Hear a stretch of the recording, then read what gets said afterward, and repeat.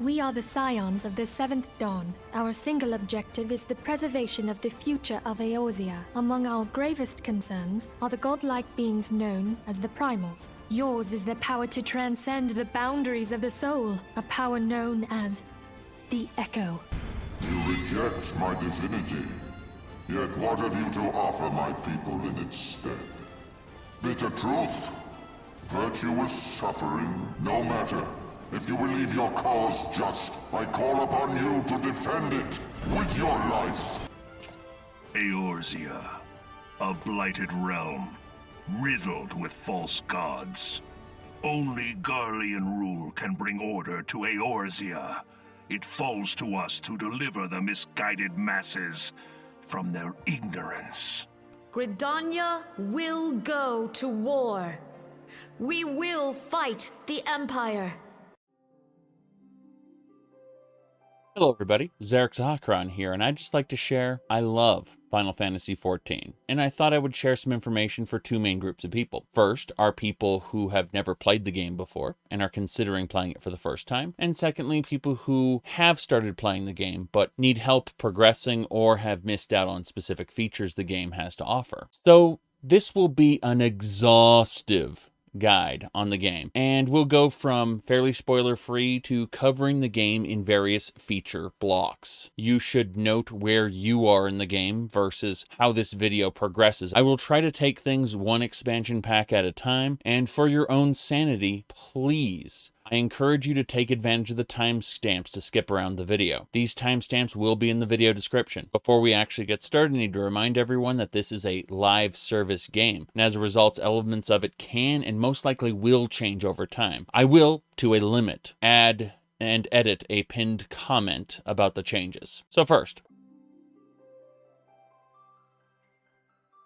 let's talk about the fact that you can play this game for free. For people who've never played this game before, if you're considering playing it, at the time of posting this, and subject to change of course, there is a free trial for Final Fantasy XIV. The title free trial is a little misleading though, because in reality the game is free to play with some feature restrictions until you purchase the game, at which point the account converts into a standard subscription MMO with a monthly fee. Because of this, I'd advise against direct purchases until you've had the opportunity to play the game yourself, as merely hearing me describe it is not going to necessarily translate to the all-important answer you want. Will you, the individual, have fun? That's super subjective. So the only reasonable thing to do is if this video convinces you to play the game, try it first for free, before paying anything. The free trial gives you access to the entire base game as well as the first expansion pack, Heavensward. There is some contention about the quality of the base game, and I'll get into that, but general wisdom says that the game's best content, at least early on, is Heavensward. Depending on how you approach the game, there are potentially hundreds of hours of fun to be had without spending a penny. I will discuss the end game later, at least to an extent, but suffice to say, there is no great funnel like World of Warcraft, where the real fun begins at max level. It can be thought of more as a tree.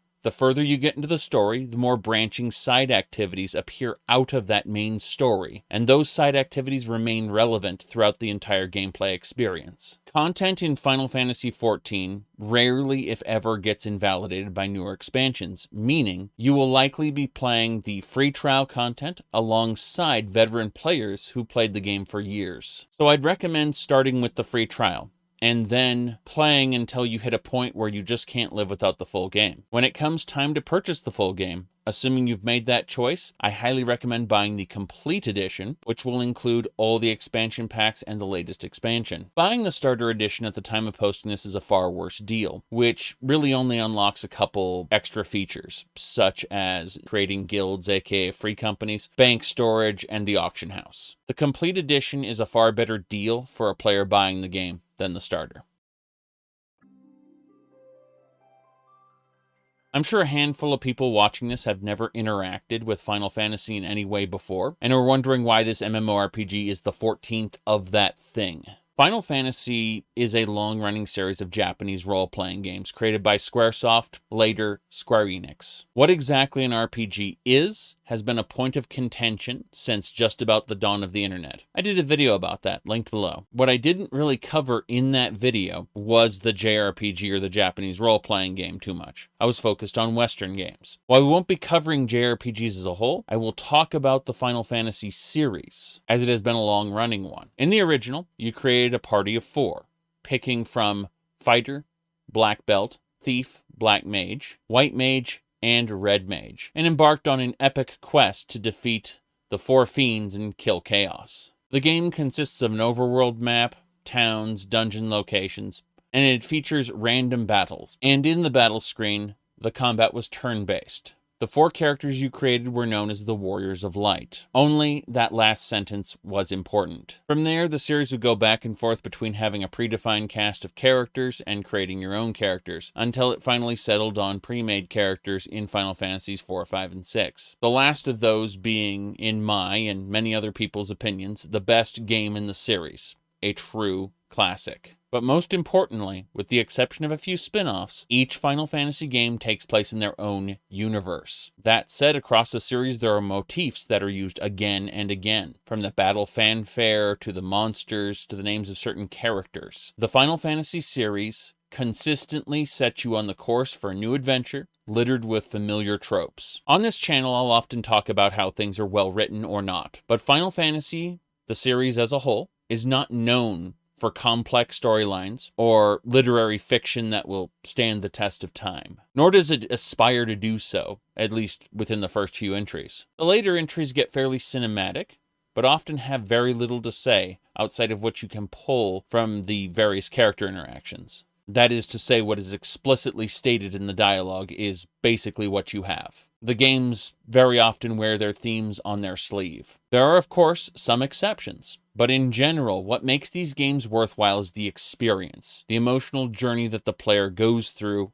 as the player. Without the interactive elements at play, say you just watched a Final Fantasy playthrough on YouTube, I would judge the majority of the series to be poor pieces of cinema. But, at times, 14 and the expansions, after the base game, become more than the sum of its parts.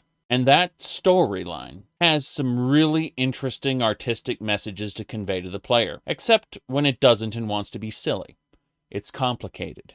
Some people could boil it down to, oh yeah, Japanese anime. On release, Final Fantasy XIV was a very different game than it is now. It was a true successor to Final Fantasy XI in many respects, and wasn't very popular. Final Fantasy XI is a slow, deliberate sandbox MMORPG. The combat was in real time, but the delays between actions were long enough where it may as well have been turn-based, giving players a lot of time to consider their actions. Despite my love for sandbox games, I did not find Final Fantasy XI to be fun. Final Fantasy XIV mirrored Final Fantasy XI's combat system in many ways, with some extra additions. While now, higher quality 3D models were created, many of the monster designs and item designs stayed exactly the same from 11. Most of its presentation looked to broadcast. If you left Final Fantasy XI looking for something new, this is more of what you liked, but also new. Final Fantasy XIV had a myriad of technical issues, and also failed to hit its popularity targets. Nearly every aspect of the game was criticized. When creative control was eventually handed over to a new lead developer at Square Enix, that lead developer realized the game was unfixable, and had to recreate Final Fantasy XIV from scratch in a new engine in a year. They continued to update the previous version of the game, creating a story where, although the heroes managed to successfully defeat the main villain, they had done so too late, and the false moon Dalamud began to fall. Each minor update would have the moon be bigger and brighter in the sky, until Final Fantasy XIV was shut down and replaced with A Realm Reborn. In the trailer of Realm Reborn, they show off the leader of the Circle of Knowing, Louis Sois, sending the players from the previous Final Fantasy XIV away with magic just before the dragon god Bahamut rains fire on them. So yes, Realm Reborn is the sequel to the original Final Fantasy XIV game that was shut down. New players will be presented with a character creation screen.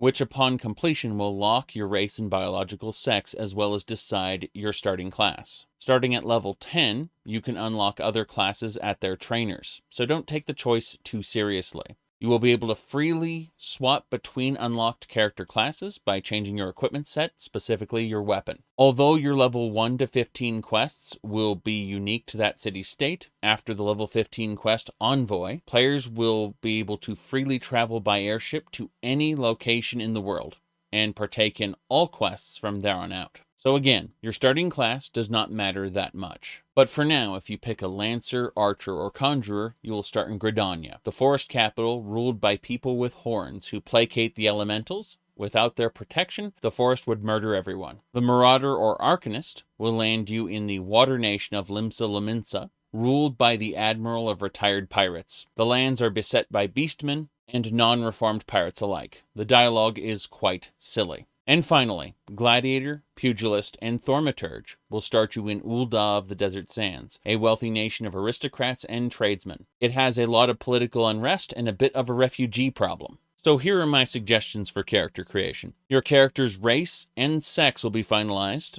although you will be able to unlock changes to your appearance at the level 15 quest, Beauty is Only Scalp Deep in Limsa Lominsa. That ability can be used in any inn-room in any capital city for a certain amount of in-game currency known as gil that you will earn for basically everything you do. As for race and sex, there's an item called a Fantasia, which allows you to reselect them. You will receive one free Fantasia when completing the Realm Reborn level 50 main quest titled The Ultimate Weapon. After that, you can purchase as many as you want at the time of posting this for roughly $10 in the online store. This is considered a premium service, the race and sex change. Assuming you're playing on the free trial, expansion locked races will not be available to you. So if you have your eyes on one of those locked races, save up that Fantasia you get from the Realm Reborn main quest and use it after purchasing the game later. But I'd highly recommend not letting the locked races entice you to buy before you try. The game features 3 main roles for its classes: tank, healer, and DPS. A tank is a person who controls a fight by having the enemy hit them instead of other people. They try to do as much damage to the enemy as possible while rotating through several take less damage buttons. The higher level they get, the more take less damage buttons they will get. Due to a tank stance that they can toggle on, the enemies will want to kill them almost exclusively. This is called getting aggro. Aggro, for those who don't know, stands for aggression. In other games, they may use the word threat, hate, and in this game specifically, enmity. But aggro is the general term for it across the internet. The prevailing strategy for tanks in dungeons is to activate sprint before entering combat in order to get double the duration out of their sprint, then to hit all the enemies at once with an area of effect attack, and then to sprint to the second pack of enemies, or even more depending on your skill level. Once you are situated with a nice-sized pack of enemies that you are comfortable with, rotate through your take less damage buttons one by one. As the effect of one drops off, use another one. And while you do this, while you are hitting the enemies repeatedly with your area of effect skill, your group will begin systematically killing the enemies. Players who come from other MMORPGs come in with the tank cooldowns being a don't die button for when you're at low health. That's their mentality. In reality, in Final Fantasy XIV, they are preemptive buttons you want to hit before taking damage, before you hit that low health point. It smooths things out for the healers and makes healing much easier. New players will often complain about tank anxiety, and I can confirm this is real. However, despite this, once you've experienced content before, tanking is by far the easiest role in the video game to execute. Not only to do decently, but to do well. The Marauder class becomes Warrior, and although it may be subject to change later, at the time of making this video, Warrior is the easiest tank in the game to play, followed by Paladin. The more advanced tanks, Dark Knight and Gunbreaker, are unlocked later in the game, and tend to be more difficult tanks to pick up and play well. But on average, they do slightly more damage in the hands of an advanced player. This won't actually matter unless you're running hard modes, and even then it won't matter to any significant level. Your other option for starting as a tank would be Gladiator, which becomes Paladin at level 30. My personal recommendation for a player wanting to play a tank would be to be a Marauder. Marauders become warriors at level 30, and at level 56, the warrior job quest, they will receive raw intuition, which allows them to rapidly self-heal off successful melee strikes. This makes them the ideal farming tank for certain content, as well as the best to be able to self-recover in large dungeon pulls. At this point, from level 56 onward, they can absorb a lot of damage and don't need to be healed as often as other tank class players. One of the other tanks may become your favorite later, but warrior is a great tank class to have in your pocket. So for the next role, we have healers, which is a bit of a curveball for most MMORPGs. In your average MMORPG, the healer's job is to keep the party's life full and to not die. In Final Fantasy XIV, a healer's job is to make sure the party doesn't die, and the full life part is typically optional. It really depends on how much damage you think will be incoming. Whereas in other MMORPGs, a healer doing damage would be considered a waste of mana. In Final Fantasy XIV, you are expected to spend any and all time you aren't healing doing damage. The faster the enemy dies, the less damage it has a chance to deal. So healers operate under the rule of ABC, always be casting. And there is a meme that says healers are green DPS. Chief among your abilities will be a skill called Lucid Dreaming that you should use around 7,000 mana remaining to get a massive mana regeneration buff. And provided there are no external problems and you're playing your class decently, you will never run out of mana. Conjurers become white mages at level 30, and although pretty much all healers are equal until level 50, by level 60 a white mage is the king or queen of burst healing, and can recover from almost any mistake. This makes them the easiest to play overall, especially in high-level content. Alternate to that, Arcanists can become Scholars or Summoners, or both,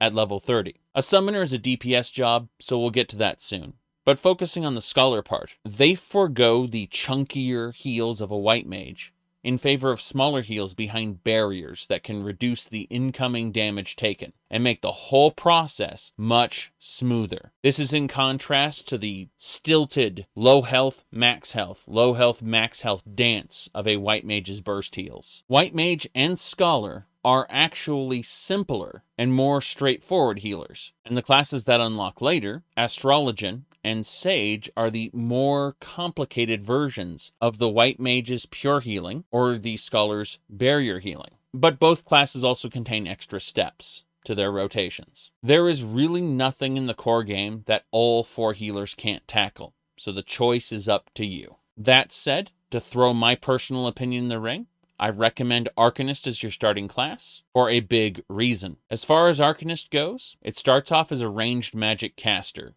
that deals damage. But at level 30 the class splits. The class acquires two jobs, the Summoner and the Scholar. And when either the Scholar or the Summoner earns experience points, or EXP, that EXP is applied to the Arcanist class underneath the two jobs, meaning they both level up at the same time. Level one job, you are leveling the other. This means that you, the Scholar player, can switch to a DPS job whenever you want without having to level it separately. And there is another reason, and we'll get into that right now. DPS stands for damage per second, and DPS is the measure of how good one is at killing things. It is also, in popular gaming terminology, synonymous with damage dealing. So as a DPS class, you are a damage dealer. And out of all DPS classes, the Summoner has the lowest skill floor.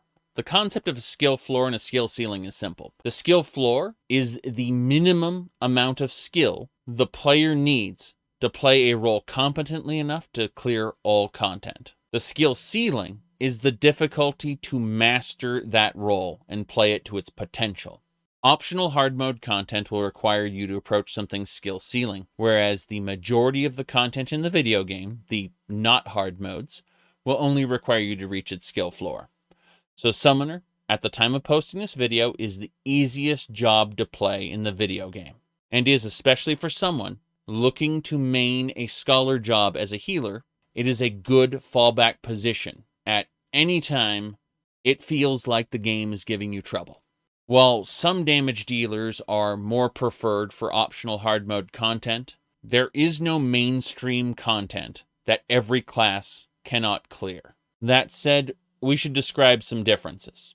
Melee DPS, such as a Lancer to Dragoon, or a Pugilist to Monk, tend to do more damage on average than the other DPS types. But they also require you to stand in specific locations in relation to the enemy to either hit their flank or their back, depending on which skill they're using. As such, they require far more effort to play for only a tiny bit higher result. In hard mode content, that tiny bit higher result is considered preferable because every little bit helps. But in general content, the vast majority of the game, and all mandatory content, it doesn't matter, and every single class is just as capable. Next up, physical range DPS, such as Archer to Bard, doesn't have any positional requirements at all, and can actually do their full amount of damage while moving, provided you have the dexterity in your hands to do both at the same time. While most #gamers do, not everyone does. They also suffer what is known as the DPS tax,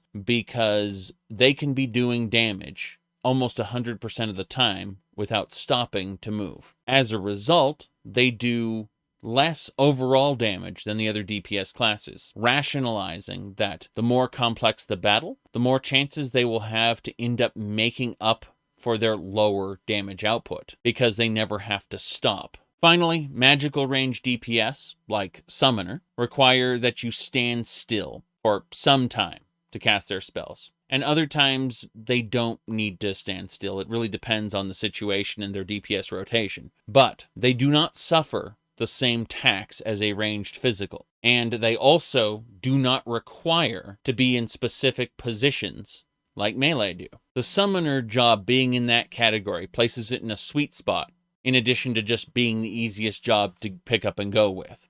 It makes it a no-brainer for me to recommend to new players. That said, just to remind everybody, it is totally possible to complete any content with any class or job.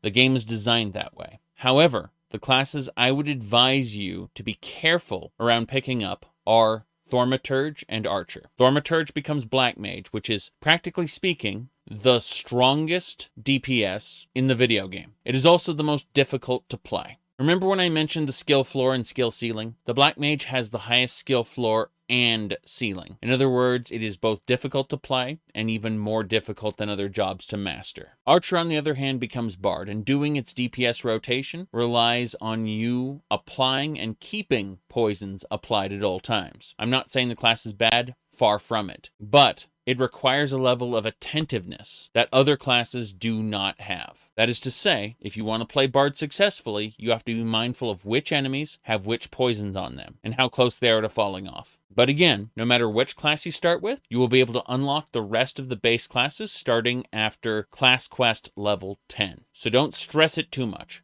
If it turns out you don't like a particular playstyle, there are many other options that will open to you with time. You can just pick whatever looks cool, and you probably won't have a bad time, because you can be all of the classes in the video game on a single character and freely swap between them. I should mention that upon completing the level 50 main scenario quests, or MSQ as they're called, entering the first expansion pack, more jobs will be unlocked. And provided you have the Stormblood expansion pack, which comes with the complete edition of the game, additional classes will also unlock at level 50 in the city of Ul'dah. This means that there will be an ever-increasing amount of alternate playstyles that the player can partake in on the same character. And if you ever get tired of playing a certain way, or you just decide you want to change things up, you can. Now for my final suggestion, this one is a bit out there, so bear with me, and it's fine if you don't want to do this. That said, if you really want to take advantage of the systems in this game, especially the free trial, pick Marauder, and then starting at Class Quest level 10, unlock Arcanist. They are both in the same capital city, so you do not have to reach main scenario level 15 to fly to another city and unlock it. They are both right there. Either way, take your time and play using the hunting log, which I will describe soon, and the roulettes, which I will also describe soon. By leveling up these two classes, you'll be leveling up all three roles and can experience all content in all different ways. Obviously, this will take a little less than twice as long, but I found it exceedingly fun to do on an alternate character. And I'll discuss the benefits of being able to switch your role a little later on. Upon entering the game, a series of cutscenes will play. Some are voiced, some are not. But before we discuss the endless dialogue, I'd like to take a moment and discuss the mechanics of Final Fantasy XIV's early game, and what you can expect for the first 30 levels. After the guided tutorial, you will have a main quest target. This will be indicated by a flaming quest marker over the questmaster's head. Should you ever lose track of your main quest, you will find it in the top left corner of your screen. Occasionally, as you level up, there will be a smaller quest box. That is your current available job or class quest. These should be completed whenever possible. In the world, class and job quests will appear as blue quests. Blue quests are feature unlocks and should be considered to be broadly done on a character to unlock everything the game has to offer. At lower levels, however, my recommendation is a little more focused. Next, we have standard yellow quests. Most of these are the first traps a World of Warcraft player tends to fall into. The idea of picking up every quest you come across. While additional quests will give you more insight into the world, if your playthrough is story-focused, the reason Realm Reborn is actually packed full of these inconsequential fetch quests that don't give decent rewards is that steps of the main quest are level locked. Before Shadowbringers, the main quest didn't give enough EXP to level your character, and you were expected to grind up EXP in alternate ways. Most people did dungeons back-to-back, but over time they added a diverse selection of EXP gaining methods over the years, many of which I will get back to later as we discuss various parts of the game. Just know that now, with some very minor stops, you can level your character entirely with a single job through the main scenario quest. While some side quests do provide additional benefits, such as new emotes or minor features not labeled in blue quests, those are few and far between. Additionally, we will likely mention them in this video. Throughout the video, I will refer to quest level. When mousing over a quest on your minimap, you will see the level of the quest. Additionally, when the quest window is open, it will appear as a number in the top left corner. Quests require you to be at least that level or above in order to begin or complete them. This is relevant because when you switch classes, your character will be whatever level that class is. And as a result, you might not be able to pick up a quest when you're too low level, switch to a higher level job, and now you can pick it up. All you really need to know now is that flaming quests will unlock most of the game. Blue quests will unlock special features in the game, like branches of a tree going outward. So it's best to focus on flaming quests in the beginning and do class quests whenever they are available. While doing these quests, you'll quickly notice that under level 15, the game isn't only designed for new players to Final Fantasy XIV or MMOs in general. No. Under level 15, it is designed for people who don't have experience playing video games in general. And as a result, most of the classes will consist of a 2-button combo for a while. Thus, in the hands of an experienced MMO gamer, they would consider this phase of the game boring. The level 30 experience will be people who are new to MMOs and will begin to introduce you to your job mechanics. Jobs or advanced classes that unlock at level 30. The level 50 experience will have a mostly fleshed out kit for slow, methodical gameplay, noting that the level 60 experience marks the level cap for the free trial and will have abilities to weave in between your standard level 50 kit to the point where you are almost always hitting buttons. Make no mistake, the skills in the level 51 to 60 bracket are a game changer. After the free trial, the game continues to grow in complexity and difficulty with each expansion, causing the level 90 content to feel absolutely nothing like the level 50 content, and be entirely divorced from the experience you had below level 30. But this is done progressively, so that you have a chance to adapt to the new mechanics as they come in. You are, as a result, less likely to get blindsided by any difficulty spikes. In the early game, you'll notice that running around is also quite slow. This is corrected at the main scenario quest level 20 when you get access to your mount, and you will have unlimited access to it. And then again at quest level 50 when you unlock flying, which works with any and all mounts. Until then, however, you will encounter Choco Keeps in cities. Make sure to talk to them, as well as any Chocobo porters out in the world. They will all have the standard quest marker above their head, but once you talk to them, that point will unlock, and from then on you can use them to travel cheaply from one area to another. Although, once again, they will become irrelevant once you get your own mount. Additionally, after character level 10, but before main quest level 20, you can flat out rent a mount that will last 10 minutes, or until you dismount. These are expensive for low-level players, so just wait until you get your own. Most importantly, the guided tutorial of the game has you unlock the capital city's aetheryte. This will unlock the return ability, which is Final Fantasy XIV's equivalent to World of Warcraft's Hearthstone, and has a 15-minute cooldown. If you travel around the city, unlocking all of the Ethernet shards, you will get fast travel around the city, and bonus locations will also unlock when you've unlocked them all. Upon unlocking another aetheryte out in the world, you will gain the teleport ability to travel instantly between these points. This is an order of magnitude more expensive than Chocobo porters. So in a sub-level 30 game, it's recommended you just travel manually or with porters. We'll talk about ways to make this more affordable later. This is the end of the very broad, mostly spoilerless intro for people who have not played the game, but are looking to get into it. Depending on your temperament and what you enjoy, you may have a fully realized experience without spending a single dime on the free trial. But the full game, specifically with all expansions, has an order of magnitude above that to offer as well. Next up, we're going to get more specific on some aspects of the game.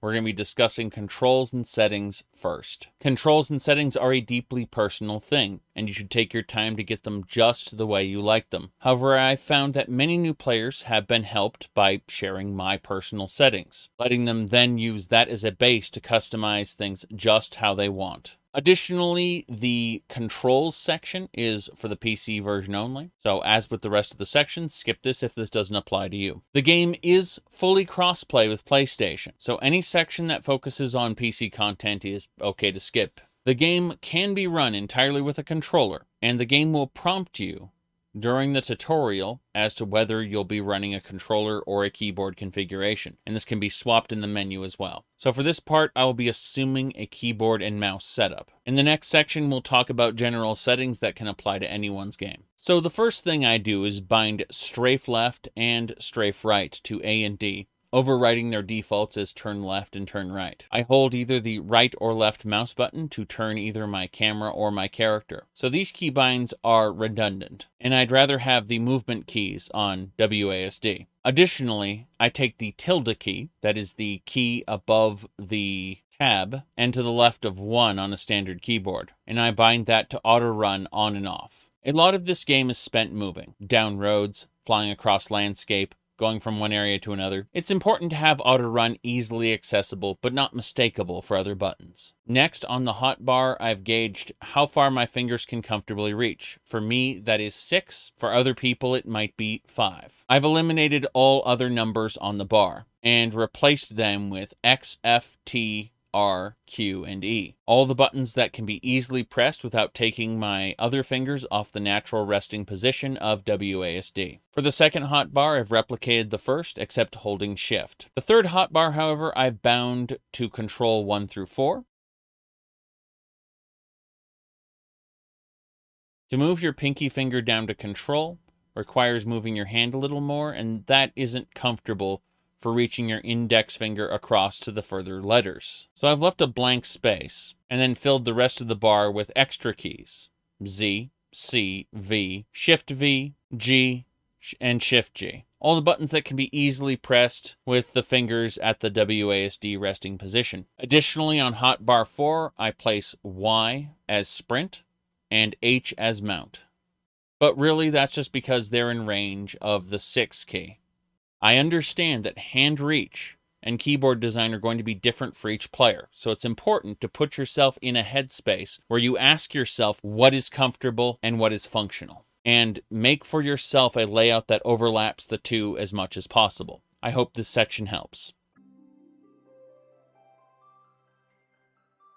Let's move on to settings. The first thing I do when I configure a new game is to go into the System Configuration menu, Display Settings, and set the game to borderless windowed. This allows me to freely Alt-Tab and multitask while the game is open. Although I am running a multi-monitor setup, if you are running a lower-end PC, you might get slightly better performance running the game on full screen instead. Full screen is ideal for single monitor setups like laptops, and borderless window is best for multi-monitor setups when you multitask. Next up in the sound configuration, I highly recommend a setup that maximizes voice and then has sound effects louder than BGM with ambient sounds lower than everything else. If you don't like mount music or normal battle music, these can be turned on and off as you please on this menu as well. Next, 4 tabs down under mouse configuration, there is an option to set a custom mouse size for Final Fantasy XIV. I usually set my in-game mouse to large, so that it is not easily lost when running at a high resolution. Many players are unaware of this option, and it helps if you have poor eyesight. Exiting out of system configuration, going down to character configuration, there is the second tab next to general titled Target. I recommend turning on Auto Target according to priority and changing that priority to closest range. Then under Target Closest Enemies, there's a Type 1 and a Type 2. I recommend Type 2 Cone. These settings will help you avoid states where your character is standing still and doing nothing while you are spamming attack buttons, because it will help you by auto-targeting the nearest enemy in a cone in front of you. Next, I recommend going over to the Characters tab. You will see the Battle Effects Settings set of options. For your own effects, I recommend showing all, but here's where things get a bit spicy. As you gain more abilities, and those abilities get enhanced by different traits that you will acquire as you level up, things get more and more flashy. This is fine for yourself, but when your party, or heaven forbid, an alliance raid, or worse, an open world consisting of multiple alliance raids, start doing it, it becomes blinding to the point where you can't see the simple bad spots on the ground to avoid. It is for that reason that I almost universally recommend you to turn others setting to limited or none. Consider setting party to limited or none as well. It does cut down on the coolness factor of what's going on a little bit, but for your own sanity, by about level 50, show all self and limited for party and others is just right. Next up, I recommend going down to item settings on the left bar. I recommend changing inventory from normal to open all. By default, it has 4 tabs, a crystal tab, and a key items tab.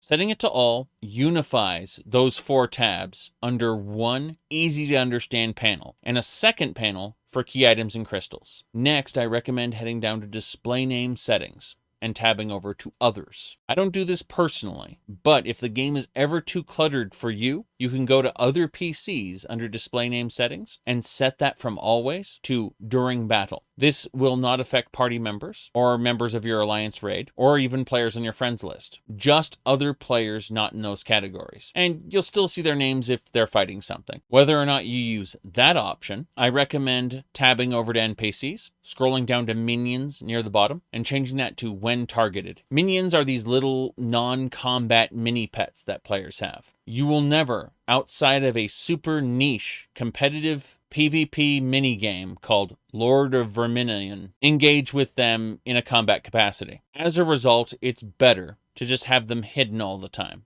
You'll still see them and their graphics, you just won't have their title displayed unless you click on them to show it. Next, on the left sidebar, there is hotbar settings. The only thing I recommend here is to display recast times and set the recast position to centered.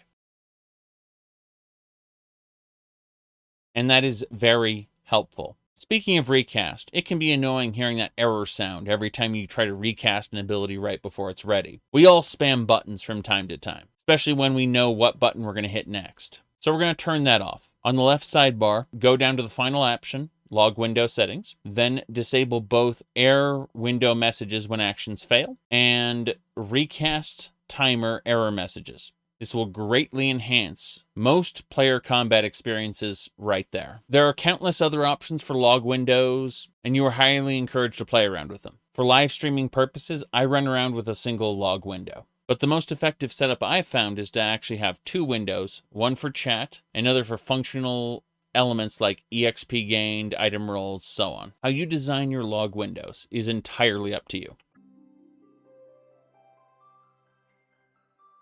But now that we've gone over general settings that will enhance most players' experiences, let's move on to the heads-up display, or HUD. When you open up the HUD layout on the main menu, you'll be greeted to this nonsense. The bars in purple are hidden, gray names are visible. You can drag around any user interface elements you want and set them up however you wish. Right-clicking the selected UI element will toggle its visibility. From the beginning, your UI will look something like this, and my average streaming setup looks something like this. There are some tricks in there, but the general idea is a single chat window can be covered by my webcam, with the limit in experience gauges being just above the camera. A lot of empty space, and that's intentional to give viewers the largest amount of visible play space. Ignore the two boxes, 7 and 8. Those are hidden. But no matter how you may want to set your chat windows up, I have a couple recommendations for any loadout. First is to move your status enhancements and enfeeblements to a location you will look at frequently. These are important. Next, go to the options for the target info and target display info and select display target info independently. This will turn the original target bar into 3 separate bars. Next, grab the target info progress and move it somewhere you will always be able to see it, typically in the center of the screen. Then increase its size to 200, with the transparency settings all the way to the left, meaning most visible. The reason for this is pretty simple. One of the most important elements of the game is what your opponent is doing, especially in boss battles. Let's use the Chimera type enemy as an example. It will cast a skill known as Ram's Voice that requires you to run out of melee range to avoid getting hit. It will also cast, at a different time, Dragon's Voice, which requires you to run into melee range in order to avoid damage. Having this cast bar be a big bar in the middle of the screen will cue you into whatever the boss is doing. While this is true, other bosses will require you to watch other elements of the fight. The cast bar, however, is a huge part of it and will handle the vast majority of the game outside of hard mode content. Depending on your preferences, you may want to make the enemy list more prominent instead. It also contains cast bars for enemies, and you absolutely can click on them to quick target the enemies that are casting. I do recommend going through the menus yourself. However, I did notice that they were generally overwhelming to new players, so I went ahead and listed what I knew. So as I said earlier, upon entering the game, a series of cutscenes will play. Some are voiced, some are not. This is where I frequently hear the most common quit moment in Final Fantasy XIV, the large swaths of unvoiced content. I'm not here to sell you the game. They aren't paying me to sell you the game. They aren't paying me at all. So watch those advertisements so that my hobby keeps paying for itself. Players not familiar with the classic Final Fantasy games, or other popular JRPGs, will often find this game's overwhelming amount of unvoiced dialogue very jarring. In World of Warcraft, it was standard procedure for the vast majority of MMO players to ignore the page of text that popped up when a questmaster gave it to you. Just click through it, knowing that any important dialogue will be presented as in-game voice acting. In the Elder Scrolls Online and MMOs designed like it, all, or at least the majority of dialogue, is basically all voiced. This is not the case in Final Fantasy XIV. 14 has several novels worth of unvoiced dialogue, with voice sections being reserved for important sections of the main quest. But back to quit moments. A quit moment is the thing that drives a player to, as the title would indicate, quit a video game. In a live service, it is something Western developers fear more than anything.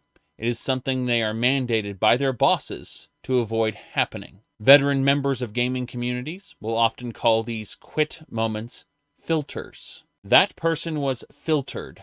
They got filtered, they will say. The pre-expansion main quest content of Final Fantasy XIV is a filter, and other games would be going out of their way to avoid subjecting players to a filter once it is identified. Elder Scrolls Online, for example, realized their base game content wasn't that good compared to their later content. It was extremely rough, and so they released their first major expansion-priced DLC, known as the Morrowind Chapter, and set it up so that players start there instead of the main game content. This made sure that new players could get invested in the higher quality content before being released into the lower quality content or being asked to pay more for newer expansion-priced DLC. In Final Fantasy XIV terms, it's why Heavensward is being included in the free trial. However, because Final Fantasy XIV is a character-heavy, narrative-driven JRPG, the base game is where you get to know those characters. And for Final Fantasy XIV, its greatest value is as an experience where you've gotten to know them and lived in the world long enough. As a result, they can't just skip you directly to Heavensward because then you will be missing out on that experience. You will not have a shared history with these NPCs. Therefore, you cannot go on the emotional journey with them that Heavensward asks you to go through. I mentioned that Final Fantasy XIV does not follow the real game begins at max level mentality that World of Warcraft has employed since its inception.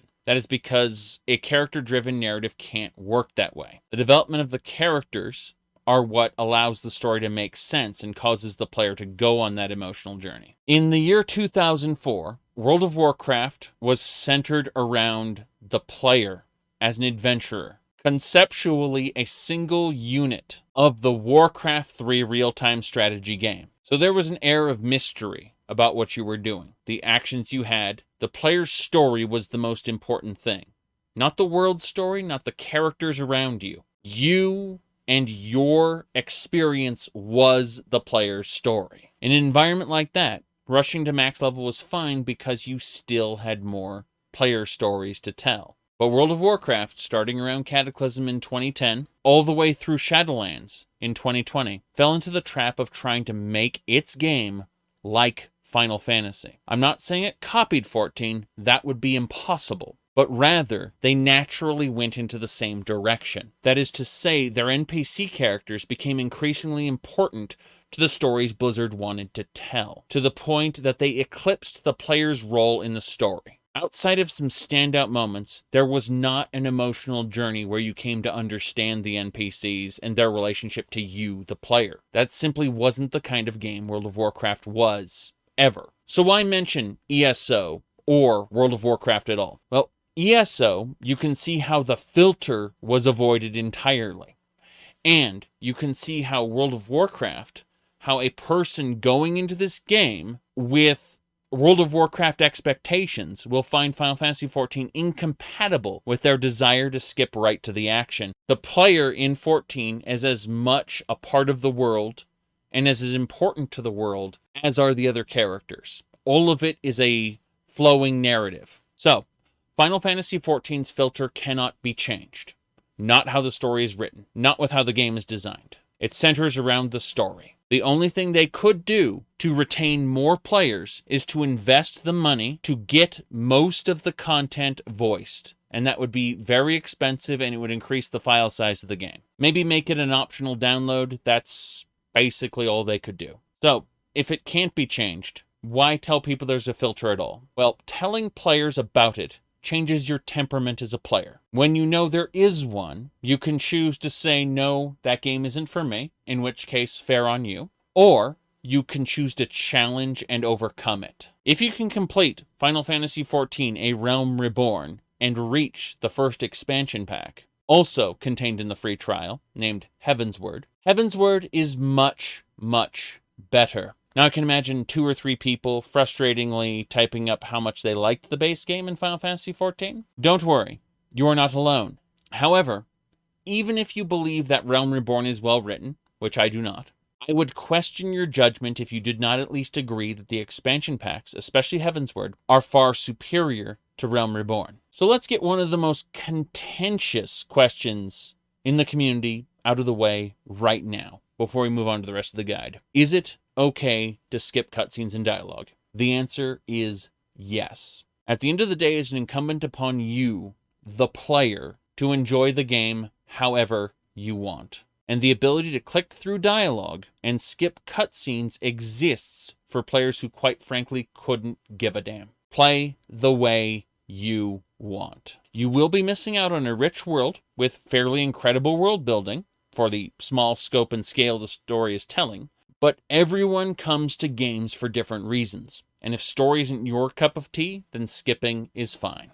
That said, if you want my personal opinion on the matter, a more nuanced take, which will be sure to enrage a few people. In the content of Realm Reborn, known as the 7th Umbral Era questline, and the 7th Astral Era questline that comes after it, I would recommend assessing if the cutscene is voiced or not. Voice dialogue is pretty important.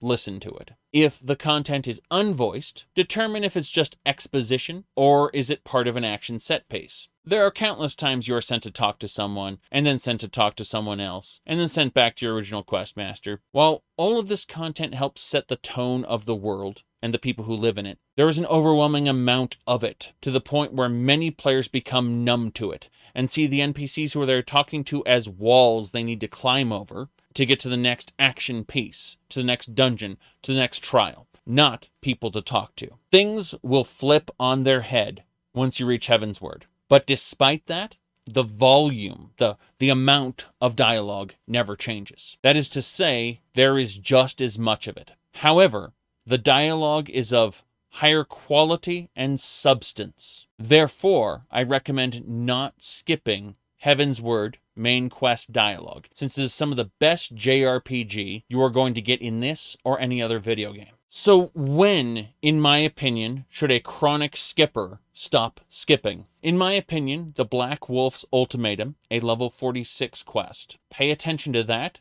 through until Realm Reborn's credits play. As for Realm Reborn's post-patch quests, that is to say the level 50 ones after the credits play, I'd say Heretical Harassment is a good time to start paying attention. That's when Heavensward starts to get set up, and Heavensward writing is in excess better than anything Realm Reborn can offer, so while you may have to do a few more quests of Realm Reborn, you will understand Heavensward better for having those last few quests under your belt. Now, most importantly, you should know that you can always replay parts of the story later. As soon as you finish the level 50 quest that completes the on-release content of Realm Reborn, you can talk to the Wistful Whitebeard outside the Waking Sands in Western Thanalan, and New Game Plus will unlock. From there on out, you can click on Duty, click on New Game Plus, and it'll put you into a mode where you can replay parts of the story you've already completed. So if you just aren't feeling parts of the story, don't worry. There's plenty of other reasons to play,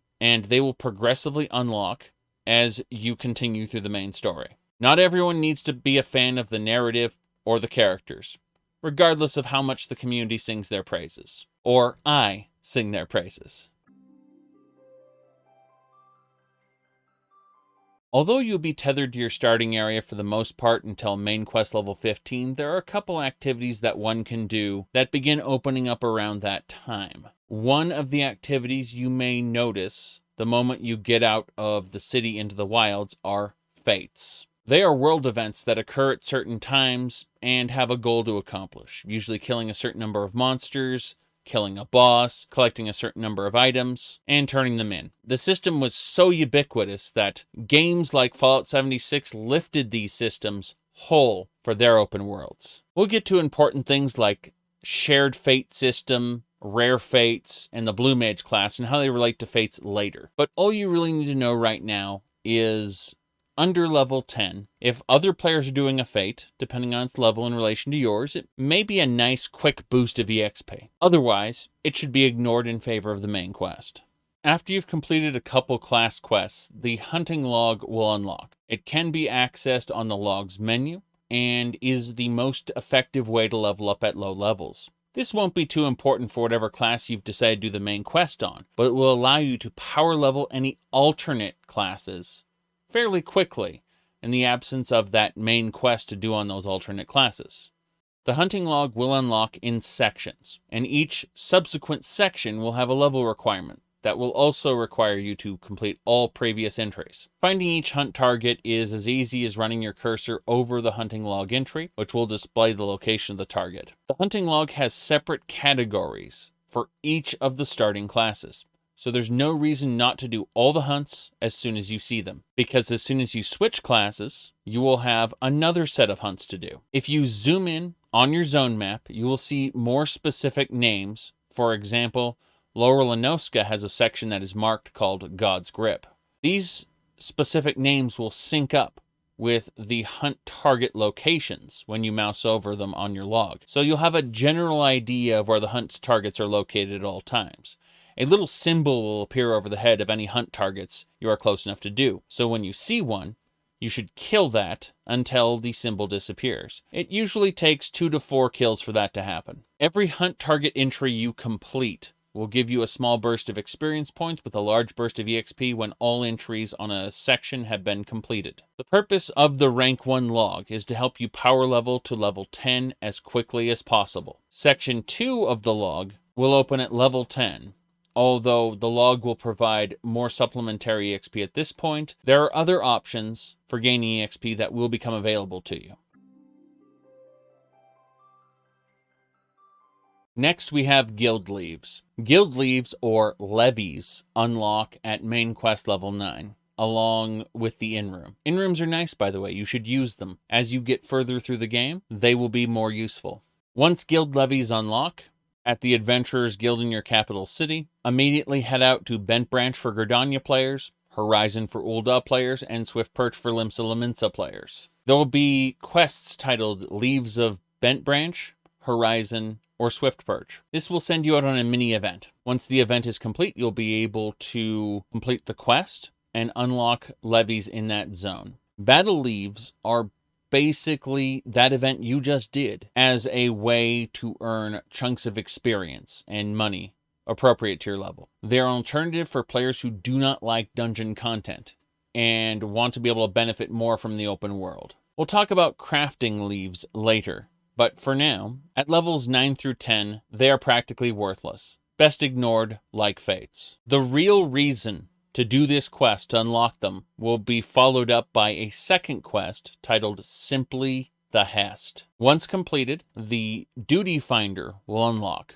and give you access to queued group content in the form of guild Hests. These are quick, usually under 2 minutes quick, easy 4-player dungeons that act more as tutorials for the real 4-player content to be done later. They also provide a nice boost of EXP for your first time completing them on any class, meaning every alternate class you want to level up, you can take them through this starting at level 10. Every 5 levels, a new set of 2 guild Hests will unlock, but the 2 you unlock at level 10 will help ease you into group content in an unbelievably simple way. As I mentioned earlier, upon completing class quest level 10, you will unlock the ability to unlock other classes by way of blue quests in those capital cities. These classes will start at level 1, but through the use of the hunting log to level 10, and a combination of hunting log and guild Hests to level 16, you can easily get the alternate classes up to par. If for any reason you feel EXP is lacking in this low-level bracket and your hunting log is complete, you can spend guild leave allowances to supplement the experience you've been getting from other sources. Note that every guild leave you want to do will cost an allowance, as seen at the bottom of your quest journal.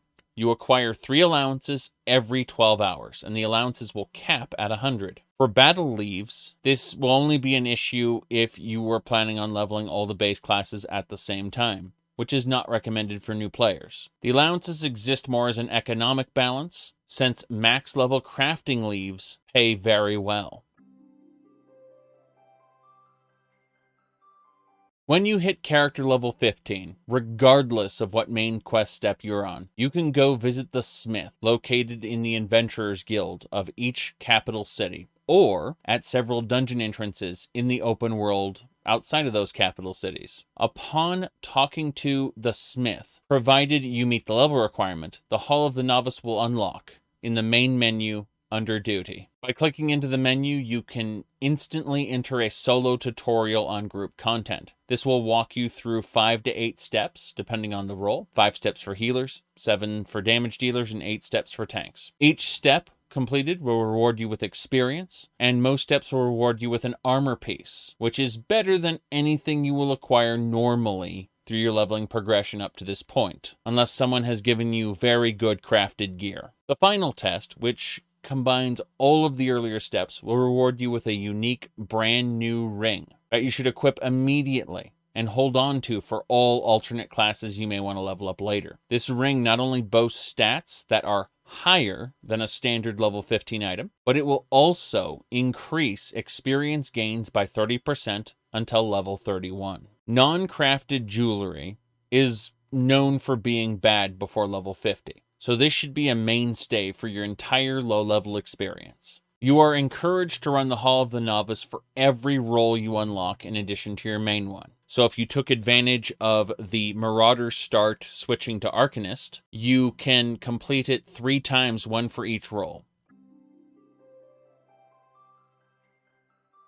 Gear is actually very important and a considerable part of your character's power. Not only is a certain threshold of gear required to enter certain instanced areas like dungeons, but gear itself will be a large factor in determining how easily you personally find content to be. People in the community will argue over the impact of specific stats over other stats, and there are merits in those arguments for advanced players pushing hard mode content. That said, for the average player, a shorthand for how effective gear is can be found under defenses and above the requirements for that gear. That small strip that says item level in all capitals will tell the average player everything they need to know about how effective a gear piece is in relation to another piece of gear. So if you haven't been doing this already, make sure when acquiring a new piece of gear to go to your character sheet and hit the recommended gear button to equip that new gear. Once equipped, you'll want to hit the gear sets button and create a new set. Anytime you update your gear, go back in and right click on the gear set in question and then select reassign gear. This will make sure that the latest, most up-to-date gear is bound to your character class. Whenever you unlock a new character class, be sure to do the same thing for that class. Equipping a weapon is what defines what class you are. So after equipping a new weapon and then selecting the recommended gear, make sure you add a new gear set. This will automatically be labeled with the class name, and when your class gets a job unlocked, be sure to overwrite the old class with the new job, which will include the job stone equipped in its slot. We'll talk about jobs soon. Gear sets can be dragged from your character sheet to one of the hotbars to quick swap between them, making switching classes very quick and painless. Note, this can't be done in combat or in instanced areas such as duties, unless the duty itself allows it as an exception. There'll be a couple big ones that do allow that toward the end of the video. New and old gear pieces alike will be placed into your armory chest, accessed on the character menu, not your standard inventory. Items with the little page next to them are bound to gear sets, and you should avoid selling them or getting rid of them. In this sense, the gear set mechanic helps you keep track of your items, making mistakes, throwing away the wrong ones less likely. As you fight, and more so if you die, your gear will take durability damage. When gear hits 0% durability, you will no longer get any benefits for it being worn unless repaired. Note that repair NPCs can repair your gear up to 100%, while other players work differently. A player who has their crafting class levels high enough may consume a resource called dark matter that they buy at NPC vendors to repair gear. The cost of dark matter is typically significantly less than repairing the gear at an NPC, especially for higher leveled gear. The crafting class and the level required to execute the repair is listed on the gear item under repair level.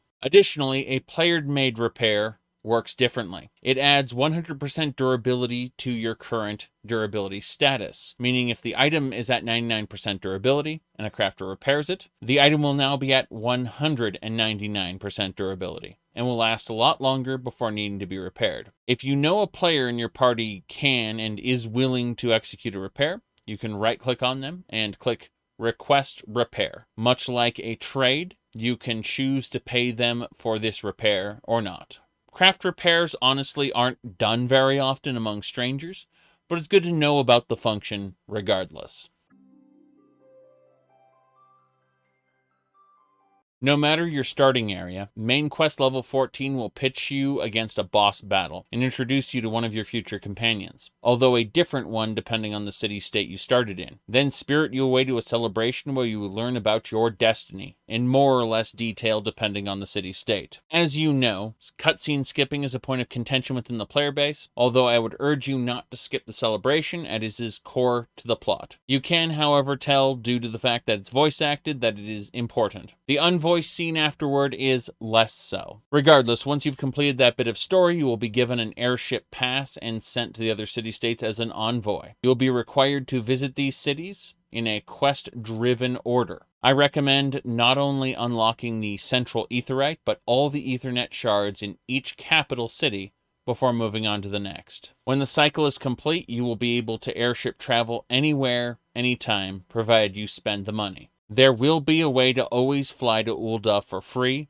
but we'll get into that later. Airship travel is, on the whole, much cheaper than teleportation fees. But it doesn't mean you shouldn't ever teleport. If there's a particular location you tend to teleport to, you should consider setting it as your home point by using the aetheryte. It will allow you to use the return ability to return there. Barring that, you can set 2 favored destinations, which will cut the required amount in half. These can be changed anytime, although you should save them for locations you visit frequently. You can also register for a 3rd favored destination if you get the Final Fantasy XIV companion cell phone app for Android or iOS. You do not need to register for the premium features to get access to the 3rd favored destination, and I would advise against it, as in general the app itself is a standard Square Enix cash grab scheme. That said, there's no reason you can't install it, link your account, sign in, then close it and never open it again, while benefiting from the 3rd favored destination. Finally, you can register for a free destination if you use an authenticator,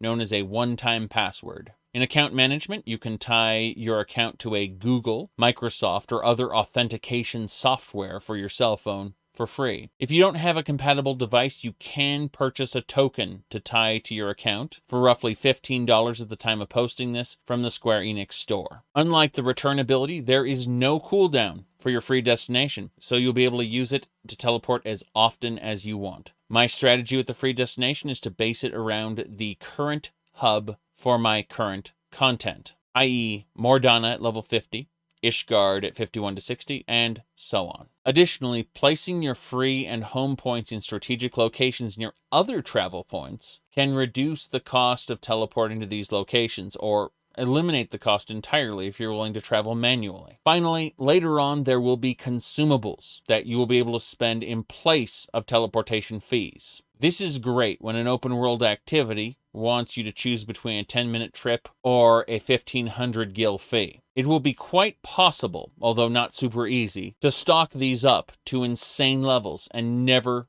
pay for an expensive teleport again.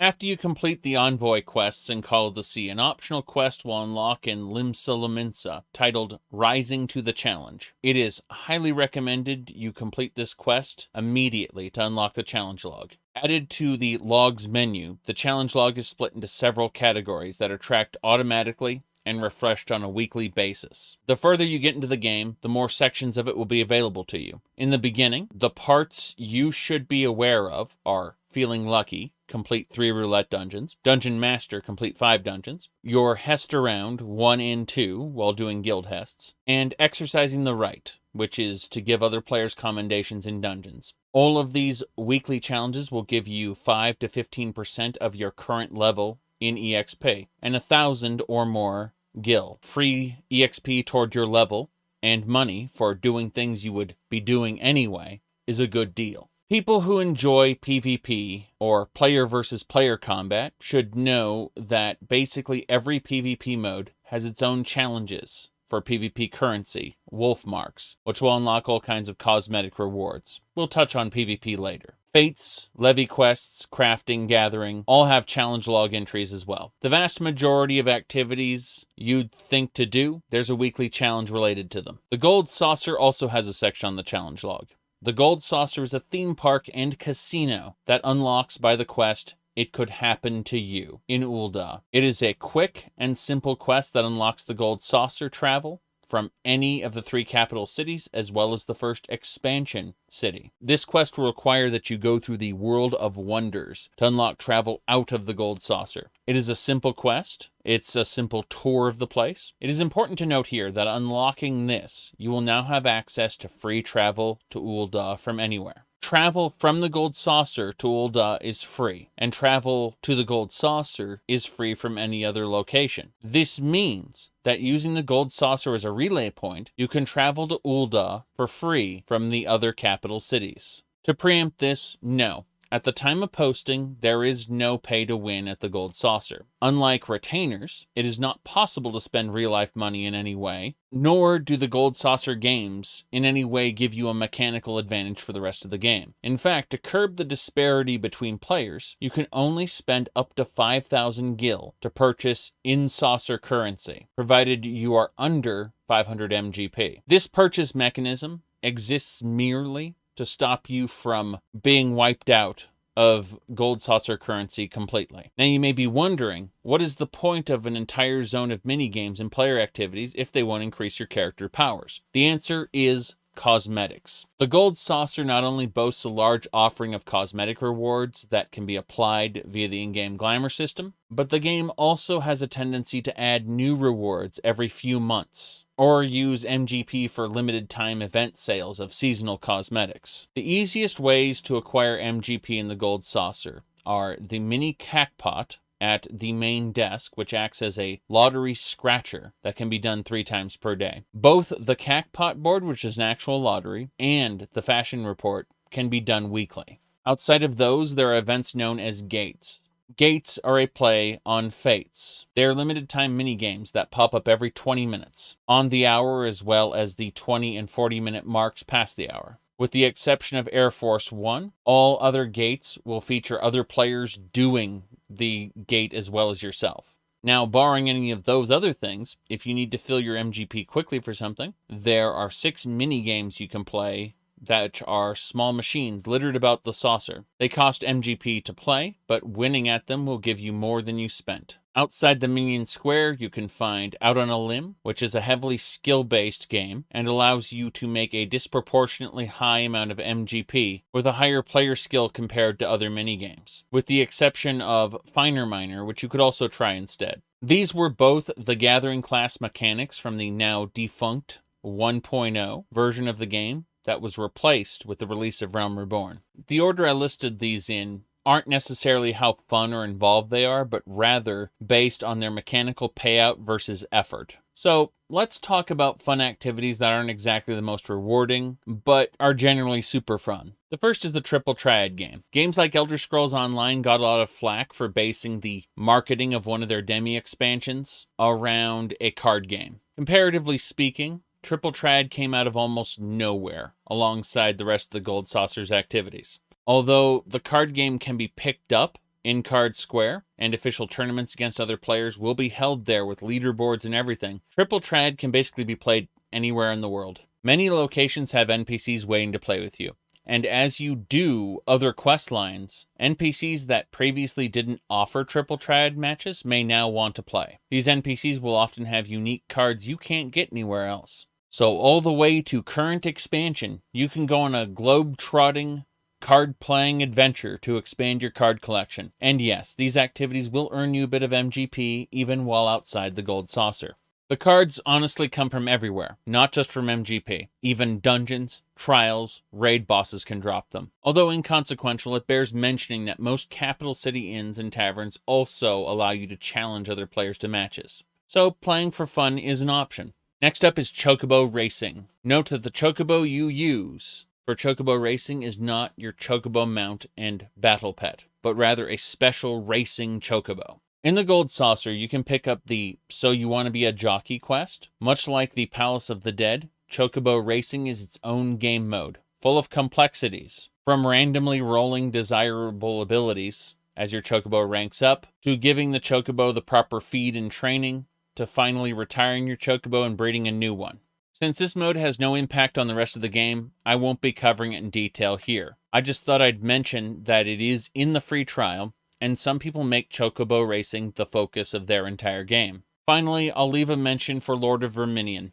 Unlike Chocobo Racing, it's not in-depth enough to be considered its own core gameplay loop, but rather a mini-game like Triple Triad. Specifically a real-time strategy or MOBA game that uses minions or mini-pets that you've acquired on your character. It is not an efficient way to collect MGP unless you participate in tournaments you queue up for against other players across the data center. There is also Mahjong. Nothing special. Just a video game replication of the real-life tabletop game Mahjong. Queue up for matches or tournaments. Play with other players. It's safe to say that there's plenty to do for fun in the Gold Saucer. if your goal is to earn cosmetics, outfits, pets, mounts, there are several ways to obtain MGP fairly quickly, but a lot of these modes exist just for you to enjoy yourself. To take a break from dungeon crawling or whatever you've decided to do in the game, and kind of have a change of pace. From the moment you get It's Probably Pirates at level 15, the 3 city-state quest lines have now merged into one main quest, and will be more or less the same for all players. Note that the main quest I'm speaking of has been heavily revised since its original creation, and is more streamlined. This goes along with the notion of being able to level entirely through the main quest. Remember when I said they can't fix the filter? That's because they already did as much as they reasonably could while keeping the player story intact. It's Probably Pirates will introduce you to the game's first 4-player dungeon, Sastasha. If you did the Hall of the Novice completely, for the role you want to take in, you should be overgeared, making this a cakewalk. Of course, even if you haven't, there's a good chance everyone else is. You will get the option to run the dungeon with a party of NPC adventurers or to use the Duty Finder. I personally recommend the Duty Finder, especially while you're a new player, because this is the time to learn. So let me explain how the Duty Finder works. If you've done the first 2 guild tests, you'll likely understand the basics of queuing up. The queue pops up, you enter the dungeon, you finish the dungeon, that much is self-evident. Let's go a little bit deeper. Final Fantasy XIV features evergreen content. If you queue up for Sastasha, the first dungeon in the game, let's assume that no one else in the game has queued up for that dungeon. Unlikely, but let's assume that. Veteran players queued up for something else called the Leveling Roulette will be assigned to play with you. Because it's your first time doing the content, they will get a pop-up saying that everyone gets a bonus reward for completing it and helping you clear the content for the first time. Final Fantasy XIV goes out of its way to engender positivity in its users across normal, non-hard mode content. You, as a new player, have undoubtedly noticed that you have a sprout icon next to your name. This indicates that you are a new player, and sets the expectation that you are learning the video game. As recently as 2 years ago, that's as far as my experience goes, such a person in World of Warcraft would be an outcast, kicked from groups and generally shunned for wasting veteran players' time. But Final Fantasy XIV is not World of Warcraft, and bad manners are a bannable offense. This does not mean negative experiences will never happen, but they are the exception more than the rule. This means that you should start a dungeon and say, hey, first time here, is there anything I should know? And most often you'll either get a no problem, or a hi, or even some helpful advice. So, due to the roulette system, which we'll get into later, players of all levels are doing all the content all the time. The vast majority of the game's content will be accessible to you, the player, without having to worry about finding people for it. You will have to do 2 more dungeons after this one. Tamtara Deepcroft, and Copperbell Mines. While at the time of making this video, Sastasha and Tamtara are more or less the way they were, Copperbell Mines has recently undergone an overhaul, and now acts as a training base for late-game mechanics. The bosses will have more dramatic area of effect circles for the players to avoid. Nothing fatal that a group can't improvise with, but more a warning for what future dungeons will eventually have in store. I'd say in terms of teaching tools, Copperbell Mines does exactly what it needs to do to help flatten out the difficulty curve. It isn't difficult, it isn't punishing, but it provides more advanced dungeon mechanics in a way that teaches without punishing, without making that teaching jarring. So when getting started on the bosses in Copperbell, keep your eyes open for zones not to stand in, glowing sections on the ground. They existed for previous dungeons, but now they'll be a little more active. Once the quest into a Copper Hell is complete, you will be presented with some story sequences, which will introduce you to your special protagonist abilities. You will receive an offer to join a secret organization. As you progress, there will be optional blue quests you can unlock to gain access to extra leveling dungeons if you'd like.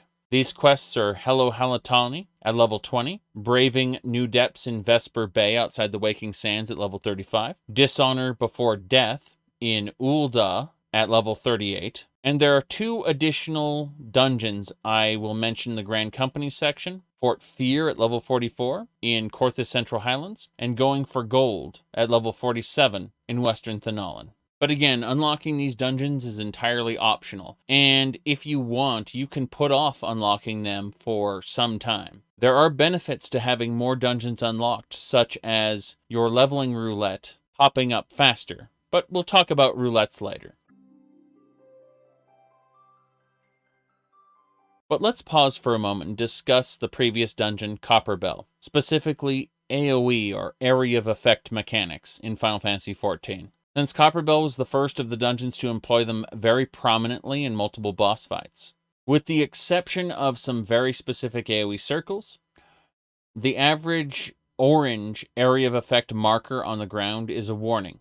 The moment it goes away, the AoE effect is applied. This may seem counterintuitive, but the graphics applied after the ground indicator goes away are actually applied after the game determines whether or not you've been hit by the area of effect.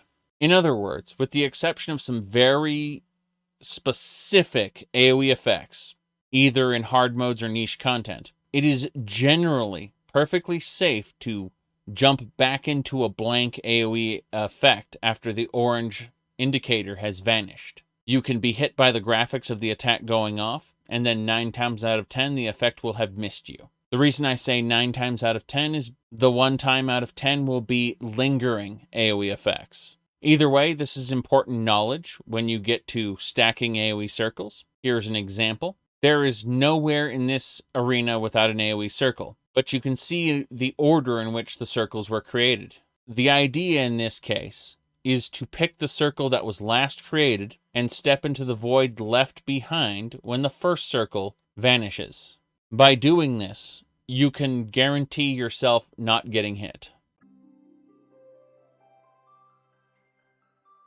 While the main quest will direct you to Vesper Bay, directing you to the Waking Sands, which returning to will become a meme in your game very soon, I recommend taking a break from the main quest here. At this point, if you are super interested in continuing the main plot, this is totally an option. However, completing Into a Copper Hell has unlocked another quest in Gridania's Inn if you are so inclined. Take an airship or teleport to Gridania. Then, in the room with the innkeeper, you will find a questmaster who will start The House That Death Built. If you paid especially close attention to the last few dungeon quests, you will have noticed a party of adventurers outside the dungeons you were going to explore. One of these parties just suffered a tragic fate. What follows in the House That Death Built's cutscene is the remains of a group breaking up as the setup for later events. More importantly, you will be directed to the South Shroud. At the end of that questline, a new type of dungeon will unlock, the Deep Dungeon, titled The Palace of the Dead.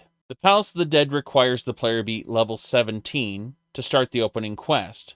However, once unlocked, you can enter any normal combat class without restriction, including ones you've just unlocked and never played before. In the Palace of the Dead, any class, regardless of what level they are in the real game, they start out at level 1 when you enter floor 1. Your in-dungeon level increases rapidly as your group progresses through this roguelike dungeon. You can play it solo or with a fixed group of friends, but most players will simply find a matched party and progress in groups of 4. The dungeon is a roguelite, in the sense that the dungeon itself will be randomized every time you attempt it, and you'll be expected to tackle it in 10 floor increments. Your job is to kill as many enemies as you can to cause the key symbol on the left side of your minimap to light up, turn red, and finally clear out blue. Once it hits blue, all players in the party have to step into the exit ring to move to the next floor. When you hit the final floor, you will fight a boss, and that 10-floor section is complete.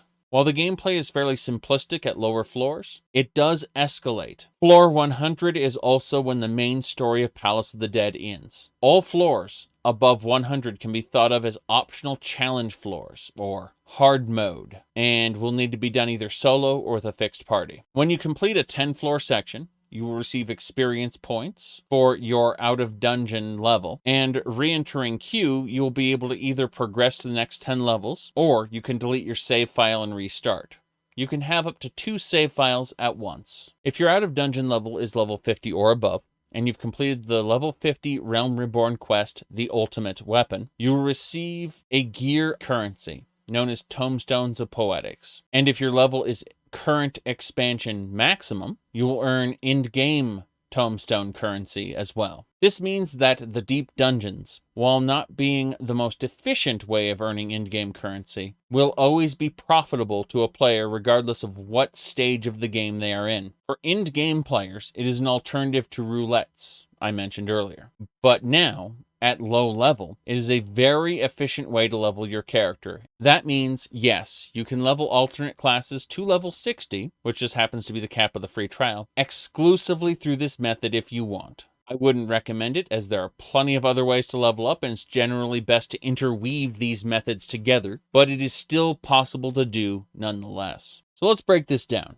The character sheet has your in-dungeon level, not to be confused with your real level. You also notice that your regular gear doesn't apply here. Instead, you will have an Ether Pool arm and Ether Pool armor. When you or someone else in your party finds a silver chest in a deep dungeon run, it will either do nothing, increase the party's arm or armor value, or it will explode and do massive damage. The Ether Pool arm and armor values will persist between runs. Just know that building both your Ether Pool arm and armor up to 13 is your early game goal. We'll discuss why in a bit. Inside a deep dungeon, you will get special tools known as pawmanders. In real life, a pawmander was a scent ball that noblemen carried around, usually to mask the stench of plague victims. Pawmanders appear on your character sheet as these orbs under items with the number next to them indicating if you have more than one. These are shared amongst the party, and while you can accumulate up to 3 of each pawmander at a time, you have to be conscious of how they're spent, as they are spent as a party. That said, in matched parties, they are lost at the end of each 10-floor run, so it's smarter to use them rather than have them wasted. That said, in fixed parties, either solo or with friends, they are saved inside of your save file between floor brackets. There are no role restrictions in deep dungeons, so it is possible to have something as silly as 4 tanks or 4 healers, or any mixture of roles. That's where pawmanders can even the scales, and make one role even better than it normally is. Pawmander of Steel reduces damage taken by the user by 40% for 8 minutes. It's usually good to save for tanks or whoever is pulling aggro the most. Best save 1 for the boss and give it to whoever will be tanking. Pawmander of Strength increases damage dealt and healing done by 30% for 8 minutes. Again, best saved for damage dealers, since it's by percentage. But lacking extra DPS players, just believe in the meme that healers are green DPS and tanks are blue DPS. Pawmanders of Sight reveal the map's floor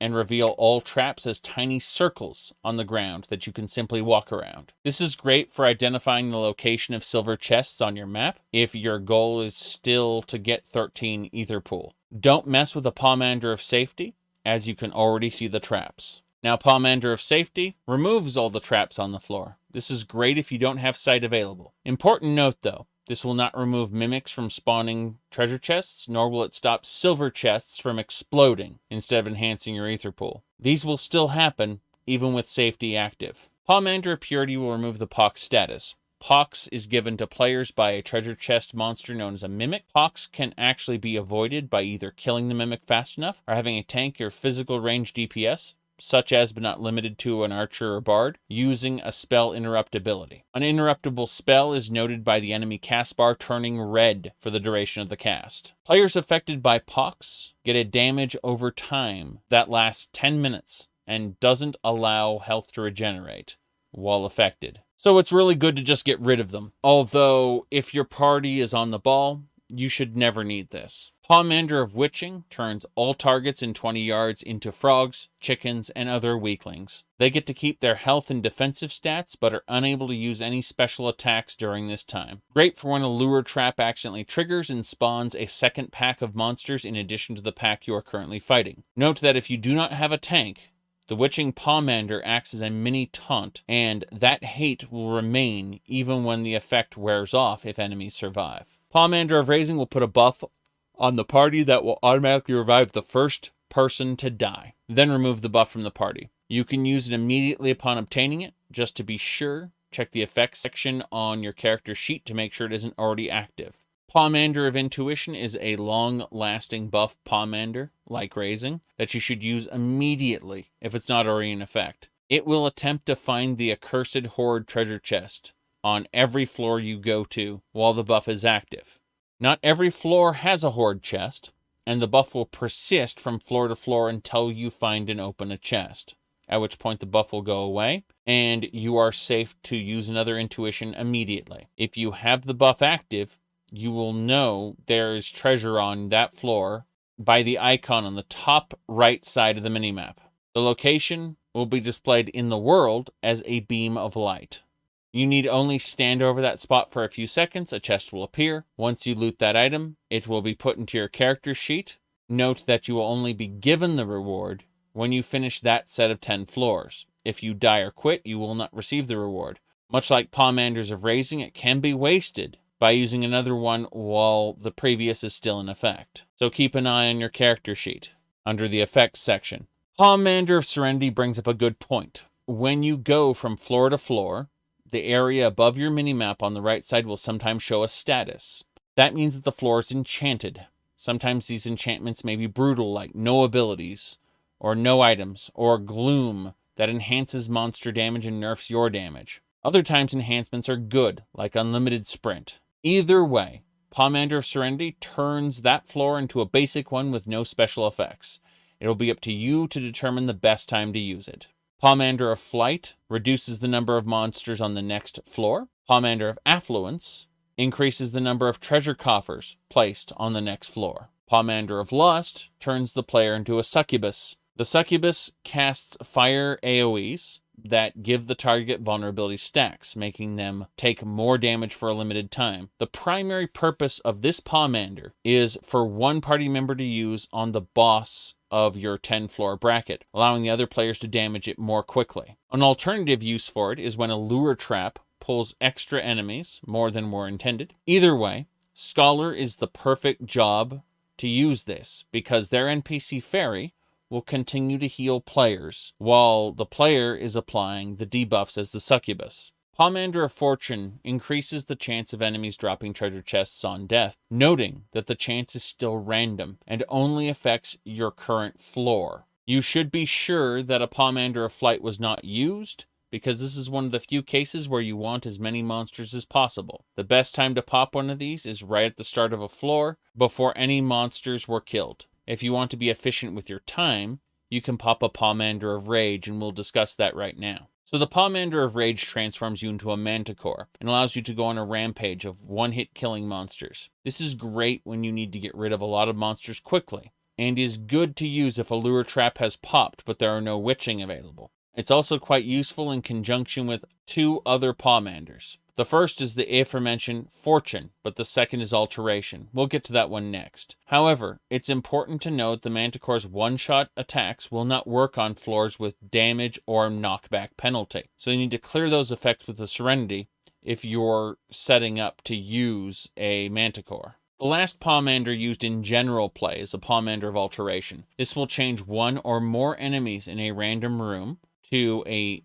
Mimic or Corrigan, both of which have an innately higher chest drop rates. This higher rate does stack with a Pomander of Fortune. Corrigans also offer bonus experience points when killed, although by floor 50 and above, the entire party will be capped at level 60, and that point will be moot. Either way, it is a valid strategy the floor before to pop Alteration, then, when the floor begins, pop a Serenity, if the floor has a status stopping Rage. Then use a Fortune and Rage back to back, and cash in on treasure chests, hoping that the Rage lasts long enough for you to find the Corrigan or Mimic spawned by the Alteration. Such plans, however, should be discussed with the group.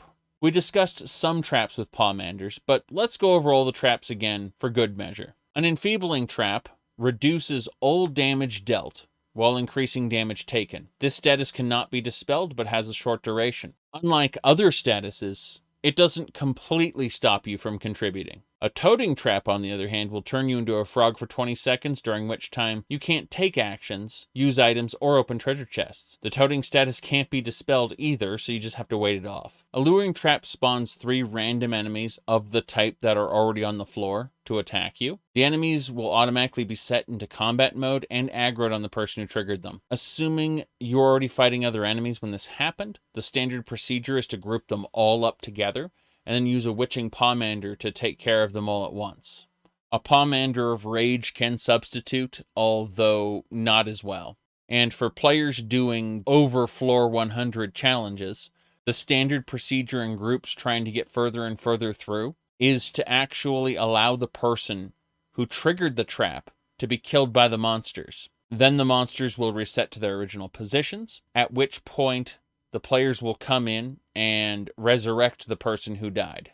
Generally, when pushing the harder floors past the story, which, again, only dedicated groups have a tendency to do, luring traps are basically a death sentence for the person who triggered them, because the other players don't want to get involved in fighting 3 enemies at once. That's usually bad. Next up, a landmine will do about 80% of the max health in damage, and can easily kill unprepared players, or put players into a state where they can easily be finished off by a monster. If exploring the dungeon becomes a regular activity for you, you'll want to prepare for these by spending pot shards that you earn in the dungeon after a certain level at Iuna Kotor, who will sell you a stack of 20 sustaining potions for a single shard. These are powerful regeneration potions, and they have a cooldown that only lasts as long as their effect. Sustaining potions are all but mandatory if you want to solo the Palace of the Dead with anything but a healer over a certain point, noting that you only really start earning pot shards a little later on. Finally, we have impeding traps, which causes pacify and silence, basically making players unable to do most actions. While certain classes will still be able to use some of their long cooldown abilities, most classes will be left swinging their weapon in an auto attack, and the debuff will last for 30 seconds. Note that a healer can dispel it with the Insuna spell. If you are a caster, you can use an item known as Echo Drops to remove the silence effect and then begin casting. Echo Drops cost about 99 gil a pop, which is a practically non-existent sum for high-level players. You can then carry as many as you want. They stack up to 999 per inventory slot.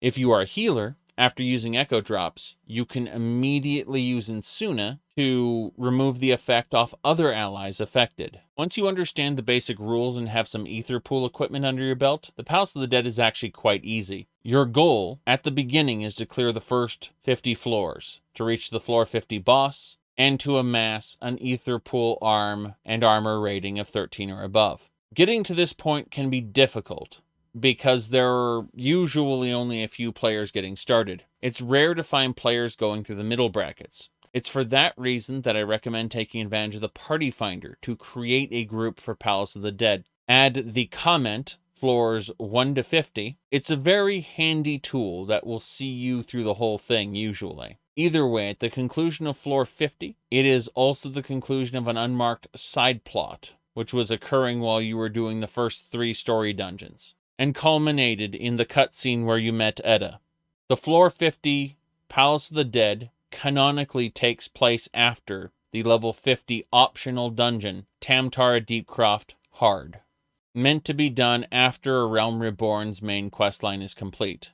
But it is up to you whether you want to approach the content in order or do the Palace of the Dead first. Completing floor 50 and the attached quest will allow you to resume Palace of the Dead from floor 51 and matchmake for that floor, provided you have an Ether Pool arm and armor rating of 13 or higher. After finishing floor 50, Iuna Kotor outside the dungeon will allow you to convert 10 levels of your Ether Pool arm into a grip. Those 10 levels will be lost and need to be regained. Grips are a currency. 3 grips will allow you to purchase a glowing weapon, the same glowing weapon that you use in the Palace of the Dead. You can also spend that glowing weapon and 6 more grips to create a bloody crimson weapon, the one that appears when you have very high Ether Pool arm levels. It is highly recommended you do not purchase them early on, or allow your Ether Pool to drop below 13 at any time, because doing that will prevent you from queuing up from floor 50 directly. The recognized strategy for people who do Palace of the Dead frequently and use it to level their alternate jobs, or just fans of the mode in general, they all get their in-dungeon Ether Pool to the cap of 99. Then they buy a grip, ensuring their dungeon power never drops below 89. Then they allow it to get to 99, spend 10, and repeat the process. Both the regular and Crimson variants were level 60 weapons, and are intended to go into your Glamour Dresser for cosmetic purposes. We'll touch on the Glamour Dresser soon. To be clear about leveling your alternate jobs, your ether pool is across all classes and jobs. It is entirely possible to take a freshly unlocked roll into Palace of the Dead level 50. It will automatically be 60 for the purposes of Palace of the Dead. It will have a full kit of skills, although lacking its job abilities. And in general, you will earn a lot more experience at floor 50 than you will at floor 1. And again, the vast majority of players simply run floor 51 to 60, delete their file, and then repeat. But if you've got it in your head to either wait for enough random players who want to continue, or to open the party finder and create your own 4-player team, the trek from level 51 to 100 is not prohibitively difficult. It is slightly harder than brackets 1 through 50. And there are some things you should know. First and foremost, the number of kills you make influences the number and severity of enemy encounters later. As you know, you only need a certain number, a randomized number specifically, of monsters every floor to unlock the next floor. If you actively seek out and kill an excess number, later on you will encounter more monsters. This isn't much of a problem in match groups, as everything including Pomanders reset every 10 levels. However, in a fixed party, specifically in your saved games, this can become problematic as you approach level 100. In other words, your best strategy is to only kill as many monsters to advance to the next floor. But at the same time, don't stress killing a few extra. It's only when a player goes ham and wastes a lot of time making sure everything on the floor is dead that things get very silly later. Starting at floor 51 and onward, you will begin to earn Pomanders of Resolution, which will turn the player into a Caribou. Looks like an angel. This is an anti-undead form and doesn't do too much against everything else. Its one real purpose is to kill the minions of the floor 100 boss, which would otherwise threaten to overwhelm most groups. So the recommendation is to save at least one resolution for the final boss. So now that we mentioned match parties, let's talk about fixed parties for a second. Fixed parties are how the scorekeeping works for the leaderboards on the website. While you do acquire score from level 1, scores are only displayed on floors over level 100. In terms of difficulty, things will stay pretty normal for the first couple sets above level 100. But around the third set, monster strength will start to balloon to the point where it isn't practical to fight more than a couple monsters at a time. The optimal way being to pull them one at a time and clear the absolute minimum possible. The prevailing strategy is to avoid as many monsters and identifying which monsters aggro on line of sight and which ones aggro based on sound. Sounds include casting, attacking, or going faster than a casual walk.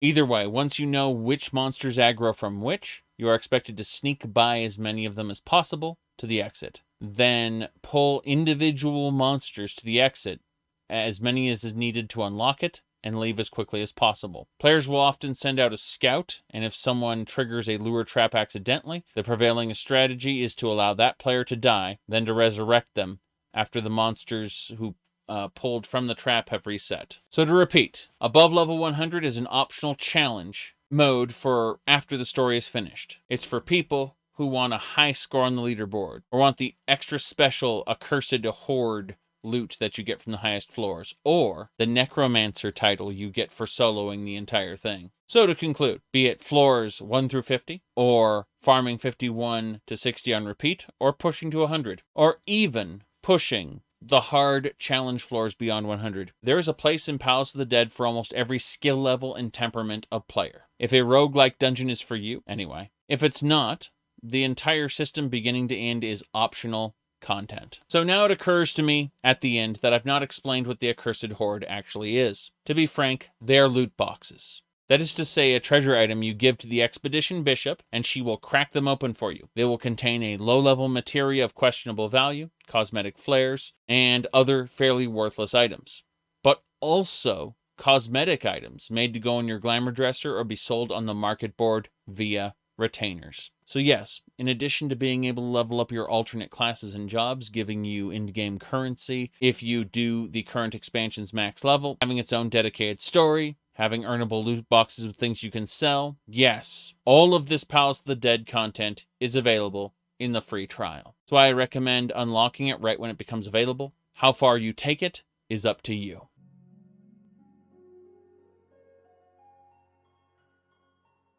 Going back to the main quest, the Scions of the Seventh Dawn. This is the beginning of the actual narrative to Realm Reborn. Everything before this was kind of a prologue, getting you established as an adventurer. We'll get into the specifics of the main quest soon, but let's skip ahead and discuss some more features of Final Fantasy XIV. During this quest, you'll be told by the cutscene that you have been given access to retainers. If you are playing the free trial, this is not accurate, and you have not actually been given access to them. This is a way of encouraging people to buy the starter edition. I'd recommend against this completely. If you've thoroughly decided at this point that the game is for you, then purchase the complete edition, which comes with the current expansion. That will unlock the complete game for you. Otherwise, you're only a fraction through the free trial, and there's plenty more content to do. That said, I'm going to explain this system for people who did decide to pick up the game here, or people who've owned it from the start. The summoning bells near the market board in capital cities, or in the inn rooms at the Adventurers Guild, are used to summon retainers. To get a retainer, go to the retainer vocate in the capital city to create up to 2 for now. Once created, they will have bank storage equal to a normal player's inventory. An additional feature of this inventory is that there are many unique items in the game that you can only hold one of, such as treasure maps. When your retainer is holding one of these unique items, you are then freed to get another one without technically giving up the first one. The retainer can only hold one of each in their inventory as well, but you can see how this feature can be used multiplied by the number of retainers you have. Additionally, they can have up to 20 items for sale. Other players will be able to view the items for sale on the market board. When putting up an item on the market board for sale through your retainer, you can click the Compare Prices button to bring up what the item is going for, to better set your prices. It is generally accepted that you should only undercut people by 1 gil and not by large amounts, since other people will do the same, and if people drop the price too far, it will dramatically shift the market. There are many YouTube videos expounding on how lowering the prices too much hurts everybody. Haven't taken the time to do research. I found this to be mostly untrue and only applies to low demand items that are not often purchased. Market correction happens automatically through the community, as extremely low priced items are purchased and then placed back up on auction for higher prices, provided the demand is there. And that is the operative phrase, provided the demand is there. In such a situation, both the low seller, as well as anyone who tried to undercut them, benefit, as do people who purchase the exceedingly low-valued items only to resell them for a higher price. The only people inconvenienced by dropping an item's price dramatically are the people who wanted to take advantage of artificially high prices to get their items sold at a premium, when in fact the most an item deserves to be sold for is the lowest price someone is willing to sell it for, provided that amount is not less than the price you would get for selling it to an NPC, because in that case, just vendor the item. Now that I'm done being painfully honest, I'd actually prefer that prices stay high so that I can sell the dyes and clothing items I get for a profit. So yeah, do what those other people say online and only undercut by 1 gil, please.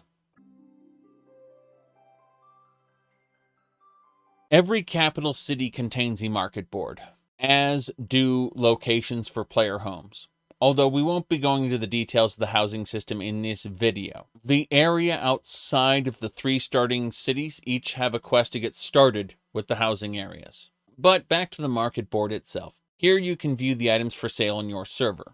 In the beginning, provided you're not deep diving into the crafting classes, this will not be extremely useful, as you'll get everything you need for combat classes from quests and dungeons, at least near the beginning of the game. But eventually, buying and selling becomes necessary if you want to get large amounts of money very quickly, get cosmetic items for content you yourself are unwilling or unable to do, or excel quickly through crafting quests. Many people say that fashion is the end game, and we'll get back to that sentiment later. Just know that sentiment powers much of the market board. Next, we need to discuss the world server visit system. If you go to an aetheryte of any of the 3 starting cities and select Visit Another World in your data center and travel to it, traveling to another server may take longer if the server you wish to travel to is a congested server and has a queue on it. While on another world server, you can do quests, dungeons, raids, pretty much any primary combat activity. There will be a handful of things you can't do, mostly relating to joining guilds, known in this game as free companies, getting married, attending weddings of other players getting married, and most notably, using retainers. Aside from the obvious playing with friends, the 2 largest advantages to cross-server travel include hunting rare monsters, known as hunt targets, being alive on other servers when they are killed on your server, and the primary advantage, above all others, is the use of that world's market board. Although your retainers can only post things to your server's market, you can visit other markets yourself and buy things from them. There are external websites, including but not limited to Universalis, and any other websites I name might be subject to change as domains are created and closed. All you really need to know is that there are multiple market board trackers online, and you can use them to compare prices across multiple servers. You can use these resources to compare prices anywhere in your region and then go visit that server for the lowest price of the item you want. The world visit server isn't the only way to travel. If you log out and go to your character on the character select screen, you'll be able to right-click on them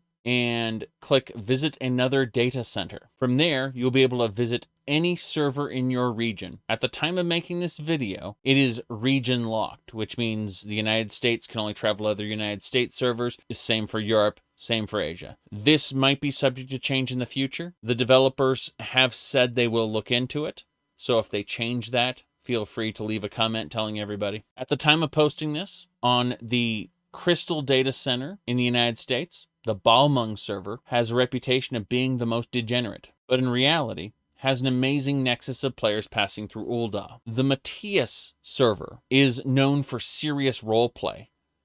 The Kurl server is known for organizing hunt trains, both locally and on other servers. On the Ether Data Center, Gilgamesh is known for being hardcore raiders' paradise, where you look for organized groups, known in the community as statics. The Cactar server is well known for being the home of several large YouTubers, and the Fairy server has several large pro-LGBT organizations running out of it. The point is, every server has its own kind of culture, and while just popping over for a few minutes, everything may seem homogenous to the point where people would ask, what's the point of servers? Any extended socialization using the world visit and data travel features make it abundantly clear that beyond just normal activities in the game, the social scenes are very different server to server. That said, you do not need to be a part of a free company, as other games would call a guild or clan. The majority of the game's activities are organized either over private chat servers such as Discord, or through the use of cross-world link shells, or CWLS for short. A CWLS is like a chat room that goes cross-server on the same data center. They work in areas where even tells can't be sent.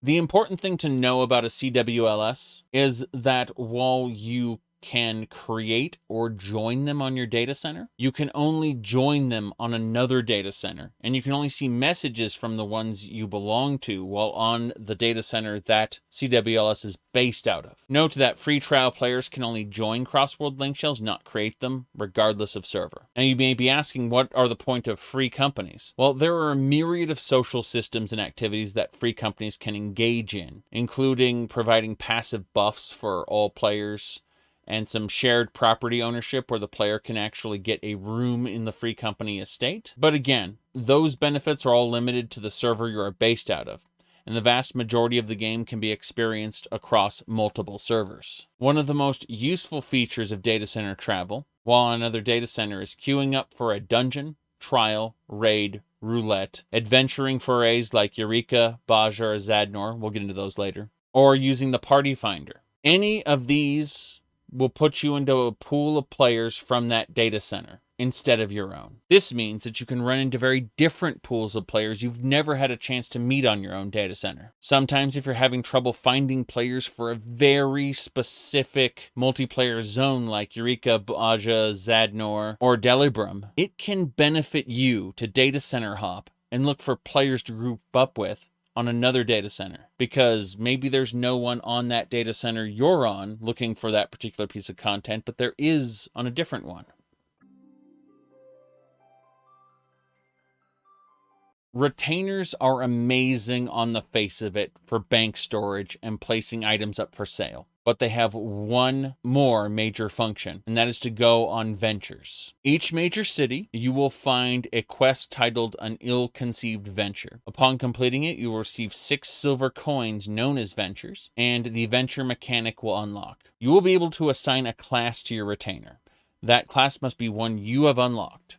Then you will need to go equip them with the weapon of that class. Once they are equipped, you can send them off on ventures, and they will return with loot after an hour for a normal venture, or 18 hours for a large venture. The normal ventures cost 1 of those silver coins, and the large ventures cost 2. What items you can send them to go get depends on their class and level, noting that there is one pool of items for combat classes, and separate pools for mining, botany, and fishing classes. When returning from a venture, they will earn experience points and level up based on the venture's level in relation to their own. A retainer cannot raise their level higher in a class than you are, meaning if you have mining class to level 5, then a mining trained retainer cannot go beyond level 5, no matter how many ventures they complete.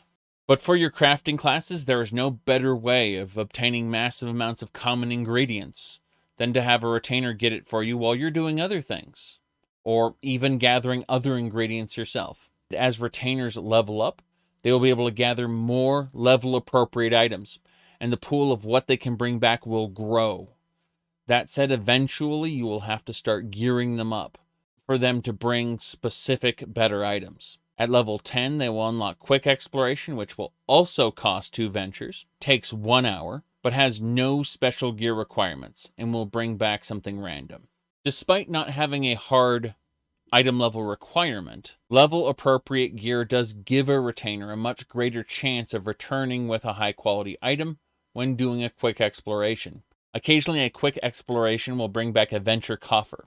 These most often will contain a random dye for clothing or other high-end materials. We'll get into dyes soon. Just know that the general purpose white dye and general purpose jet black dye, and depending on the server, can go for hundreds of thousands of gil should you sell it on the market. In that sense, ventures can be a massive generator of in-game money. Your only real limitations are time and how many venture coins you can pay your retainers. Venture coins can be obtained most easily from your Grand Company, and we'll touch on Grand Companies soon. You can also get them from optional daily quest hubs known as Beast Tribes, and from Hunt Currency, both for the base game and the first 2 expansion packs, as well as other sources. In other words, there are a myriad of ways to get the coins to pay your retainers with, and you're not locked into a single activity.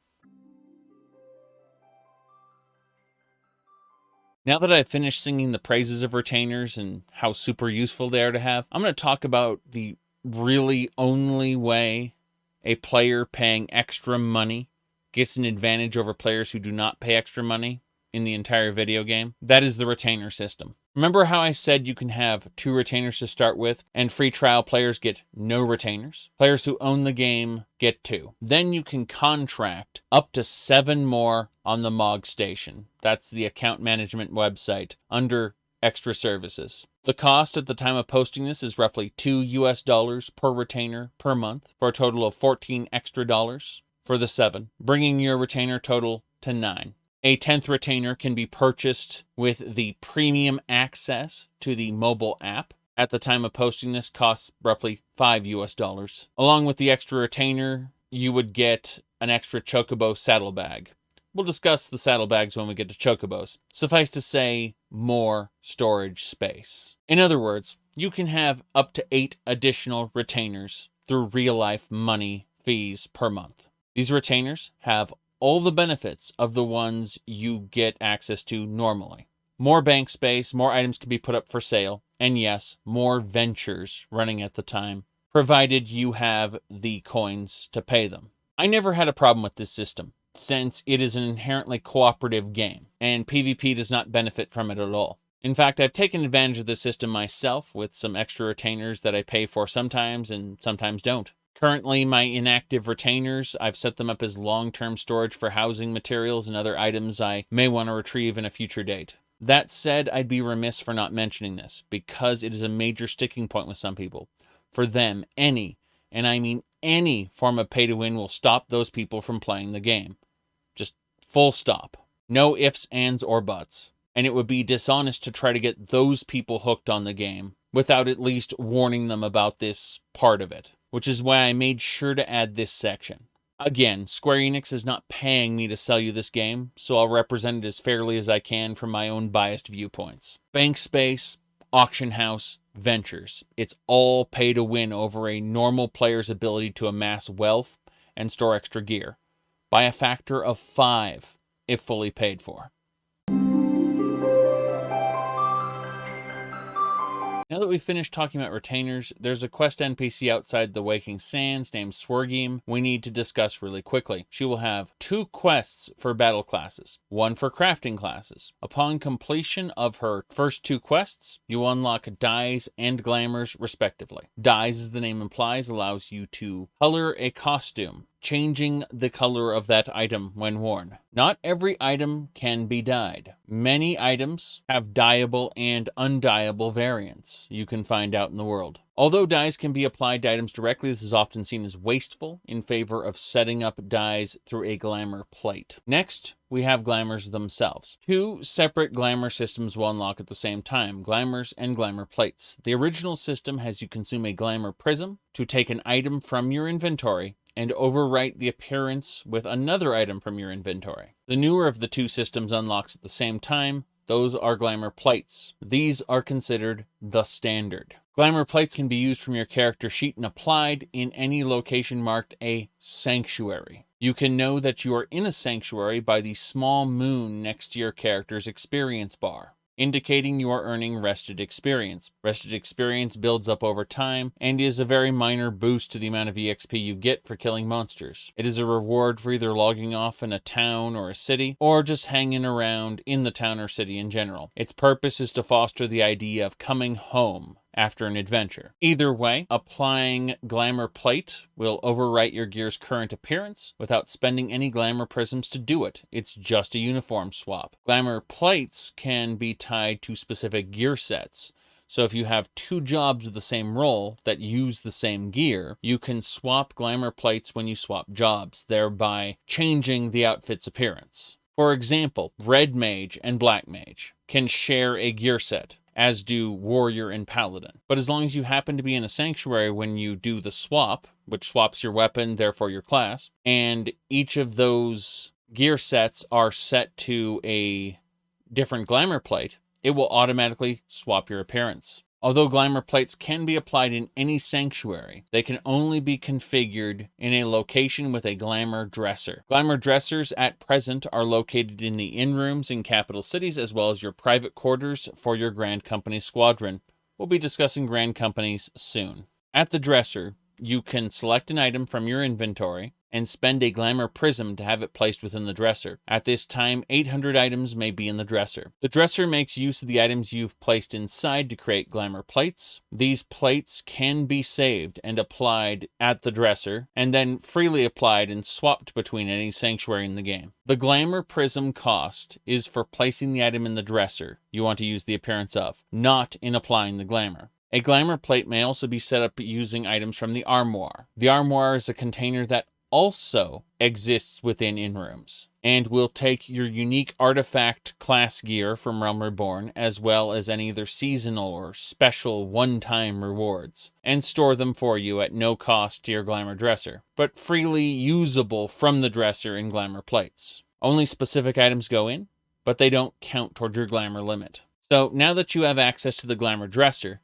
keep an eye out for cosmetic items, retainer ventures, Palace of the Dead, and Adventurer Foray lockboxes. All have a chance of dropping these cosmetic items. Cosmetic items are typically level 1 with no practical stats to speak of. They are designed by their very nature to go into the glamour dresser and overwrite the appearance of your other gear items in order to create unique outfits for the player. They are often, but not always, dyeable, and they often, but not always, fetch a high price on the market board, for the reason of fashion being in-game in the minds of some players. The concept of assembling the absolutely best outfits and attending public gatherings announced in Shout Chat at the Aetherites of Ul'dah, Gridania, and Limsa is something of a ritual for the social spaces of Final Fantasy XIV. It is in many senses the metaverse that Mark Zuckerberg, at least at the time of speaking this, failed to cultivate out of the Facebook, but other games like Second Life or VR Chat managed to nail perfectly. Self-expression through outfits is one of the core tenets of Final Fantasy XIV's fashion endgame. To this end, there's a website known as the Eorzea Collection I highly recommend checking out, where people post their outfits for you to be able to copy. Now, I've neglected mentioning one thing, and that's the acquisition of glamour prisms to make this system work. If you talk to Swergim as a crafting class, then she will offer you a quest that will unlock a recipe for crafting clear prisms that you can use to buy glamour prisms. This is by far the most involved way to get a glamour prism, but is pushed by the game. The easiest way to get glamour prisms is simply to buy them for Grand Company seals. And we'll discuss Grand Companies later, but you can also buy them for Gil on the market board. As with all market board purchase recommendations, you should use an external site to determine which server in your region sells them cheapest, then employ data center travel to get them at the lowest price. Other notable locations you can get glamour prisms for are the player versus player or PvP system via a currency known as wolf marks, and the shared fate system we'll discuss in the level 71 to 90 range. Both of these alternatives are far less efficient than either Grand Company or market board. It's perfectly normal for people to have a stack of a few hundred glamour prisms, noting that they stack to 999. And having spoken to many people, the casual player appears to usually fill up a little less than half of their dresser by the time they reach level 90. While the fashion fanatics, their fashion dresser usually spills over into their retainer storage. So it varies based on the individual. Glamour dispellers are also a thing, but only used if you want to restore an item's original appearance back to its original state. This is only useful in niche situations, because in the vast majority of situations, you'll simply be overwriting the glamour appearance with a different glamour appearance. The level 19 main quest, Forging the Spirit, deals directly with unlocking materia. How materia works is you build up a stat inside your gear called Spirit Bond. When Spirit Bond hits maximum, you will be able to create a materia from a piece of gear. The gear's Spirit Bond is reset to 0, and it has to build up again to create another piece of materia. Materia you create may be then socketed into gear at a materia melder in any capital city for a fee, or free from another player with significant levels in crafting to match that item. NPCs may fill the number of sockets present in gear with appropriate leveled materia. To get another player to meld gear for you, however, you'll have to right-click on them and request meld. It will use the materia in your inventory. Nothing needs to be traded to the other player. Although some crafting classes will require materia during a realm reborn, this feature is not required. Make no mistake, properly melded, the stat bonuses will help you every step of the game. However, materia as a whole aren't very important unless you're pushing extreme or savage mode content, as the primary story content isn't that difficult. The game is progressive and gets more difficult the further you get into it. As such, it is most common for players to ignore materia until around the expansion before, or 10 levels before what is known as current content. Then players who hit max level ensure that the job they hit max level with is fully melded at pretty much all times. Players equipped with the latest in-game Tomestone gear with the 2 best-in-slot materia on every piece is considered normal. As for players who really want to push extreme, savage, or ultimate content, they often have a tendency to buy the latest crafted gear, and then have another player overmeld that gear. Overmelding is the process of taking a piece of gear with 2 materia slots and socketing 5 materia into it. Overmelding can't be done on any gear that says Advanced Melding Forbidden, which is usually all gear that is not player crafted.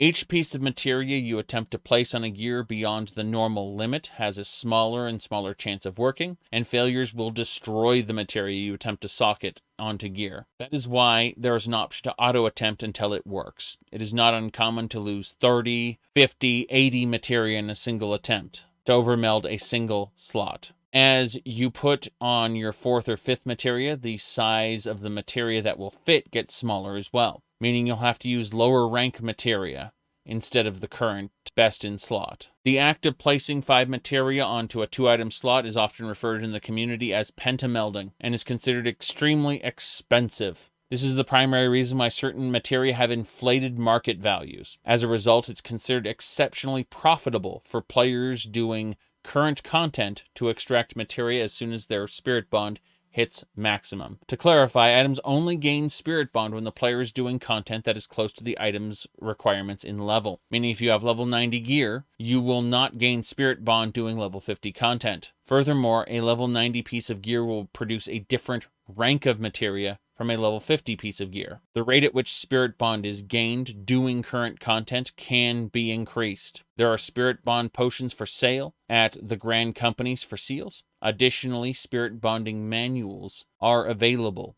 from the Grand Company Squadrons. The benefit of a manual over a potion is that potion's effect goes away when you die, whereas manuals stay persistent. Finally, crafters can create high-quality, superior spirit bond potions, which are twice as good as the ones you buy from a Grand Company.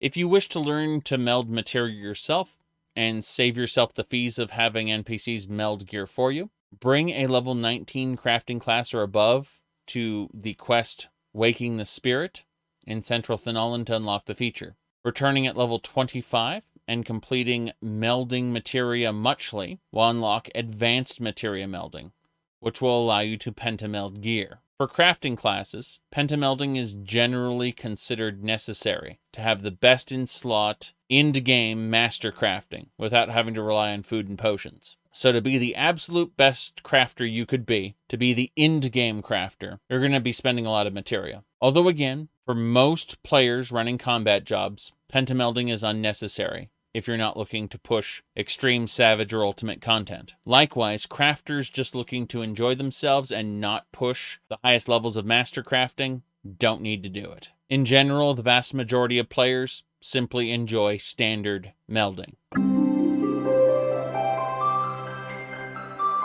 The next major step of the main story includes completing a trial, so let's discuss trials. Trials before A Realm Reborn's post-level 50 content are 4-player boss battles, like dungeons except just a boss battle. Only the hard mode versions of trials drop loot, meaning the normal modes are just for story progress. They are few and far between outside the first tutorial ones, and tend to be climactic moments within the story. Once Realm Reborn's on-release story content is complete, all future trials will be 8-player content, where they will remain for the rest of the game. Although players will often remark how 8-player content is anxiety-producing compared to the smaller 4-man dungeons, if you think about it logically, the reverse should be true. Ignoring the optional harder modes of the game, which are their own beast, when dealing with standard story trials, more players means less personal responsibility you as an individual have. 2 tanks mean if one dies, the other can take over until the other one is resurrected. 2 healers mean if one healer dies or messes up in some way, the other can pick up the slack. And 4 damage dealers means you are not responsible for a lion's share of the group damage output. In story content, 8 players means the content is less prone to failure, not more. Although an overwhelming majority of first-time players succeed in story trial content on their first try, there is also an echo system built into the game for older content, where every time a group gets annihilated, or as the popular term goes, wiped, they receive an echo buff. In terms of the game's canon, you didn't fail to kill the boss. you had a vision in a future in which you failed to kill the boss and learned from it. This manifests mechanically as a 5 or 10% buff to HP, attack power, and healing every time your group fails to finish, up to a maximum of 25 or 50% depending on the content in question. This mechanic exists for people trying to complete the story and allows groups of varying skills to accomplish previously released content. Most often, current newly released content doesn't have the echo, but then it gets added after newer content after it is added, so that players can feel challenged by current content, but then as the content becomes older, they don't have to feel that challenge anymore if they want. For players who specifically want a challenge without those benefits, the Silence Echo mode can be applied when starting a pre-organized or party finder group, and that will nullify this mechanic. Furthermore, minimum eye level can be applied so players are unable to overgear content with gear released after that content. Your gear is effectively scaled down to whatever the minimum required amount was to enter the place, assuming you use that feature. This means that players craving a challenge and not just story progress can have it. This system can also be done with dungeons and raids. Mechanically speaking, there is nothing overtly challenging in the first few trials. They are designed to teach you about the game gradually. I've not mentioned this until now, but non-current solo content also contains its own buff called Brilliant Conviction that makes the content easier in several ways. Much like the Echo, it can be right-clicked off of your buff section in your user interface, making it go away. But that will make the content much harder than it should be as a new player. In short, trials should be easy. Old content should be easy. If you fail, it gets easier. And you can make it not easy if you want. But that only caters to a very specific type of player. I will be spoiling some Realm Reborn content in order of relevance. So if by chance you want an unspoiled main story, go to the timestamps in the video and avoid anything marked MSQ. But really, you should just close the window and check back with this video through the timestamps after you played through the current content, if you don't want to be spoiled. Everything up until now has been a huge primer for players looking to get started, and if I hadn't made it clear yet, I highly recommend getting started. But with that out of the way, in the main story of Realm Reborn, you take on the role of a Scion of the Seventh Dawn. The Scions are a spin-off group from the Circle of Knowing from the now shut down 1.0 version of the game, led by the great Louis Swa. Your place in the Scions is the Resident Godslayer. The ability that gives you the visions also makes you immune to the lifelong mind control by the Primal Gods, who if left summoned will devour everything in the land and convert everyone into their thralls. After quite a bit of back and forth in the story, you start with your first trial against Ifrit. Once you've defeated the Primal God, emissaries from the 3 grand companies will show up. Super impressed by the fact that you are the God Slayer, they will offer you positions within their organizations. Much like before, when you defeated the Gargoyle in the intro area and were given a celebration cutscene revealing your destiny, you will be sent to the 3 city-states, not just to your original one, and hear a speech in each one. This is a great introduction to the insufferable brat named Alphino. I will say in a non-specific general way that he will become one of the most beloved characters the game has to offer, and that he has to legitimately earn that status, because he is currently a jerk. This game features heavy character development over the course of its story. People, be them Menphilia, Thancred, Ishtola, the receptionist Tataru, they are not the same people by the time you finish the main story than they were in the beginning. That's why skipping sections of the main quest is such a precarious thing, because to understand and appreciate who they eventually will become, you really need to see where they came from. To move on, once you've heard all 3 speeches, this is where we start talking about the grand companies. The main story quest will direct you to join one of the 3 grand companies. Other than their headquarters being in a city you prefer, there is no mechanical benefit of one grand company over another. It's purely cosmetic on a surface level. All 3 grand companies act mechanically identical, and later you will be able to transfer between them as you see fit, so it's not even a permanent choice. It will take an extra quest into the Grand Company before its features become available to you, but once they do, there are a lot of ways to profit off of previous activities. And the way to take part in that profit is to acquire a new type of currency, Grand Company seals. All of those fates you saw around the world will now award company seals, although a paltry amount at low levels.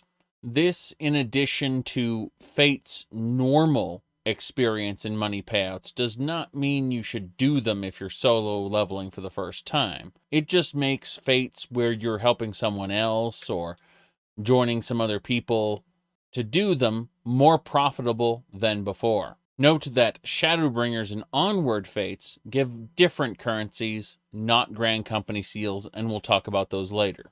While the game will direct you to Grand Company levies as another way to get seals, outside of doing one on purpose to get confirmation for this video we're making right now, I've never done one. And having gotten the confirmation, I'd recommend you don't do them either, unless they improve them later. The two most lucrative ways to obtain company seals are via the Roulettes and expert deliveries, both of which we'll talk about later. But you want seals now. That's because you will be able to do a side quest, My Little Chocobo, where you will earn your mount. Even if you've somehow unlocked other mounts, the actual ability to ride a mount is gated behind this quest. 200 Grand Company seals. That's what stands between you and being able to get on a big fluffy bird and ride around freely in the outdoor environments. For now, your best bet is the Grand Company hunting log. Completion of tiers 1 and 2 of the log will be required in the long run to progress through the Grand Company's ranks. But more immediately, a single target should be enough to earn you that Chocobo mount.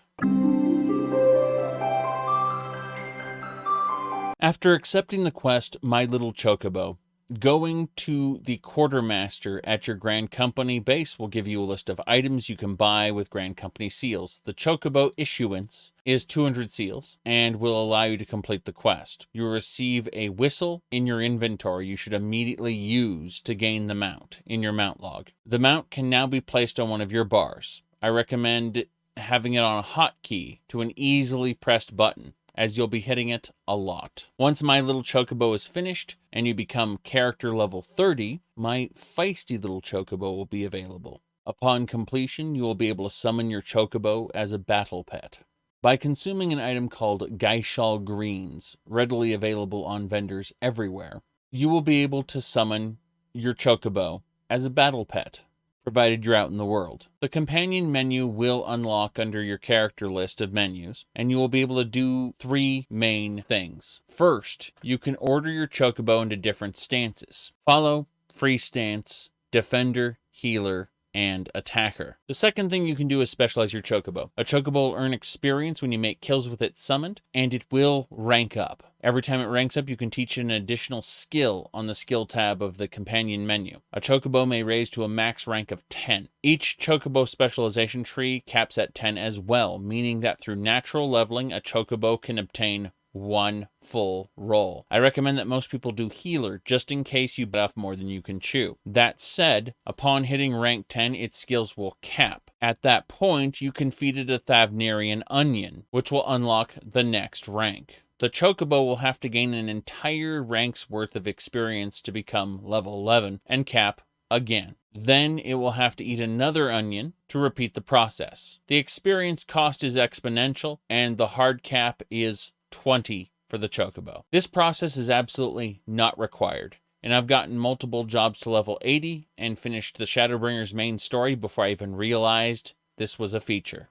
A rank 10 Chocobo is plenty fine for most people. That said, with a cap of 20 ranks, a Chocobo may take on 2 roles. For example, healer and attacker, defender and attacker. In most cases, I recommend a Chocobo take on roles other than tank, due to enemies being a little too rough for your bird, and your bird not being smart enough to move away from area of effect zones. If it turns out you don't like how you specialized your Chocobo, you can buy a Regan Pepper from your Grand Company or allied hunt vendor to reset it. It is quite expensive in terms of Grand Company seals, however, and can't be done right away when first leveling through the Grand Company. The final thing you can do with Chocobos is customize their appearance, although the default appearance of your Grand Company will be first. At other Grand Companies, you will be able to buy barding that when used will add customizations to your Chocobo's appearance. And there are many, many places to get alternate bardings, including deep dungeons, adventuring forays, crafting,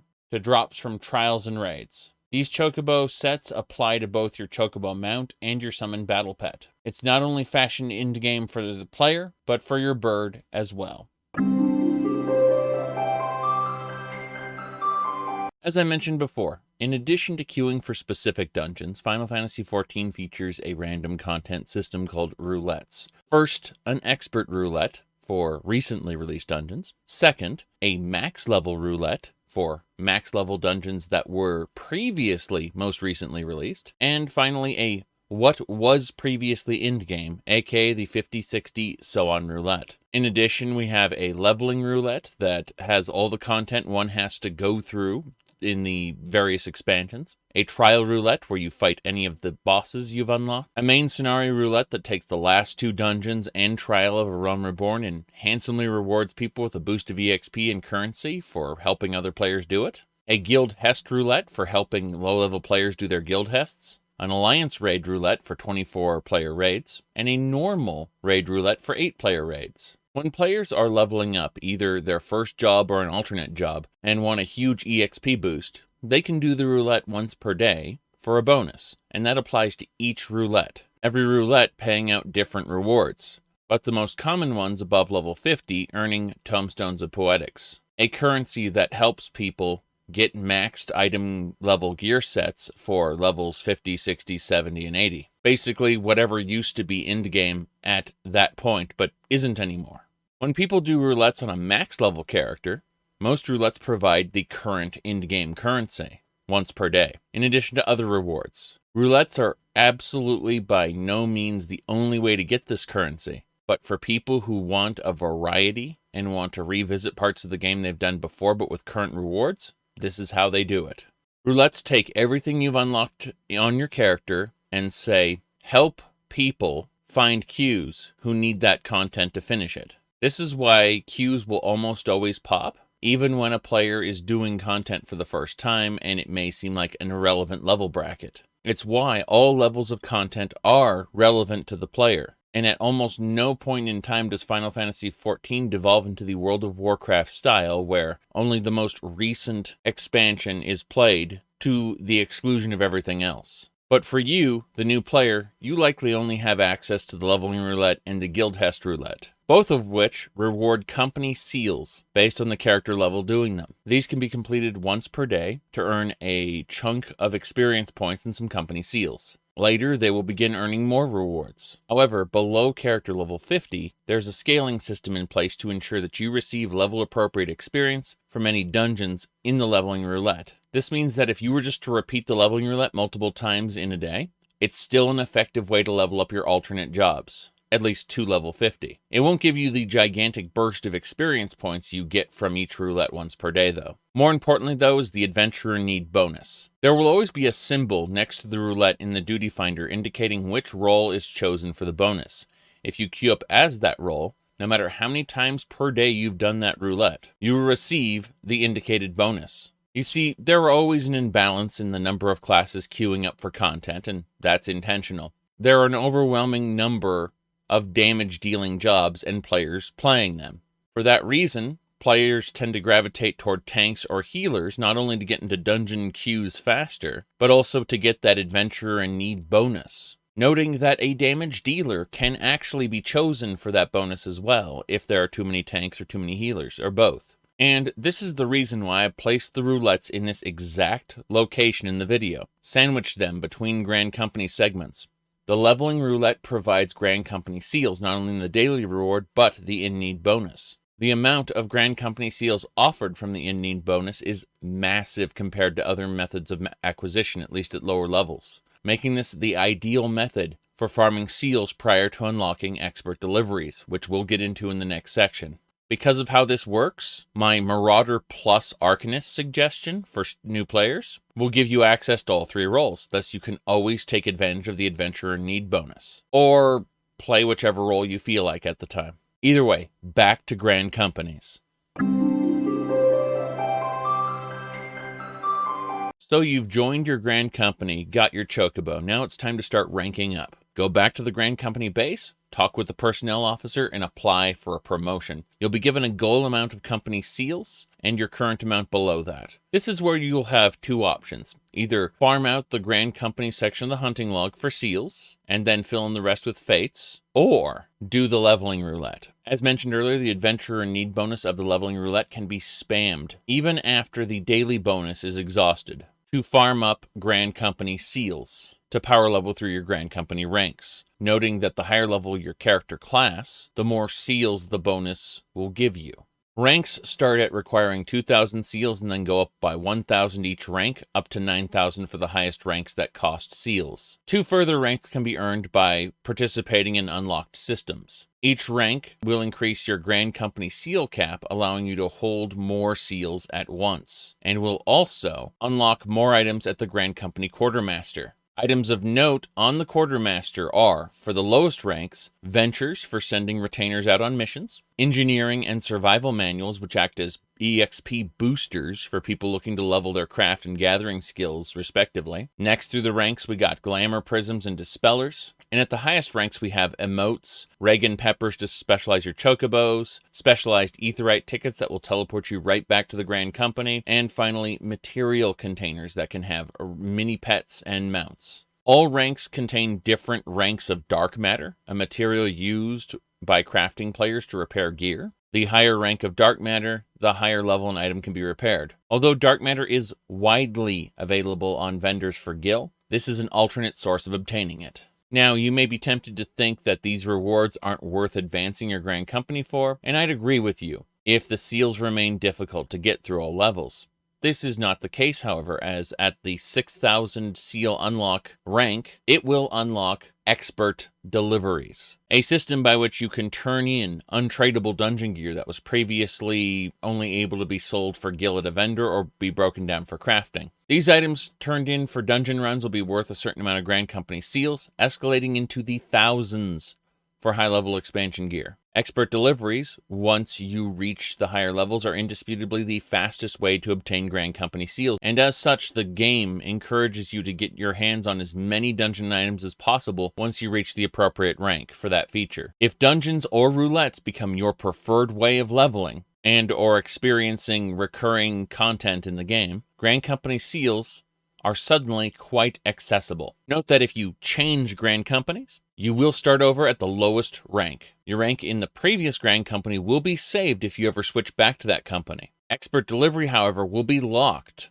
until you've ranked up that new Grand Company to that point. Seals held onto by the previous Grand Company will be retained, but will remain inactive until you rejoin that Grand Company. Any Grand Company Aetheryte tickets are also unusable until you rejoin. It's clear that once you've leveled through all 3 Grand Companies, you can pretty much switch through them at will and not have to fear losing ranks. The 8,000 and 9,000 seal ranks will require you to also complete missions, which is to run the dungeons Desmail Darkhold and Arm Vale. These are considered to be the hardest dungeons in A Realm Reborn content, and were removed from the general track of the main scenario quest, kind of segregated in the trimming sessions we got, being regulated to the Grand Companies specifically. While the dungeons are not that all difficult compared to higher level expansion content, they are a well-known difficulty spike regardless. It is considered widely acceptable to level past them, then use the Duty Finder, click into Options, and use the Unrestricted Party option, which will allow you to enter these dungeons at a higher level than it was meant for. It turns off the level sync. However, the vast majority of groups that actually do this are fine with the synced level roulette, the standard level roulette. It is advisable, however, to be cautious if you're deciding to be the tank. As the tank, you set the pace for the runs. Once you've unlocked the 9,000 seal rank, you'll get access to Adventurer Squadrons. This is a private room set aside for you in the Grand Company base. There will be a desk where you can recruit NPCs who want to join you. Here's where that challenge log from earlier becomes super relevant. The moment you establish your squadron, anytime you complete a different challenge log entry, you will have a chance for an adventurer to submit their papers to you. Different challenge log categories will unlock different pools of adventurers, and there are adventurers of every race, sex, and class. In the base Realm Reborn, anyway. You can greatly increase the likelihood that an adventurer will sign up by using an enlistment manual, purchasable in the Grand Company, prior to finishing a weekly challenge. Enlistment manuals can be purchased with Grand Company seals. Once you've got your ideal squadron lined up, you can train them on the board on the wall and manipulate their stats. Class and level both influence-based stats and can be modified to an extent via training. Your goal is to train their stats into a configuration that will allow them to meet as many of the stat categories as possible. If your squadron meets one category, chances of success are about 25%. 2 categories bring it up to about 50%, and 3 will pretty much guarantee success. When they come back from a successful mission, they will have leveled up. Your goal at this phase is to level up the Grand Company squadron, having them do missions and eventually unlock specific quests. The special missions will unlock around level 40, which will allow you to rank up your Grand Company again.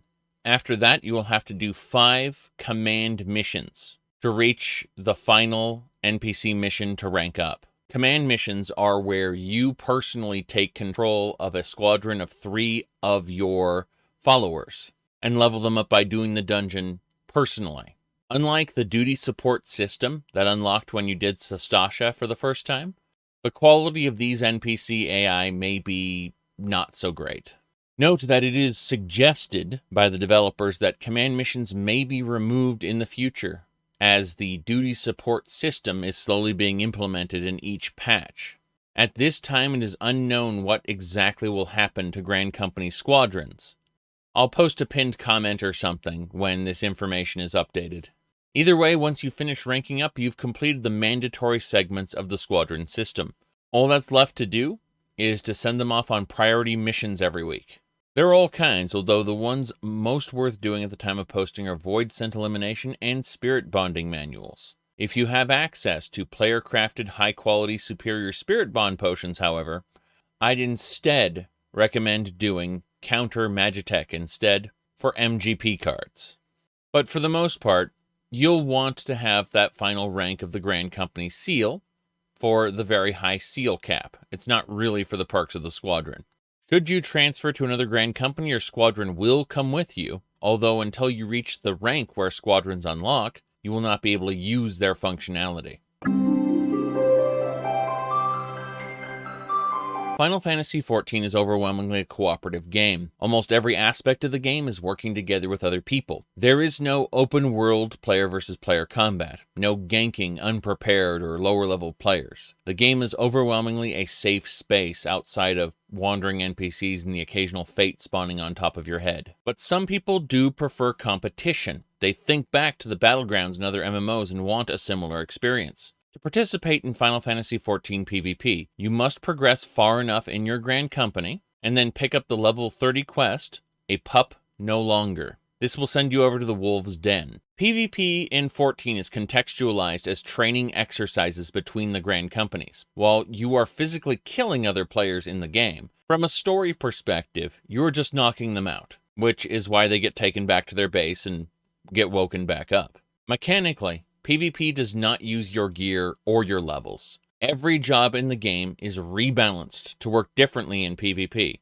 than how they do in the rest of the content of the game, which means when you enter a PvP match, it is entirely skill-based. The primary method of PvP is known as Frontline, and there's a Roulette for Frontline once unlocked. It is a 72-player match featuring 3 teams of 24 players in a sort of King of the Hill style battle, where teams fight for control of specific locations, depending on the map, and those points may be at different locations at different times. Seeing huge matches like this tends to trigger anxiety in some people. However, again, much like dungeons versus raids versus alliance raids in the normal game, more players in an event, the less personal responsibility placed on you, the individual. In the case of a 72-player match, basically none. The daily roulette for Frontline will give you a huge chunk of experience points while leveling and in-game tomestones at max level. In the Wolf Pier location that this whole questline will send you to,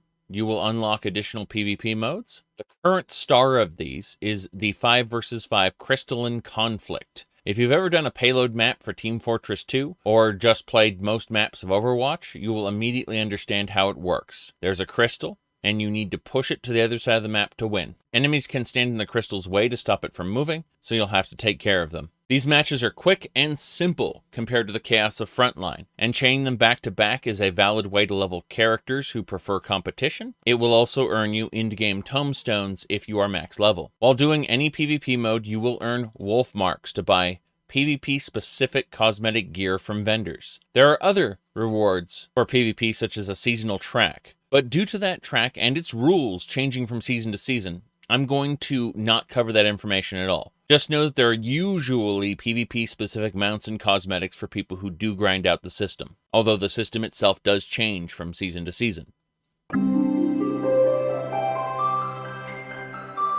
A job can be thought of as an advanced class, or an advanced mode to classes. All classes turn into jobs at level 30, and jobs confer all sorts of new skills upon the player as they level up. When a job levels, the base class levels too. They are always perfectly in sync.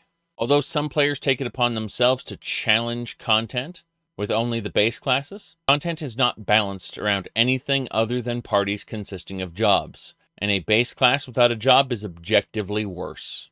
Therefore, attempting it in random groups would be considered rude, as you would be vastly inferior to someone running a job. If you've been partaking in some of the side content listed, you will likely have a character above level 30 when a class reaches the point where job quests unlock. However, there is a main quest trigger that happens before you have access to it. You must have completed the main scenario quest titled Sylph Management at main quest level 20, which lies just beyond the unlocking of Grand Companies. Thus the order of these topics. Every class will have a level 30 conclusion to their class storyline. Then a follow-up at level 30, which introduces the job trainer, who will be the future questmaster as a new story begins for that job, which will continue every 5 levels until its conclusion at level 50. Not all class and job quest lines are created equally. Here are some examples in my subjective opinion. First, the Rogue Guild storyline from levels 1 to 30 is superior in writing to the vast majority of the base game storylines. I could go on, but quality varies. Remember, Realm Reborn was created in essentially a year, so there's a reason why Rogue is better written. It was created later than the other base classes. Specifically, the lion's share of it was written by the person responsible for the Shadowbringers expansion. This also means that the classes that were created for Heavensward, such as the Dark Knight for tank, Machinist for DPS, and Astrologian for healing, also have better than average class quest stories. Dark Knight is actually well regarded as being the best written in the game by the community. And I agree with that assessment personally, if you add the proviso, if you like things being really anime. Note that to access those 3 classes, you will have to have completed a Realm Reborn's post-patch content, and having begun the Heavensward expansion. You are absolutely able to do this during the free trial. Either way, once you complete your first level 30 job quest, you'll be given a soul crystal, which will fit into your character sheet, and it will change your class into a job. Note that your action bars will reset as a job is functionally treated as a separate class. At this point, I do recommend replacing your previous gear set with your job. Unless you are doing something very silly and intentional, you should never use your base class again. At this point, if you decide to go with Arcanist, you will see 2 job quests listed in the top left corner of your screen. These are 2 separate storylines which follow 2 separate paths. If you do both, then you will have 2 separate soul crystals you will need to create 2 separate sets of gear for, one for DPS and one for healer. Note that Scholar is fairly freeform when you can get your job quests, whereas Summoner will require you to pass periodic main quest checkpoints, specifically the Primal God trials, in order to unlock your job quests. There is a story reason for this. Another important part of job quests is to know about job gear. The gear that you get from job quests is universally rendered irrelevant. mechanically once a player obtains Tomestone gear in the same bracket. However, the rare artifact job gear is valued for having unique cosmetic purposes that give those jobs their distinctive style. It is for that reason that most job gear can be placed in the player's glamour dresser. Note that the first set of Realm Reborn gear you earn through job quests are considered unique artifacts and can be placed inside the armoire, inside of the inn, instead of the dresser, for free without consuming glamour prisms. Once in the armoire, they can be used for glamour plates, the same as putting them in the glamour dresser. But they don't count towards your dresser's limit, which at the time of making this video is 800 items. Although an exceedingly minor part of the base game, completing the self-management also enables a quick level 20 quest in Gridania titled A Sight to Behold, which when completed will unlock the Sightseeing Log. Once unlocked, glowing spheres will appear in hidden locations around the world, and when you stand on them, that will be considered a vista. Using specialized emotes, usually /lookout, but sometimes other emotes for specific vistas, will trigger that vista being added to your Sightseeing Log. The class that you are using to do it will also receive a burst of experience points based on the level of the area. In a Realm Reborn content, certain times of day or weather conditions may be required to trigger a vista. Starting in Heavensward content and spanning all future expansions, weather and time of day requirements no longer exist for the vistas added, although they do like to play with different emotes. Upon finishing the Stone Vigil dungeon and turning in the main quest level 41 in Pursuit of the Past, several blue quests will unlock, provided you are character level 44 or above. These will each lead to a tribal quest hub. This is 100% optional content.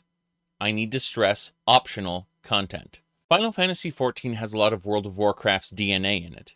And in one of those places, Beast Tribes, later renamed Tribal Quests, ended up becoming a thing. Repeatable daily quests were a mainstay in World of Warcraft in the Burning Crusade post-patches that had the Netherwing. From there, they spread to all of World of Warcraft until you spent the vast majority of your login time doing daily quests. Eventually, they'd be renamed World Quests, and they just were World of Warcraft. Final Fantasy XIV doesn't do this. You're given 12 allowances per day you can spend picking up any tribal quests you want, but no more than that. Although there are many tribal quest hubs in the game, you are encouraged to play just one or two at once. Note that although tribal quests will expand to being given more quest givers in A Realm Reborn, the later expansions consist of 3 hubs with 3 quests each. Although the experience gains are decent in Realm Reborn, Beast Tribes from later expansions offer great experience toward leveling alternative jobs. And again, although Realm Reborn is fairly inconsistent with how long these Beast Tribes will take,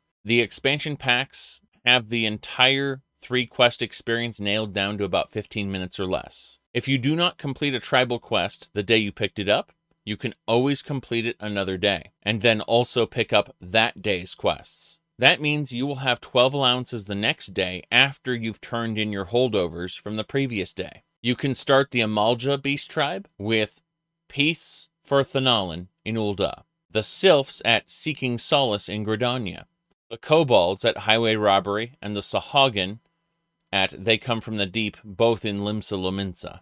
You will be able to see their progress on your character sheet under Reputation. Now you may be wondering, why do Beast Tribes? The main reason, besides experience points, would be to get the currency you start earning toward the end of their progression, which you can use to buy mounts, mini-pets, and other cosmetic items. That's pretty much the answer. Completing them at a high level will also earn you Tomestones of Poetics in addition to the other rewards. Many of the dies you see on the market board come from the Realm Reborn Beast Tribe vendors. Once enough reputation has been gained, they buy those dies en masse and then mark up their value. Either way, I will not be covering the expansion pack Beast Tribes in this video, other than to say I have completed them all. And when you are able to do one, especially the Combat Beast Tribe of each expansion, you should. Each expansion pack's tribal quests become more rewarding than the previous one, until Shadowbringers and Endwalker, where you're just plain missing out if you aren't doing them. Once you reach Second Lieutenant in a Grand Company and are level 50 or above, you can start participating in the hunt. Think of the hunt logs as practice. That is to say, The hunting log is what all starting classes should do, and you'll need to do for every Grand Company in order to get promoted. But after that, the hunt is the real thing. Completing the level 50 blue quest from your Grand Company titled Let the Hunt Begin will allow you to start picking up hunt bills from the board on the wall. A bill is a list of hunt targets from selected zones. In this case, the base game. You should, without fail, pick up every hunt bill you can. There should be 3 normal bills that refresh daily and an elite bill that refreshes weekly. You absolutely can save up the bills from one day and do them the next day, then pick up the next day's bills as well. Even if you have no intention of actively going after these hunt targets, you can stumble upon them due to the unique icon that appears over their head. Completing a hunt will give you a special currency called Allied Seals. These can be used to purchase special rewards, including cosmetics and tickets that can be used instead of your teleport fee. This is great for when you want to do a teleport that would normally charge you over 1,000 gil. It's just handy to have these tickets. While Realm Reborn hunt bills do provide experience points, much like tribal quests, the experience provided is just plain better with each successive expansion. By Shadowbringers and Endwalker, you can earn a large amount of experience towards your current job's level just by participating in hunts, even if you don't care about the currency rewards that much. In addition to killing the targets marked on your bills, you'll also notice high-level monsters scattered about the zones in the world, well above their level bracket. There are ones with a green icon, and then there are ones with a red icon. The ones with the green icon are for your elite once-per-week hunt bill, provided they, of course, match the bill. The ones with the red icon, however, are rare spawns, known well as hunt targets, either A rank or S rank. A rank targets can often be killed by a single player or a small group, whereas S rank targets were meant to be killed by a full group or a raid. If you look on the party finder, you will find a category called the hunt. Groups often form for what are called hunt trains. A hunt train will take an accounting of all currently known to be alive hunt targets and ping pong between them as quickly as possible to get as much hunt currency as possible. Every expansion has its own quest to start hunting and its own hunt board. While Realm Reborn has allied seals, Heavensward and Stormblood have their own currency, as do Shadowbringers and Endwalker. It is important to note that non-build A and S rank targets do not give experience rewards like the bill ones do, and exist purely for currency rewards. As with most activities, doing current expansion non-build hunts at max level will provide you with end-game tomestones, in addition to the normal hunt currency. So one way to get your weekly share of end-game currency is to follow a hunt train, and go from area to area killing high-level rare spawn mobs. Every data center has its own dedicated hunt discords and cross-world link shells that go out of their way to announce when hunts are going on. But that is a player-driven activity, and if you don't want to be a part of those communities, then at the very least, keep an eye on the party finder for when hunt groups start up.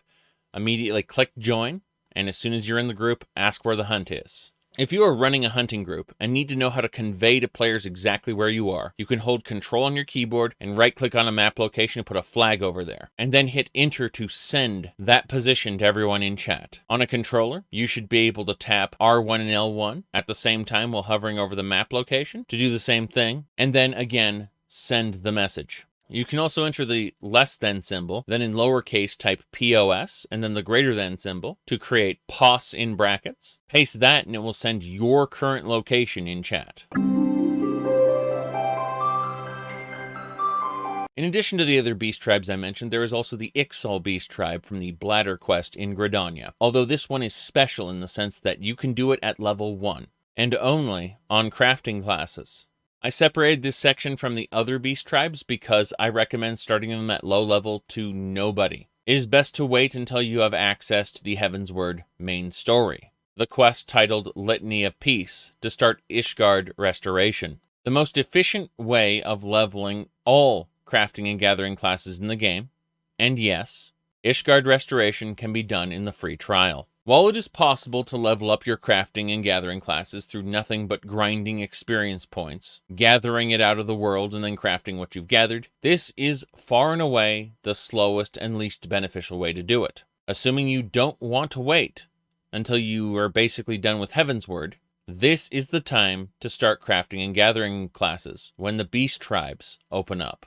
Step 1 is to go to Gridania and Ul'dah and get the Botany and Mining classes. The Gathering classes are the foundation of any crafting classes who don't want to have to also buy materials. Also, be sure to pick up any crafting classes you'd like from the major cities. The total of crafting classes across the game are scattered in the 3 capitals. There is no harm in picking them up all at once and then dealing with them at your own pace. Most of the level 1 to 10 crafting ingredients can be purchased from vendors in the same capital city you picked up the skill from. Sometimes a vendor right next to the person who gave you the class. As for gathering, it is very straightforward. Go outside the specific city you picked up the class at, i.e. Gridania for botany and Ul'dah for mining, and knock over some trees and rocks for level ups. Make sure to use some gathering manuals from the Grand Companies if you are able. Just like combat classes, crafting classes have their own storylines attached to them every 5 levels until level 50. Then, more frequently, up to level 70, where they start becoming optional crafting hub storylines for Shadowbringers and Endwalker. It is important to note that if you have more money than patience, you can absolutely buy what the crafting classes ask for on the market board. You'll be making some established crafter out there quite happy buying from them. Although, just a reminder, you can use tools like external websites to search for the item and then use data center travel to buy it at the lowest price from another world server or data center in your region. But back to crafting itself. If you visit the Grand Company, they will have daily turn-ins next to expert deliveries for handing in crafted and gathering materials. These do not need to be gathered or crafted by you personally and can also be purchased. But turning them in will give you a burst of experience points for the attached class when you turn it in, as well as company seals. For example, if you did a goldsmithing turn-in, then your goldsmithing level would go up, even if you were playing a different class at the time. Each skill can only get 1 burst of EXP per day, but for a casual player, that is plenty to see huge gains per day compared to the actual effort being put in. This is where I again remind everyone about the survival and engineering manuals that greatly increase the experience gained while crafting and gathering. If you are planning on grinding part of your experience bar, then low-level manuals are the perfect time to do it. Finally, back to that Ixal Beast Tribe. Upon completing the quest chain that unlocks it, you will be required to pick a crafting skill with which to accept the first major quest. These quests are class-synced missions, which means the class you pick to start it will also be the class you use to complete it. In this case, it must be a crafting class at level 1 or above. You will be required to go to a crafting station, put on the e-chattel gloves, go to your crafting log, under recipe level, select special recipes as indicated by a bag with a star, then under Ixal quests, craft the component the quest asks for. Once this is done, the Beast Tribe's actual daily quests will unlock, and you can do this daily with any crafting skill you want. If for any reason you lose your wrist guards during the initial step, you'll have to abandon and restart the quest, but after you've completed the unlocking quest, replacement wrist guards can be purchased at the Ixal vendor in their camp. Eventually, other quests will unlock with either gathering or combat components to them. The vast majority of Ixal quests, however, do not require you to spend your own materials. You will earn the materials required for the crafting as a part of the quest.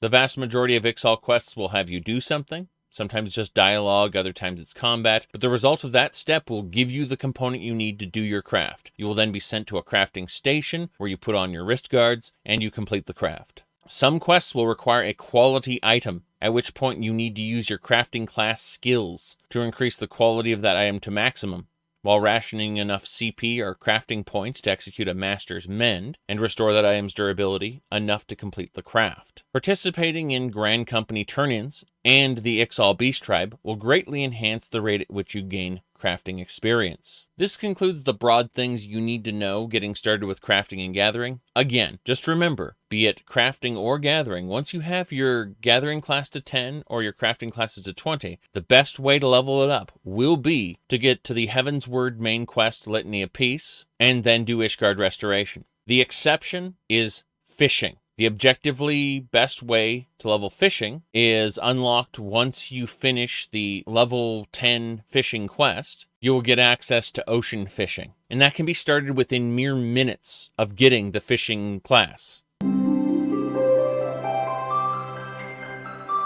Going outside Gridania's North Shroud Gate for botany, or Ulda's Central Thanalan Gate for mining, you'll be greeted with a level 1 to 5 resource that you can easily grab, then moving slightly outward to higher level gatherers until you hit level 10 and have a glut of resources to use. Either turn them into your Grand Company or vendor and throw them away. Higher level gathered items you may want to consider selling on the market board, but not the low-level stuff. As you progress, you will learn skills that will help you, such as Sneak, that will prevent enemies who are not 5 levels higher than you from aggroing. You will receive 2 Arbor's Call and 2 Lay of the Land abilities. The first version will find the nearest gatherable resource. The second one will attempt to identify a high-level resource in the same zone as you. You will notice 2 percentages on gatherable nodes. The top percentage is your chance to gather successfully. This is affected by your gear in relation to the requirements of the resource.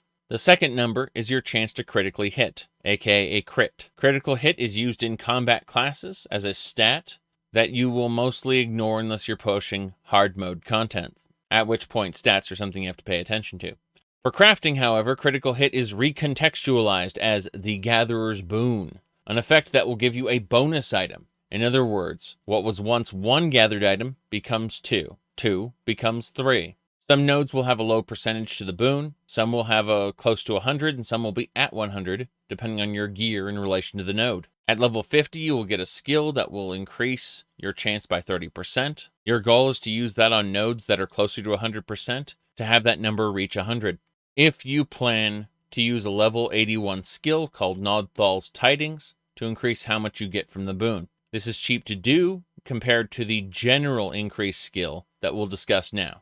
King's Yield, or Blessed Harvest at level 30, the second version at level 40, will increase your item yield by 1 or 2 for the duration the node exists. These are very expensive to use and can't reliably be chained from node to node, unlike the skill that boosts boon, which is cheap enough to where you can do it. At level 25, you will receive Solid Reason that will refresh the durability on a node by 1 point, and this can be doubled for free if the level 90 Wise to the World skill triggers, which it only has a chance to.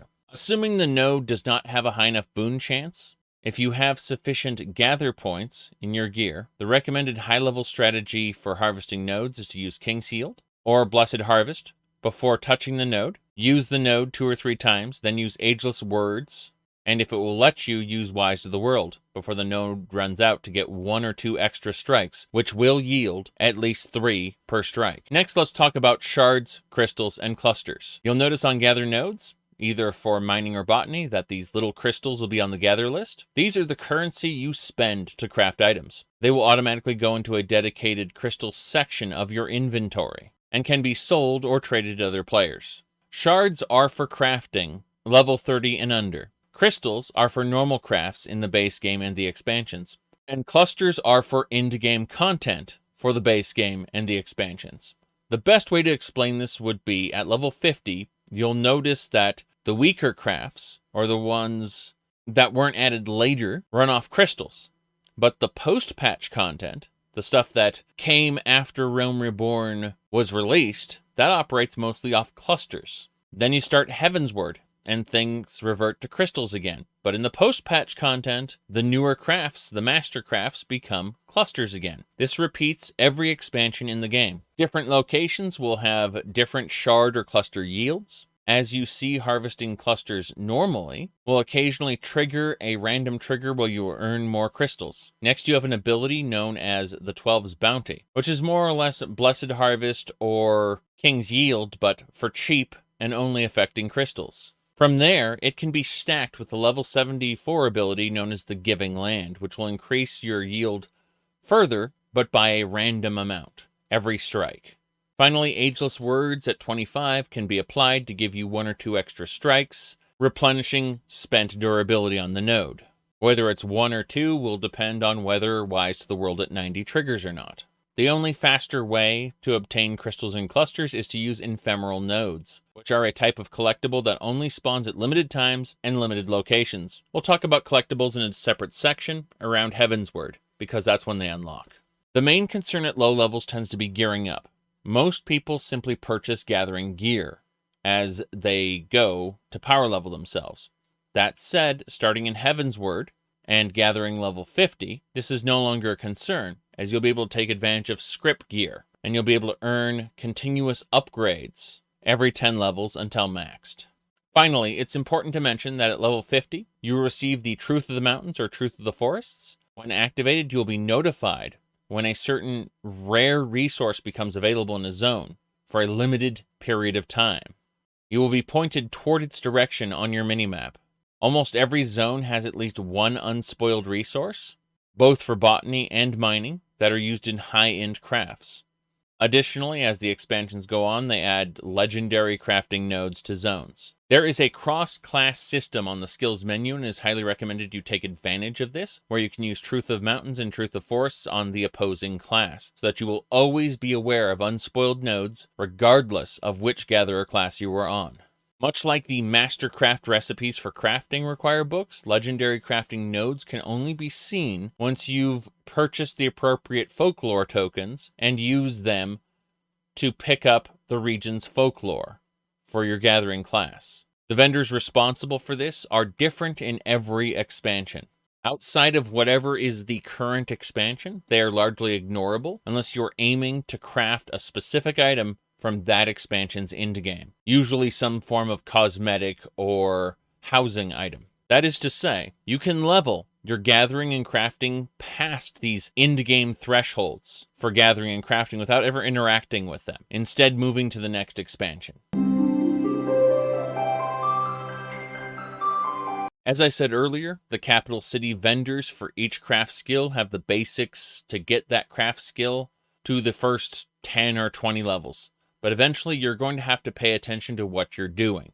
The beginning is just purchasing ingredients from vendors, pulling up your crafting log, and hitting the Increase Progress button, which is named differently per craft but is identical in function. From there, you will earn basic touch and begin to increase the quality of your crafts. This is mostly necessary later. Almost every action you take while crafting will cost item durability. Your goal in the beginning is to make the progress bar fill up before the item loses all its durability and the craft fails. Your ability to do this will be heavily dependent on your crafting gear, which influences the effectiveness of almost all your actions. The Master's Mend ability is going to see you through the more difficult crafts, as you can spend crafting points, that is, your mana per craft, on restoring durability. The higher your crafting level, the more entries in your crafting log get unlocked, as well as the more abilities you get. These crafts become increasingly difficult to pull off, even with the proper gear, and that is because they take these new crafting abilities into account with their difficulty. Some crafting abilities are even learned through the crafting class quests as you level up, and will massively change the way you approach crafting, especially in the 60 to 70 bracket. So slacking on crafting quests is usually a bad idea. When you stop specifically focusing on grinding your crafting skill through the creation of basic objects and start creating things you intend to use yourself or turn in as collectibles, again, we'll touch on collectibles later. For those items you'll want to use or sell to other people, you're going to want those objects being made with quality. The touch ability allows you to increase an object's quality score. In non-collectibles, the percentage chance for the object to be of high quality is however far the bar is. You are going to need to balance the durability costs involved in filling that quality bar with the durability costs of finishing the actual craft and using your skills wisely to do both. At level 80, you will gain the ability called Trained Eye, which will allow you to instantly fill the quality bar of non-collectibles on the first step of the craft, provided the item is 10 levels lower than your current crafting level. This ensures that current expansion content will require that players play the crafting class, use its skills, while previous expansions, the players can just make things they want instantly. Crafting normally is a daunting task for many players to do manually, so most players don't. The prevailing way to approach the crafting system is with crafting macros. If you go to the system menu, click on User Macros, or just type /macro in chat, you can create lists of actions that once saved can be dragged onto your hotbar and executed. Anytime you see a healer spamming a dialogue or sound to warn other players that they are going to use their swift cast to resurrect a certain person and don't want other healers to waste their swift casts as well, that's macros. I generally don't recommend that you spam your group with text via macros, but to each their own. The primary way most people approach crafting is to leave the list of steps to a successful craft up to theory crafters online, who will perfect the process to a science. They will then release a list of steps on a personal website or social media post that you copy into your macro window. The more complicated crafts may take 2 macros used back to back. These websites will often list certain numbers, a craftsmanship score, a control score, and crafting points, or CP, as numbers. Your gear will need to meet these requirements for the macro to do as it's advertised. If you are undergeared, you may fail outright. And in an older macro that you're overgeared for, you may complete the product before you get its quality up to maximum. That said, for being overgeared, you can simply insert the final appraisal ability you earn at level 42 into the older macros to prevent the older macro from auto-completing. Regardless of which method you use to craft, there are some details about your crafting log you should know. Your crafting log will keep track of what you're able to craft, its crystal and item requirements, as well as the difficulty of the craft.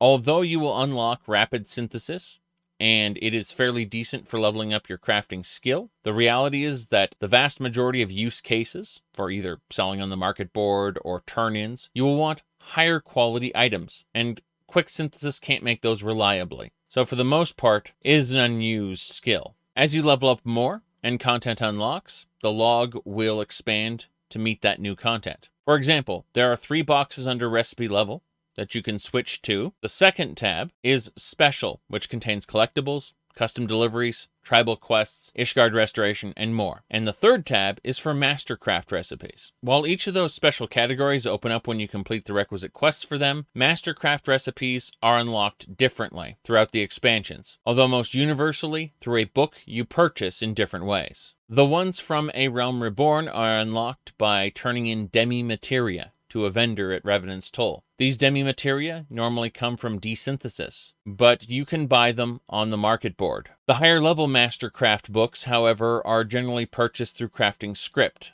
which we'll touch on later. Again, like Gathering Folklore and Legendary Nodes, you do not need to unlock the Mastercraft recipes, and you can skip right over them, going from expansion to expansion if you don't have the desire to craft the endgame items of that bracket. Although tribal quests are a quick way to help boosting the crafting classes through the expansion packs, they are mostly done for the tertiary rewards, like mounts, mini pets, sometimes emotes. For the most part, you only need to get into crafting and gathering core gameplay loops as much as you want, and how deep you go has very little relation to how high you level up in these classes. It is entirely possible to be level 90 in every crafting class and never have engaged with any of the master crafts, custom deliveries, beast tribes, and specialty quest lines attached to these skills. Although fish are used in some Realm Reborn recipes, for the overwhelming majority of the game, fish are just kind of their own thing, detached from the rest of the crafting class's core gameplay loop, which for fishing enthusiasts is just fine. They like it that way. The optimal way to level up fishing is not anything resembling the rest of the craft and gathering classes. It is wholly unique and can be done almost immediately upon getting access. After acquiring and completing the first quest, My First Fishing Rod, once you do that, you can go to Limsa Lominsa's lower decks and find the quest All the Fish in the Sea. Like all the gathering and crafting classes, you likely won't be able to see the quest on your map unless you have the correct class, in this case, Fisher, equipped. Every 2 hours, on the docks, you'll have a 15-minute window to speak with an NPC and get matched up with 24 other players who will go out fishing together. Unless you know exactly what fish you're going after, equip some versatile lures through the bait menu and grab whatever you can. While ocean fishing, you will not only earn experience points for individual catches, but a bonus reward, depending on the overall number of fish caught total. This is indisputably the most efficient way to level fishing in the game.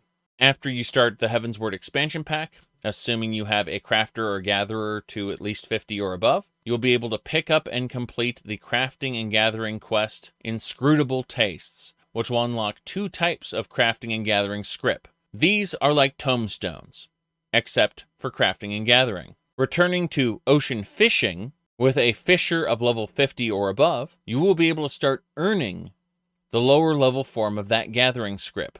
In short, if you just find fishing relaxing, you can use gathering script from fishing to gear up not only your fishing class, but also mining and botany. But for early crafting and gathering, fishing is going to do pretty much nothing for you. It's only once it starts earning script that you would consider it valuable to other things. For the most part, people do it because they like it.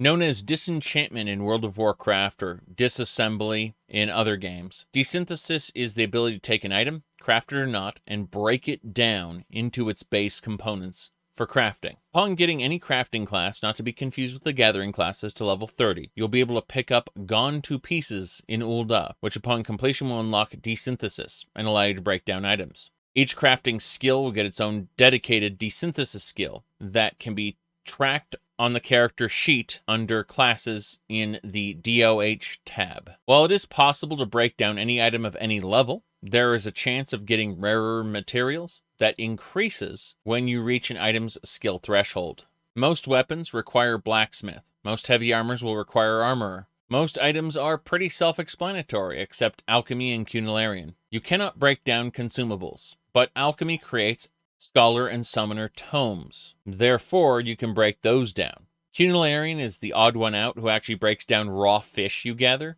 into sand, water crystals, and sometimes items that you can sell to a vendor for either a small ranging to a large amount of gil. There are some items you can earn from lockboxes, which appear to have no function or no value besides placing them in your home, which may actually be highly sought after on the market board for players' ability to desynthesize them to get a rare ingredient out of them to use for a craft. These include high-end weapon glamours or other desirable items. Occasionally, desynthing an item will create a rare thing like a demi-materia, while battlecraft and fieldcraft are required for specific unlocks, like the level 50 mastercraft recipes. Clear demi-materia, the yellow ones, which you receive commonly across all gear in the game, exists for no other reason than to be sold to vendors for 200 to 5,000 gil each, depending on rank.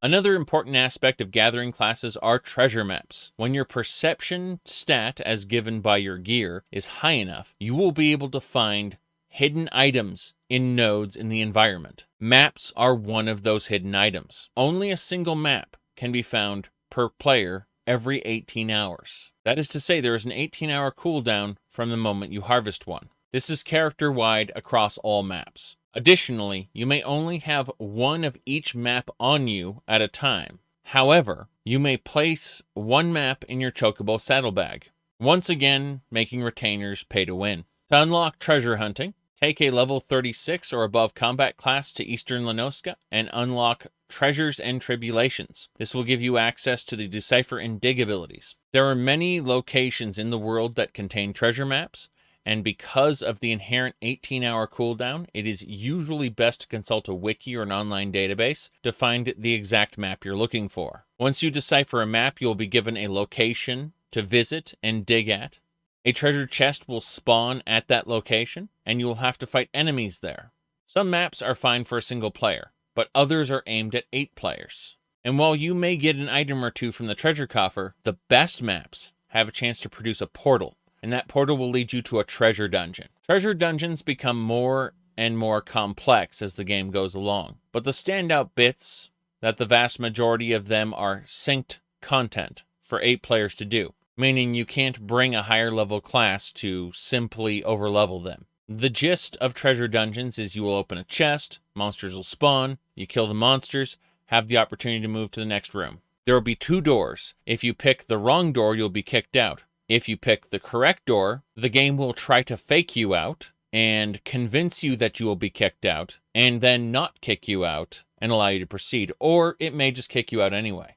And yes, treasure maps may be sold on the market board. It is not uncommon for map groups to form using the in-game Party Finder tool, where each player is expected to have at least 1 map. Then everyone does it in a group, enters a treasure dungeon, and free rolls for the loot inside. Treasure map items usually go for an exceedingly high value on the market board and can contain unique cosmetics unobtainable anywhere else in the game besides that particular map tier. It is often, although not always, considered more profitable to purchase maps of the current treasure dungeon and then run them for the treasure inside, selling the treasure on the auction house. So while gathering is required to find new maps out of the environment free every 18 hours, there is nothing stopping non-gathering players from simply purchasing them from gatherers and participating in the system. In fact, that's what most players do.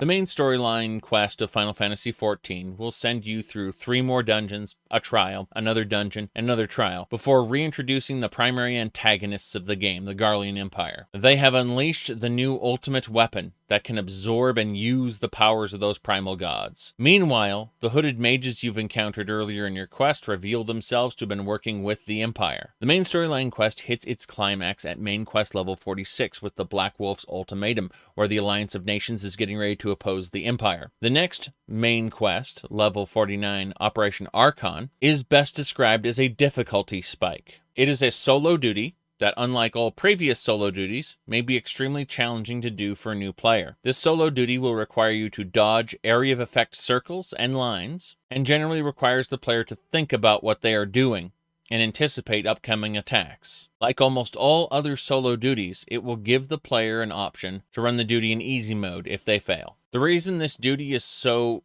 extremely unlike any other duty up until now is it was created in patch 6.1. Originally, the Cape Westwind trial was an 8-player boss battle where the boss died in under a minute and never got to use any of its abilities. The first major patch of the Endwalker expansion retroactively not only changed Cape Westwind, but also the rest of the climax of A Realm Reborn. Due to this revamped content, Operation Archon is the start of an extended tutorial for expansion pack content. The next 2 dungeons and trial, and then finally solo duty, are all part of that tutorial that have undergone a significant revamp. I'm not going to cover their story, just the mechanics. So the first of the 2 dungeons, Castrum is going to be putting what you learned in that solo duty to action, but with 3 other players. When compared to the expansion content, it is quite easy to play, but it introduces the mechanics here in a forgiving manner that allows players to become accustomed to them before the expansion drops more on them. The Praetorium, the final dungeon of A Realm Reborn, is only slightly more difficult than Castrum. The same scheme of area of effect attacks that you'll want to avoid, with the exception of the final boss, who has some visual cues, followed by area of effect lines for which preemptive dodging is required. After Praetorium is over, you will get thrown directly into the Porta Decumana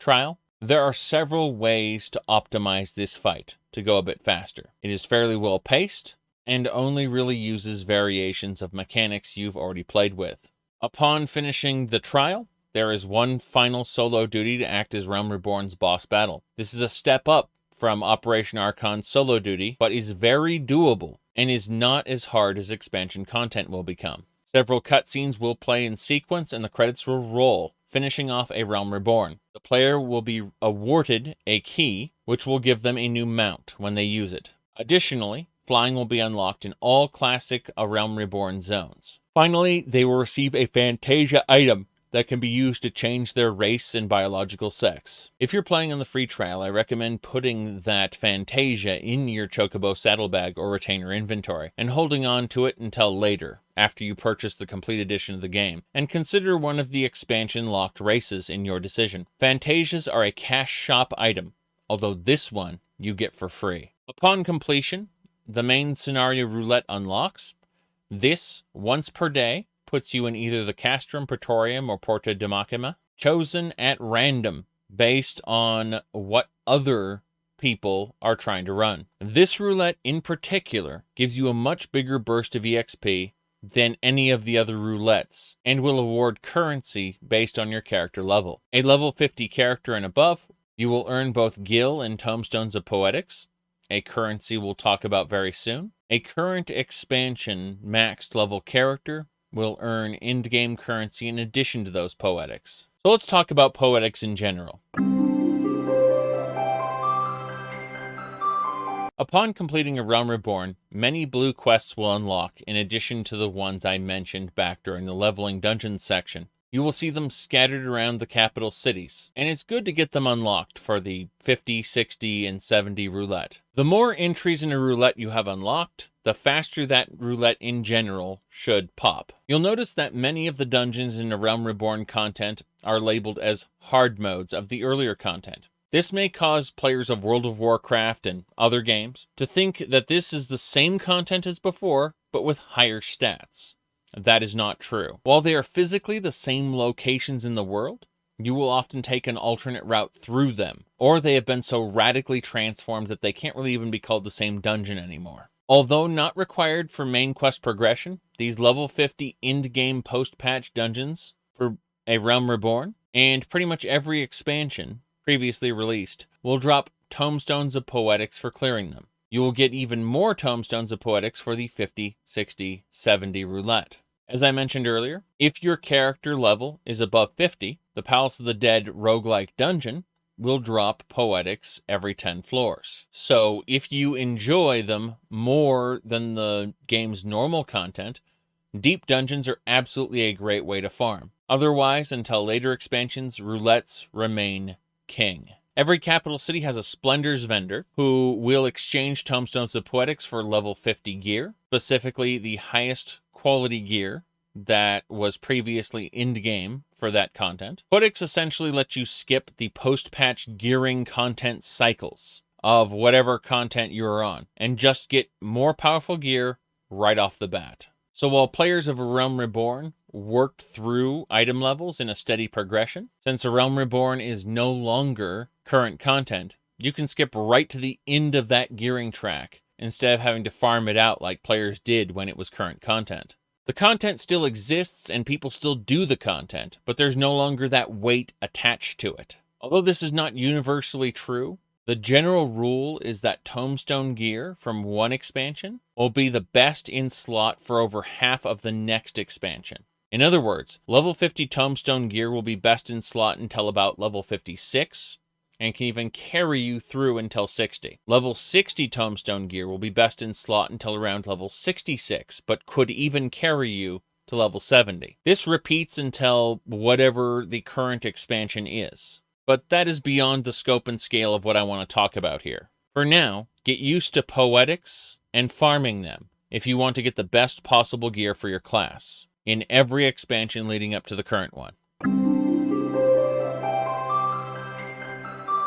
Once you complete the ultimate weapon, you're able to pick up a quest in Western Thanalan outside the Waking Scions titled The Weaponsmith of Legend. Once you complete it, it will unlock the Relic Reborn quests for Paladin, Warrior, Dragoon, Monk, Bard, Ninja, Summoner, Black Mage, White Mage, and Scholar. None of the level 30 Heavensward jobs and none of the level 50 unlocked jobs will be there. Either way, these will be long and drawn out for no other purpose than to get really cool, shiny weapons. And those shiny weapons prove that you did this exceedingly long questline. Back in the day, this was best in slot gear, and every expansion has a grind like this. Although Realm Reborn's is the most extreme, by far. If you ever decide to complete this grind, it will take a long time and require that you do specified dungeons over and over, as well as specific fates, which may or may not be up when you want to do them. That said, I do recommend that every player start this grind, not necessarily finish it, but start it for 2 8-player trials, the Chimera and the Hydra. This is good content to have unlocked anyway. Starting at level 50, it is possible, very unlikely, but possible, to run across rare fates in the Black Shroud region surrounding Gridania. These will pop up every few days, and are not limited to a single location or zone. This is content designed to be done with multiple players. Due to fates requiring the player scale down, you can't actually overlevel this content. Furthermore, if found, it is recommended you use the party finder under fates, filling in the name of the rare fate boss in the comment box.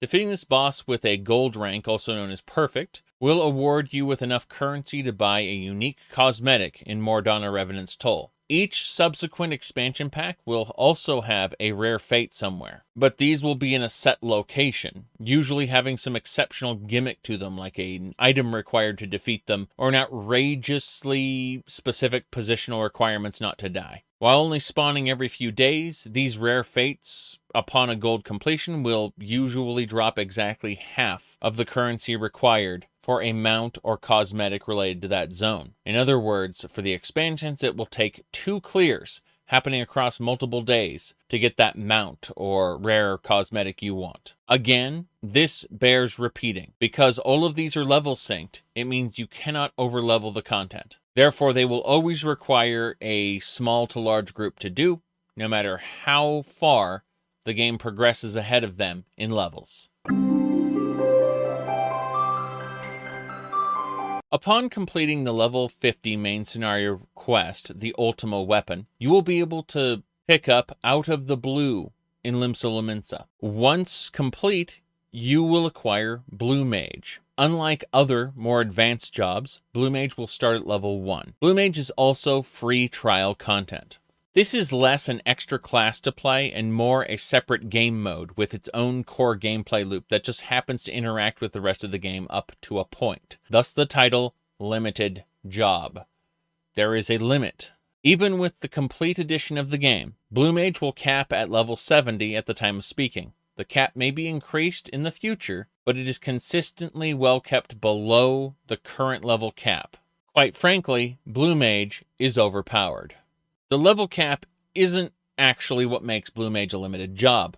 Blue Mage cannot use the duty finder without setting the party to unrestricted, meaning you cannot queue for random parties. Any groups you form must be organized either personally or through the party finder system. Additionally, many other areas like deep dungeons and adventuring forays will not allow Blue Mage, whose playstyle would threaten to invalidate all of them. And invalidate content Blue Mage can do in spades. The Blue Mage is indisputably broken in overworld, fate content, organized groups and dungeons, and even treasure maps. Blue Mages can effectively act in the roles of tank, healer, or DPS within groups, and even, in some cases, act as all three at once. Although the game's core systems will always recognize them as a DPS class. So let's talk about how Blue Mages can do that. You'll be given an ability known as Water Cannon and nothing else. It will appear in your Blue Magic Log, which will define your list of active abilities. Blue Mages can know many, many, many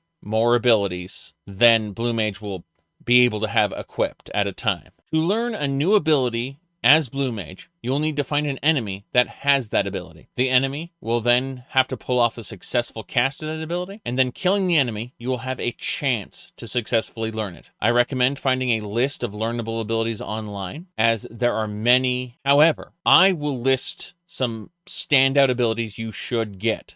But in general, the goal of a Blue Mage is to learn as many abilities as possible from as many monsters as possible. You'll be using the lion's share of them all later in multiple Blue Mage spellbook loadouts if you choose to engage with the primary game mode for the Blue Mage, the Carnival, which unlocks at level 50.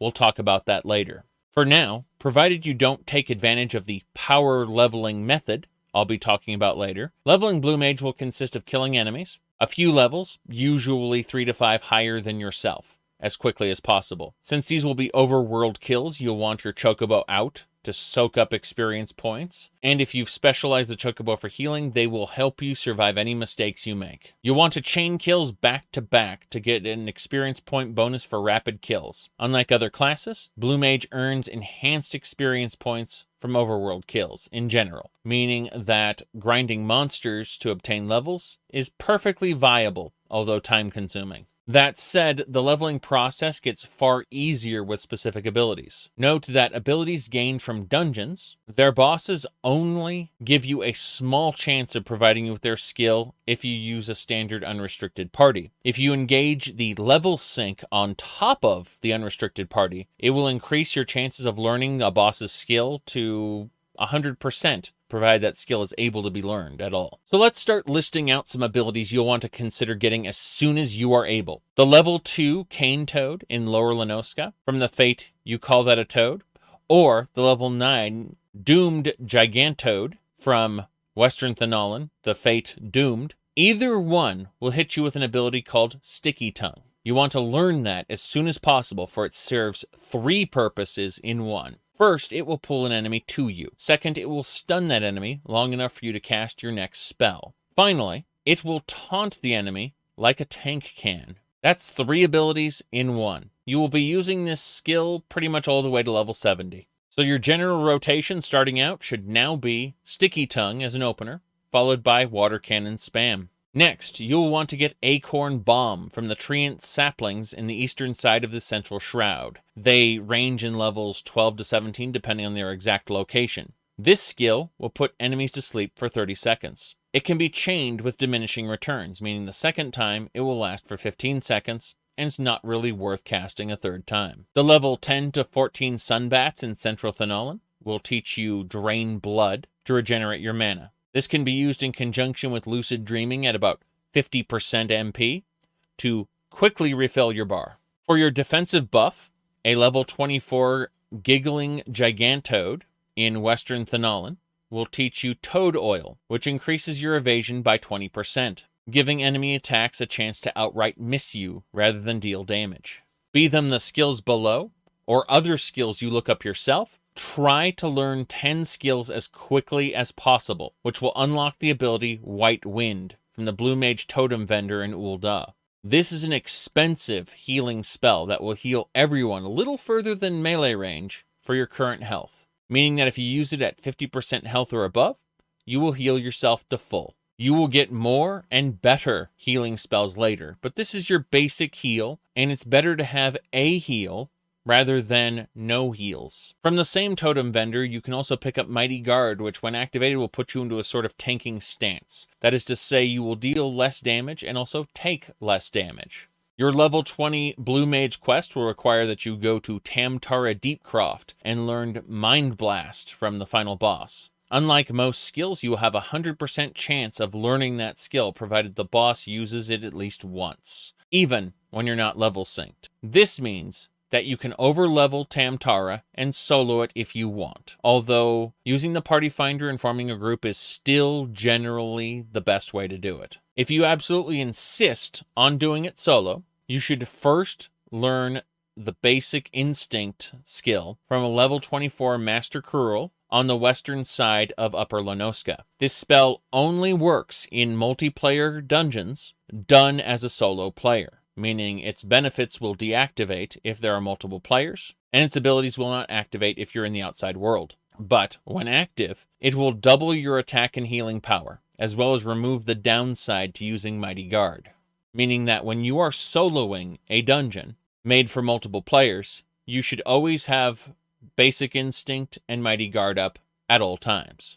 Next, whenever you're able, kill a level 38 Sabo Tender immediately outside of Little Alamigo going south. Ignore the other types of Sabo Tenders. It may take several kills to learn the ability. However, the 1000 Needle skill deals 1000 flat damage, shared among all enemies, and it ignores percentage damage reductions. This effectively means that at lower levels, this is the most effective skill for killing a solo target. It loses its effectiveness at 2 or more enemies, and it will reduce in effectiveness over time as you reach level 50. By level 50, you should no longer be using it in favor of other primary attack skills, but until then, it is the best for solo leveling. After level 50, you may want to consider the Heavensward expansion area, the Dravanian Forelands, getting Choco Meteor from a coarser Chocobo. But in the meantime, let's talk about how to use 1000 Needles. At this point, your rotation should be Sticky Tongue to Acorn Bomb to immediately put the target to sleep, and while it is sleeping, cast 1000 Needles. then simply spam Water Cannon once or twice to finish the fight. As you fight stronger enemies, use a second Acorn Bomb after the 1,000 Needles, and then cast a second 1,000 Needles before switching to Water Cannon spam. If an enemy becomes especially tough, you can use Swift Cast, followed by a third 1,000 Needles to instantly cast it. Knowing that Swift Cast has a 60-second cooldown, you probably won't be able to use it every kill if you are chaining kills. This is a strategy for safe, controlled kills. You can always forego the Acorn Bombs and simply tank the enemy's hits for faster kills if you want. A level 31 Stroper, also known as a Marlborough, in the Central Shroud, will teach you Bad Breath, which you can use every 15 seconds in long boss fights to keep the boss's damage down by 10%. It will also interrupt casting and is in general just a very good ability. Either way, as you progress, the Blue Mage line will require that you obtain more and more abilities, and you should be ready to look them up. That said, the skills that I just described should get your character to level 50 with ease. Once you finish the level 50 Blue Mage job quest, it will unlock the Carnival, which is its own game mode. We'll discuss that briefly later, but first let's talk about the power leveling option. Rather than progressively killing stronger and stronger enemies to level, you can simply employ another player playing the tank role and power level to level 60 in about an hour in the free trial, or to 70 a little longer than that outside of the free trial. The method is fairly simple. Go to an area that is the most extreme level you can reach, assuming you are level 1. Let's say free trial characters, provided that they've unlocked all the other areas in the game on a different job, free trial characters would go to Azisla, whereas characters who, say, have the complete edition would go to the beach near Yulmore or a place in Thavnir. Next, do not be in the same party as the tank. This is important. Use the Blue Mage spell gained at level 24 in Eastern Lenoska from the birds, known as Flying Sardine, which is instacast. It also interrupts enemy casting and will slap enemies for almost no damage. But in doing that little bit of damage, you'll be tagging the enemies belonging to you. If someone else outside your party kills it, you'll receive the full amount of experience points. Thus, the higher level tank takes all the aggro away from you and kills the enemies as quickly as possible after you have tagged them. This will power level a low level Blue Mage very quickly. The reason this works is the enhanced experience that a Blue Mage gets from overworld kills. This would not be an effective strategy on any other class. Believe it or not, I did not take advantage of this option and leveled Blue Mage the normal way, to 70. Unlocking at Job Quest level 50, the Blue Mage Carnival is a different game mode from the rest of the base game. It is a series of solo instances that will expand as you progress through future Blue Mage quests. Each stage of the Carnival is a combat puzzle that you are supposed to solve with different Blue Mage skills. Unlike other parts of the game, elemental strengths and weaknesses matter a lot. You will want to go around and learn every skill possible, because every damage type interacts with enemies in a different way. If you do not learn the maximum number of abilities you can possibly learn before you start doing the Carnival, you will very often find yourself in a situation where the solution to the puzzle is a skill you do not have. These will be mostly scattershot suggestions without any real order, but they are aimed at helping players who are not sure what to aim for when it comes to Blue Mage. Starting at level 50, you should attempt to run normal Ifrit with level sync through the Party Finder at least once. Or, without level sync, you may have to farm it for a very, very long time due to the low base chance of earning it. The skill you're looking to learn from Ifrit is called Eruption. It is an instacast ability that you can weave between your other DPS skills as a general DPS booster. Next, one of the most effective Blue Mage abilities is to freeze enemies solid. You can get the Ram's Voice from the Chimera final boss in the Cutter's Cry dungeon. This will freeze enemies around you for 12 seconds. Freezing has diminishing returns, so the second time it will only last 6 seconds. Look up the Aqua Breath and Northerlies combo for a longer lasting freeze. However, for Ram's Voice, if you have the Stormblood expansion, which comes with the complete edition of the game, you can learn Ultra Vibration from the level 68 Fangamato in the peaks area, which will instantly kill all frozen enemies. The skill has a 2-minute cooldown.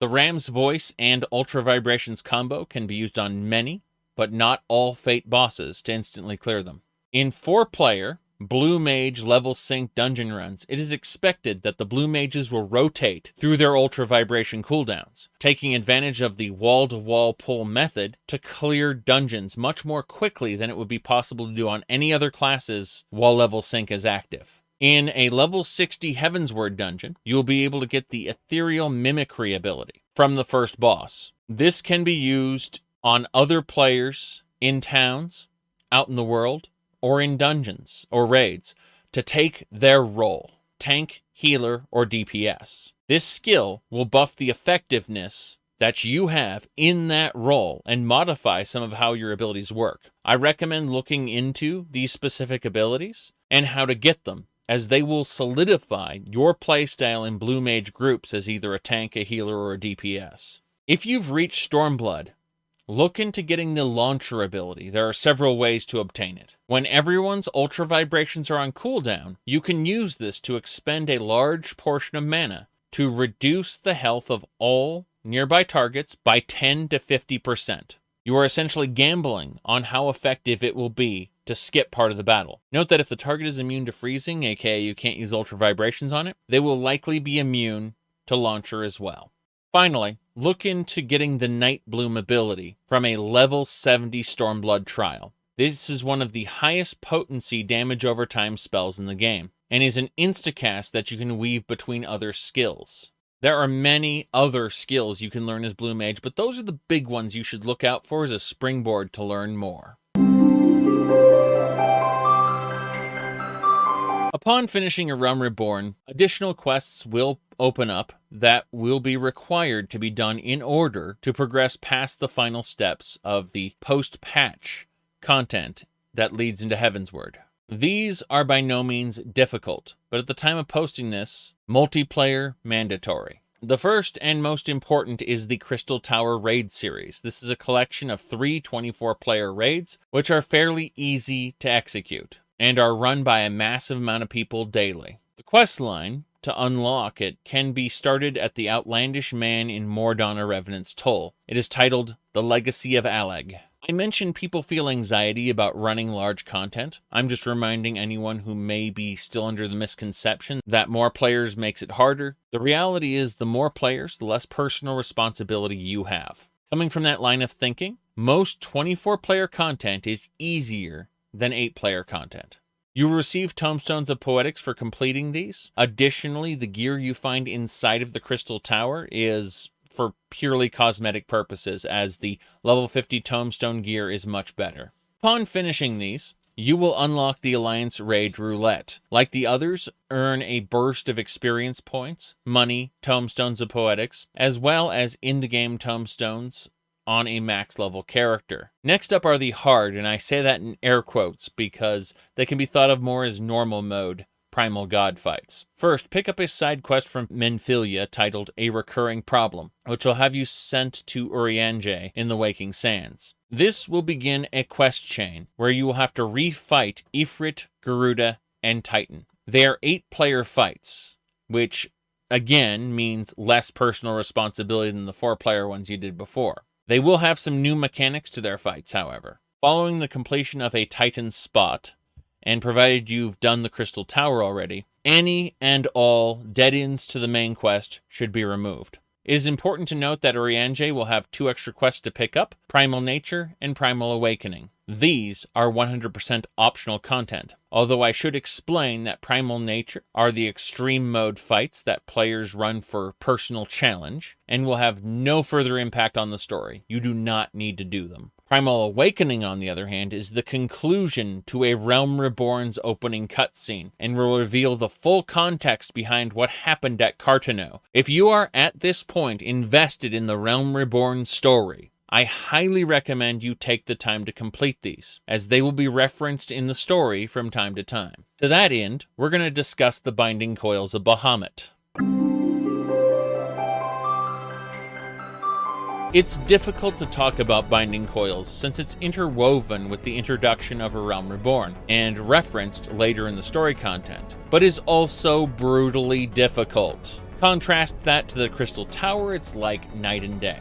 This is, I must repeat, optional content. It is generally accepted that the normal mode of Binding Coils of Bahamut is somewhere between an extreme trial and a savage raid in terms of difficulty, which is to say, it was designed to be the ultimate challenge of players doing A Realm Reborn at the time. Due to its exceptional difficulty, it does not come up in any roulettes, but due to the nature of their storyline significance, they are recommended not to skip for people who super value the story. Therefore, the prevailing opinion of the community is to do these unsynced. What that means is you create a party finder entry for the Binding Coils of Bahamut, and then you add the comment unsynced for the story, making sure that unrestricted party is checked, and level sync is not checked. From there, with any luck, you will be joined by players with character levels greatly higher than your own. With unrestricted party, generally you just need 1 or 2 level 80 or 90 players,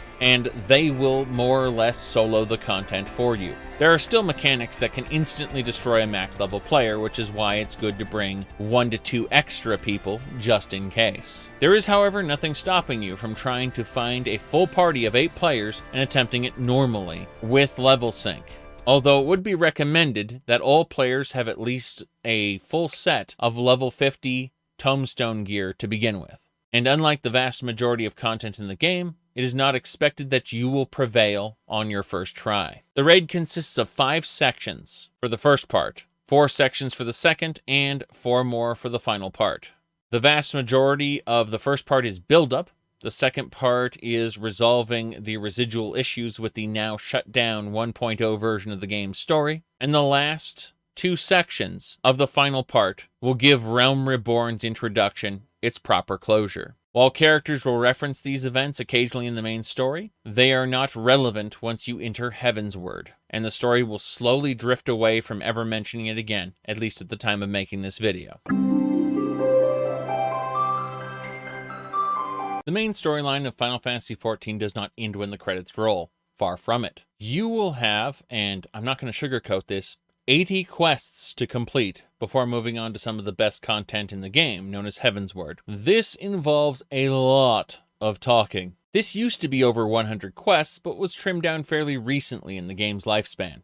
Not all of it is pointless talking either. Some of these characters you meet will be extremely relevant later, and as to be as non-specific as possible, even relevant to some emotional story beats in Endwalker hundreds of hours from now. That said, I will try to explain this as mechanically as possible for those who want to enjoy the story. Otherwise, this is the point where I recommend anxious or not really story-invested players to start skipping unvoiced cutscenes. The most effective way I've found to get through this content is interwoven with roulettes or other deep dungeons, just for fun or leveling alternate classes. I'm going to be honest. Most of this content was released over months and months of time in order to drag out Realm Reborn's plot hooks long enough for them to make good content. The good content is coming, but for now, you're going to be discussing in-universe politics. These politics will come to roost right before Heavensward and become super interesting. They will also be referenced again in Stormblood, so it's in your best interest to pay attention to the voice sections. This slog contains 8 to 10 dialogue quest sections punctuated with a single instance group combat event. At the time of speaking, there are about 3 separate 8-player trials. If you remember your adventures in Godslaying, it's more of that, but these are new ones. After the 3rd Primal God slain, the 4th major quest section is something players should really start paying attention to. Around the level 50 quest Heretical Harassment, they will start dealing with Ishgard heretics. This is where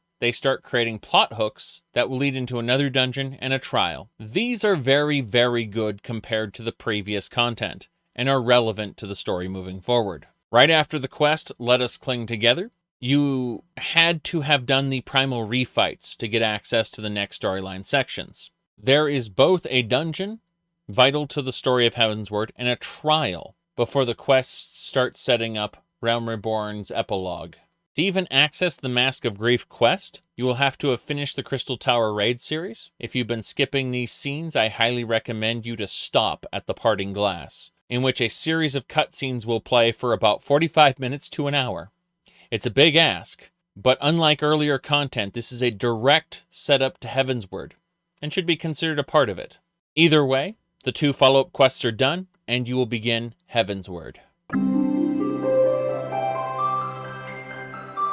A storied kingdom with a rich history embroiled in an ancient conflict that has been raging longer than anyone in the kingdom has been alive. The conflict itself a tragedy born from betrayal and loss. Your fight is both against Nidhogg's dragon horde as well as the oppressive systems within your own allied kingdom of Ishgard that perpetuate the war against the dragons. New friends and enemies are everywhere as the story of Ishgard's hidden past reveals itself. Welcome to, in my opinion, the best story in Final Fantasy XIV, just barely beating out Shadowbringers. Now then, when people tell you the game gets good in Heavensward, it's important to note that the actual structure of the game does not change very much. You will be sent to talk to an NPC, to talk to another NPC, to go fight, to talk back to the original NPC. There will be pages and pages of dialogue, just like A Realm Reborn. The difference here is that the characters are well written, and there is a focus on the history, religion, and culture of Ishgard.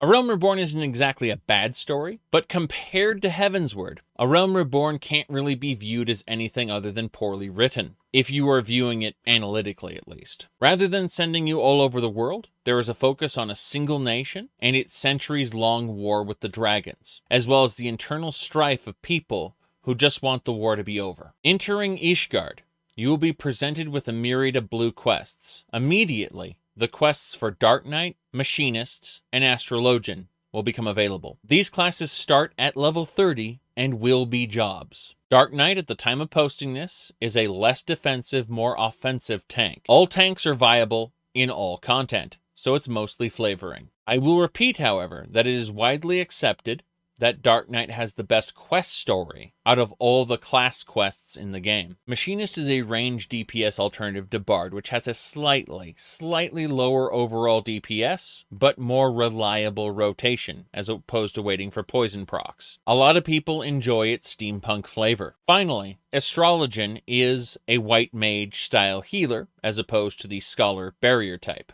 Astrologian forgoes the most bursty of white mage heals in favor of a middle rotation between keeping people alive and doing damage. As an Astrologian, it is your priority to keep people alive and then use your card system to provide buffs to the party. Then, if there is time left, do damage yourself. It is considered the advanced version of the Pure Healer, and is in general for people who like the Pure Healer of the White Mage as opposed to the Barrier Heal playstyle of the Scholar, but also get bored easily by the lack of responsibility that White Mage offers. By comparison, White Mage is cast a heal, cast a bunch of damage spells, cast another heal. So for people who get bored of that, Astrologian makes things more complex. We are going to skip over the story entirely and just say that the dungeons, followed directly by a trial, accumulating in the completion of the main story, titled Heavensward, are actually the halfway point. But finishing it will unlock a myriad of content in the capital city of Ishgard, and also the friendly goblin town of Italyshire. This is where we have to make a little bit of a shift. Content stops being something you do because you have to do it, but rather the content becomes something you do because it's fun. If it turns out you don't like the things I'm recommending here, you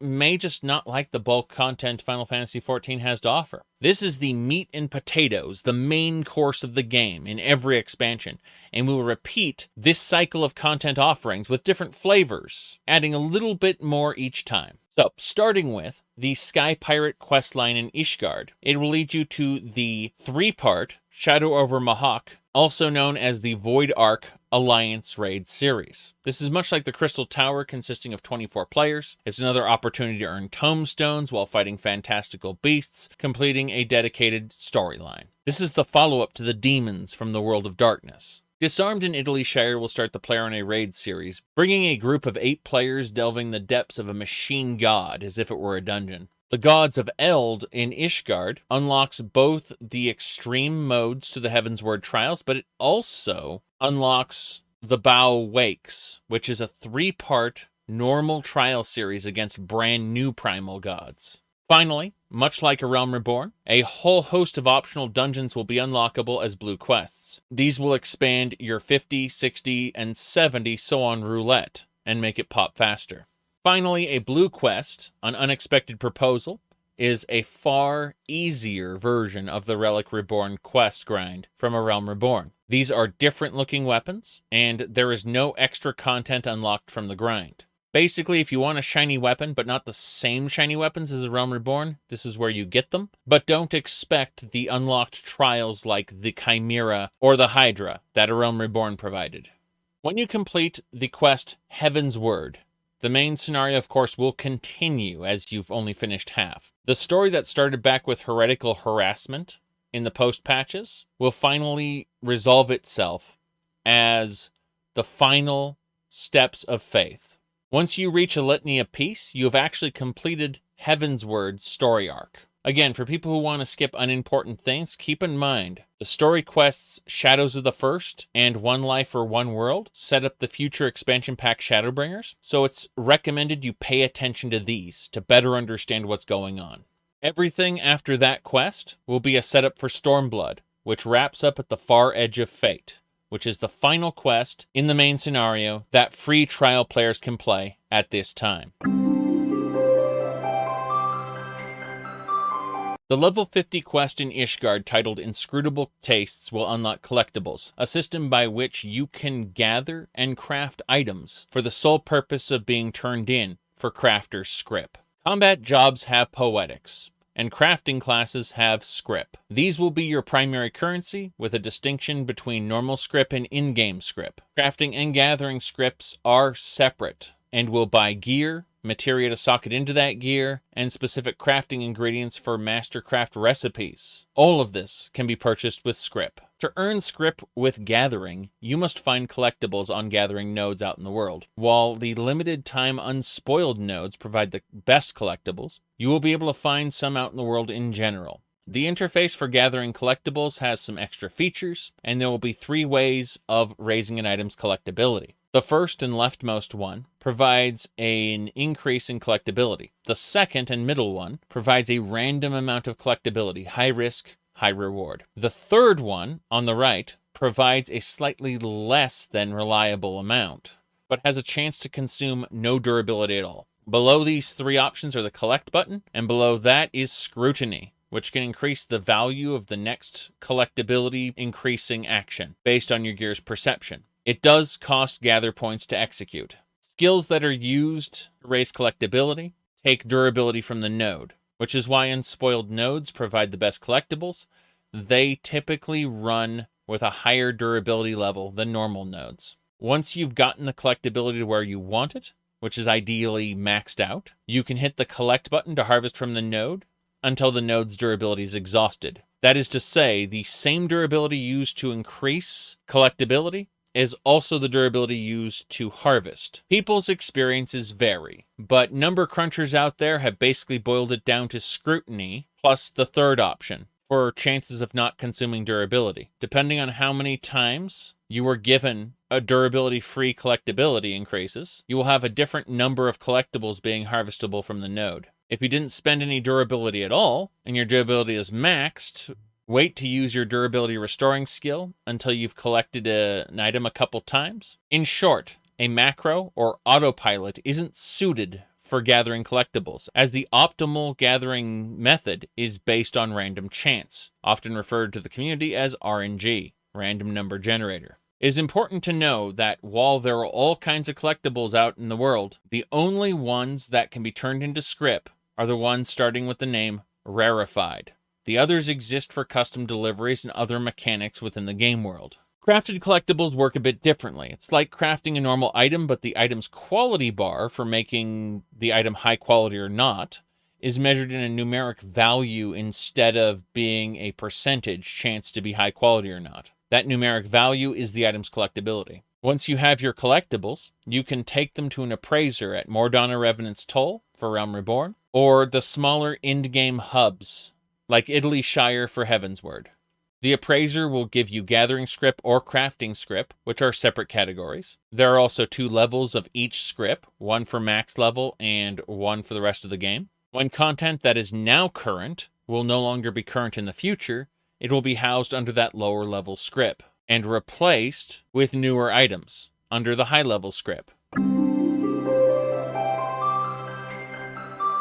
The level 56 quest, no longer a collectible in Mordana Revenant's Toll, will give you the Ethereal Reduction ability. There are then high-level gathering nodes in every expansion known as ephemeral nodes. Unlike unspoiled or legendary nodes, they do not get called out when present, so the player just needs to know where and when they are going to appear in order to harvest them. These nodes have fairly steep gathering requirements and will often offer collectibles and elemental crystals or clusters. The trick is, with these nodes, to grab the collectibles at as high collectability as possible, then unlike the rarefied ingredients, instead of turning them in, use the Ethereal Reduction ability on them to get a huge burst of some combination of either crystals, clusters, or both, as well as some ether sand. Ether sand is the primary crafting ingredient used in legendary mastercraft recipes for whatever expansion they are gathered in. These nodes are typically spread across 3 gathering types, but the ether sand required depends on the crafting class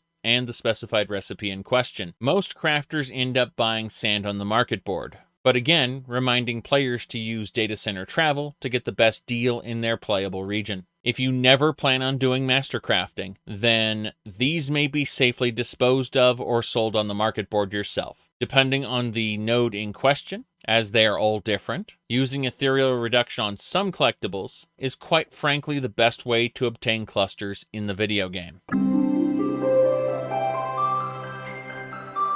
Upon finishing the main scenario quest, Litany of Peace, players will be able to accept the blue quest, Toward the Firmament, which will unlock a new location where artisans of Ishgard are working to rebuild the city following the conclusion of the Dragon Song War. Speaking with Potkin with a crafting class at level 20 or above, will have the items required for Ishgard Restoration added to your crafting and gathering logs. Once you finish the requisite start quests, head over to Averil, the mission commander, who will send you to the Diadem, a dedicated gathering zone sandbox, known as a Gathering Foray. You can enter with a party of up to 8 players, or form a party afterward while you're in. Although, much like ocean fishing, the Diadem is mostly a single-player activity that has multiple players surrounding you. Players in other groups will cycle in and out of the Diadem instance until the instance is eventually locked and a new instance is created for players.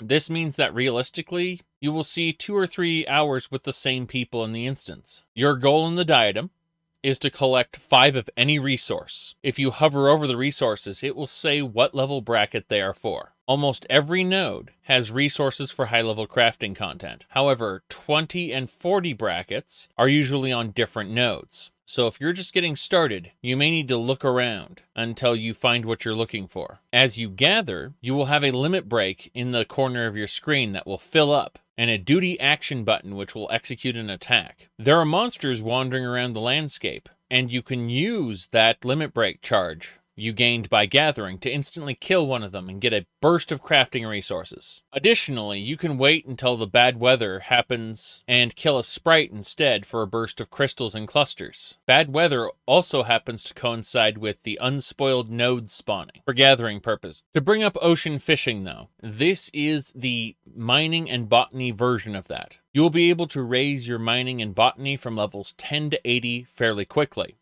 and from levels 81 to 90 very slowly. Fishing can also be done here, but is inferior to ocean fishing and should really only be done if ocean fishing is between cycles and you want to continue to fish in a location that's more rewarding than normal open world fishing. The reason you want 5 of any resource is that they are approved in groups of 5. That means if you have 17, you can get 15 approved. All gathering items in the Diadem must be approved before they can be either used or sold on the market board. The approval process will earn you Skybuilder's Script, a currency used to buy all manner of cosmetics that can then be sold on the market board if you wish. Once items are approved, they can be sold on the market board or used for crafting items in your crafting log under Ishgard Restoration. Several of the steps will require a single item from outside the Diadem, in addition to the gathered ingredients from inside. These are usually usually easy to get items that you can buy for cheap on the market board. Although with every other market board connected feature, you should go server or data center hopping for the best deal.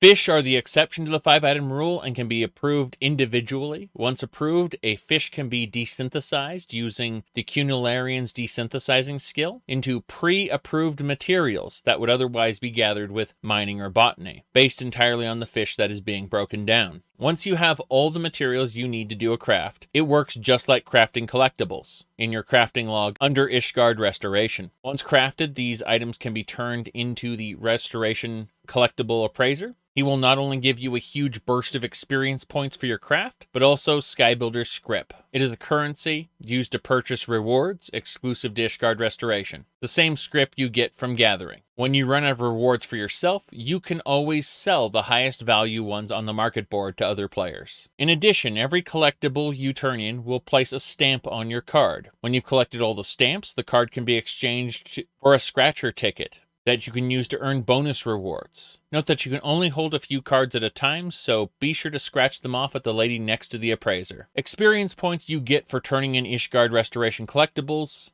will be huge, and will power level your crafting classes far in excess of doing any other activity in the game, at least until 10 levels before level cap. Basically, the start of current expansion, where the EXP per turn-in will be reduced to 1,000. Which is practically nothing at high levels. It is at this point that unless you are invested in your Skybuilder score, achievements, and rewards, that you should move over to current expansion and focus on guild levies, which are the fastest way to do current content. Additionally, the secondary cities, such as Italyshire, Bralgar's Reach, Yulmore, Rosathan, they will accept crafted collectibles as well. And while less efficient than guild levies, if you run out of guild levy allowances, these are an alternate way to level up your crafting classes. Additionally, turning in collectibles will earn you scrip, and scrip is something players want even when their skill is maxed out. In short, crafting has its own core gameplay loop, separate from the combat, and if it wasn't for the MSQ requirements, gating Ishgard Restoration and access to newer areas, I would firmly be able to say that after level 10, the entire game could be playable in a non-combat capacity. That said, Final Fantasy XIV is at the end of the day a story-driven game where the majority of your experience can be non-combat crafting if you want. Another non-combat way the game can take on a life of its own is through roleplay, or RP for short. As we've explained in other videos, RPG or role-playing game is a contentious title, and the subject of what defines an RPG varies from individual to individual. Now you may stop and go, I know exactly what RP in an MMORPG is, but Final Fantasy XIV supports it better than most. You can select yourself and right-click on your nameplate and edit search info. In your search info, you will see different online status options that can be placed above your head. The most important one tends to be the new adventurer or sprout, which will set proper expectations for not knowing mechanics or needing help. But another standout one is RP, to indicate that you are role-playing or you are playing in character. This will help other people also looking to roleplay to take note that you're doing so. Every server has its own subculture and treats role-playing a little different. At the absolute most active, Balmung in the United States is known for degenerate sexual roleplay, while Matthias in the United States is known for more serious roleplaying. But really, all servers have role-playing communities, and some are just harder to find than others. Chances are, if there is a niche that you are into, there is a role-playing community that handles it on your server, or at least in your data center, and definitely in your region. In the EU, role players are far more distributed across different servers, with the exception of Omega, which is the happy medium between Matthias and Balmung. No matter what server you are on, you can go to the Final Fantasy XIV website known as the Lodestone and find the Community Finder, a resource where free companies, this game's version of guilds, and link shells, this game's version of private chat channels, advertise.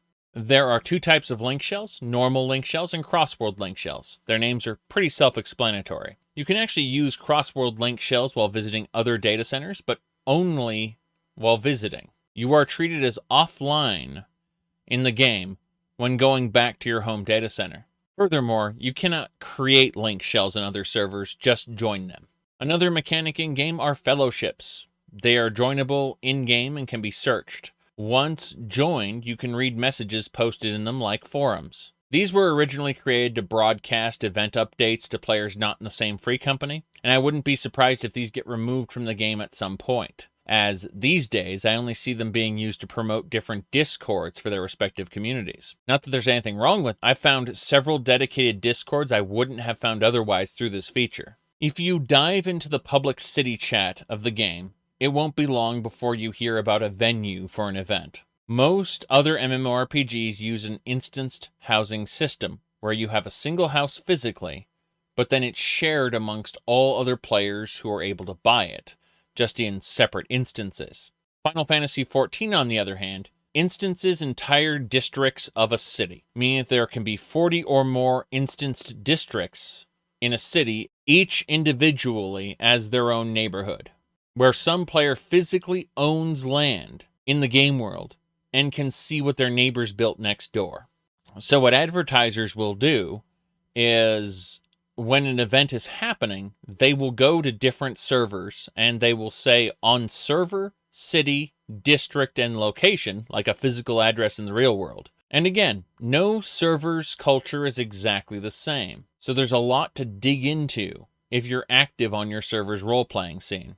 From clubs to cafes to storefronts to just normal houses. Many estates are owned by individuals and others are owned by entire free companies. Free company estates can actually house an instanced room for their members that they can build in. There are all kinds of other activities that are limited to free company estates. Thus, you are encouraged to join up in larger free companies.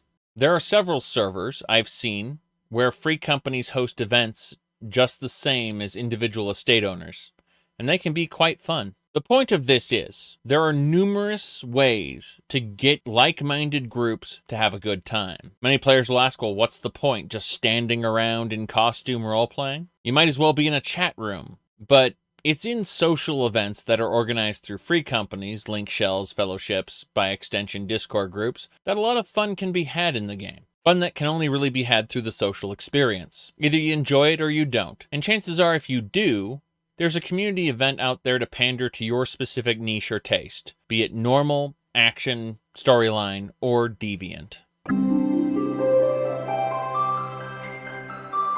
Up until now, I've endeavored to mostly cover things available in the free trial. Now that we're moving into the, so you've just purchased the complete edition part of the game, now what? We'll start with 2 jobs that can be unlocked as early as level 50. No need to move into Heavensward just yet, provided you own the Stormblood expansion. These are the Red Mage and Samurai. These both unlock in Ul'dah quests named Way of the Samurai and Taking the Red. Unlike jobs that unlock at level 30 in Ishgard, these 2 start at level 50 and have a fully formed kit. I'm just going to say this flatly, again, subject to change in future updates, but for now, Samurai is seen as the best, or one of the best, melee jobs to play. However, when I say best, I'm talking about the less than 2% functional difference between actual DPS jobs' overall output in players of equal skill. I can't stress enough that virtually all content can be finished with all classes. Samurai is about building up combos and releasing those combos with a specific amount of build-up to have different effects based on the amount of build-up. So let's move on to Red Mage. I'm extremely biased here. While I have leveled every class and job to 90, Red Mage is my go-to job for experiencing new and old content alike. I love Spellblades. That is to say, the magic swordsman archetype in almost all manner of fantasy. Red Mage has a lower skill floor than Black Mage, but a core gameplay rotation that is primarily ranged and also unleashes a melee combo during its burst rotation. Red Mage is easier to pick up and play well than Thaumaturge/Black Mage, but is harder to pick up than Arcanist or Summoner. When I first played this game, I started with Archer and a Bard, but quickly swapped to Red Mage at level 50 and never looked back. Well, looked back enough to level every other class, but having completed that, I'm back to a Red Mage main. This was prior to a rework before which Summoner was actually the most complex class in the game. This has flipped, obviously. Considering both Samurai and Red Mage start at level 50, I recommend unlocking them both. But now that we've talked about content that requires Stormblood, let's actually talk about Stormblood. The Near East and the Far East share a unified foe, the encroaching empire that has to be stopped. This story is a waltz of suffering as different peoples struggle for freedom to reclaim what they've lost. A war story between Alamigo and Othard, doing their best to push the Garlean Empire out of their lands and regain freedom for their peoples. A departure from the hard fantasy lands of Eorzea into, for Japanese fans at least, the more familiar motifs of Kugane. Functionally speaking, Stormblood is famous for being a large step down from Heavensward in terms of overall quality. That does not make it a bad game, far from it. Stormblood is far better than A Realm Reborn, with some pretty major features that once unlocked make Final Fantasy XIV better than ever. In the Red Sea, you can do the level 61 blue quest, Knocking on Heaven's Door, to unlock the second deep dungeon, Heaven on High. In order to accept this quest, you will have to have completed floor 50 of Palace of the Dead and its related quest. We'll talk about Heaven on High in the next segment. Much like Heavensward, upon finishing the main scenario quest titled Stormblood, raids will unlock. The 8-player raid series unlocks at Ralgar's Reach in the level 70 Hunt for Omega quest as a spectacle and love letter to classic Final Fantasy games, while the 24-player quest unlocks at Kugane in the level 70 Dramatis Personae quest, a love letter to the world of Ivalice. This, of course, is a unique Final Fantasy XIV version of Ivalice. It is referencing previous games, but in its own separate canon. For those unaware, Final Fantasy Tactics, Vagrant Story, and Final Fantasy XII are a few games set in the world of Ivalice. Finally, starting in Ralgar's Reach, at the level 70 blue quest, and we shall call it Eureka, we'll start an extremely long, drawn-out quest line involving 4 zones that are exclusive to that quest line. At present, I recommend skipping it until you've reached max level and then circle back around to it later. It is entirely isolated from the rest of the game and will not contribute to your roulettes, nor will it allow you to earn experience points for alt jobs or progression of basically any kind other than earn some money. We'll discuss Eureka in detail after Heaven on High. Next, however, we need to talk about the post-patches. As with Heavensward, the titular quest that you complete, Stormblood, unlocks the majority of the content as the halfway point. Parts of Eureka are tied to the post-patches. So if you find Kryl saying she'll catch up with you when they're ready to explore more, the answer is complete more post-patch main quest content. Separate from Eureka, completing the post-patch titled Hope on the Waves will unlock the blue quest on Auspicious Encounter in the Ruby Sea. This quest line will run you through 2 different dungeons and multiple boss trials in a story about the 4 guardian beast gods, as a parallel to real-life mythology. Note that there is a slight difficulty increase between the start of Stormblood and the post-patch dungeons. It's not significant, but it's enough to throw some players off of their game. I made it no secret that Stormblood is considered not very good from a storytelling perspective. That starts to flip at the end of the post-patches as the game sets up Shadowbringers. The story of Stormblood was ultimately saved by the post-patches, and the fragmented, sloppy narrative was made whole by the end. It is highly recommended, if you haven't already, go back to Revenant's Toll and do the side quest, Little Rascals, followed by Short Arm of the Law. This is not a blue quest, and isn't marked in any special way, but it will set up one of the later unlocks you want done. And if you did it earlier, that's fine, but it will start the steps required for Doman reconstruction. If you've done that, along with the post-Stormblood main storyline quest, Elation and Tepidation, then the Precious Reclamation quest should unlock in the Doman Enclave. This will send you back to Revenant's Toll, and then back to the Enclave again. If all these requirements are met, you can start rebuilding the Doman Enclave, and will be rewarded with gil every week for participating, in increasingly large amounts, until the Enclave has been fully rebuilt. Periodically, a story section will play out, but the main draw is the donation system, where anything you sell up to a weekly limit, you will get an increasing amount up to 200% of its value. A long-term quest area in post-Shadowbringers will be based out of this area, so it's beneficial to have this system up and running if you wish to engage with that content, because you're going to be here anyway. You might as well rebuild Doma.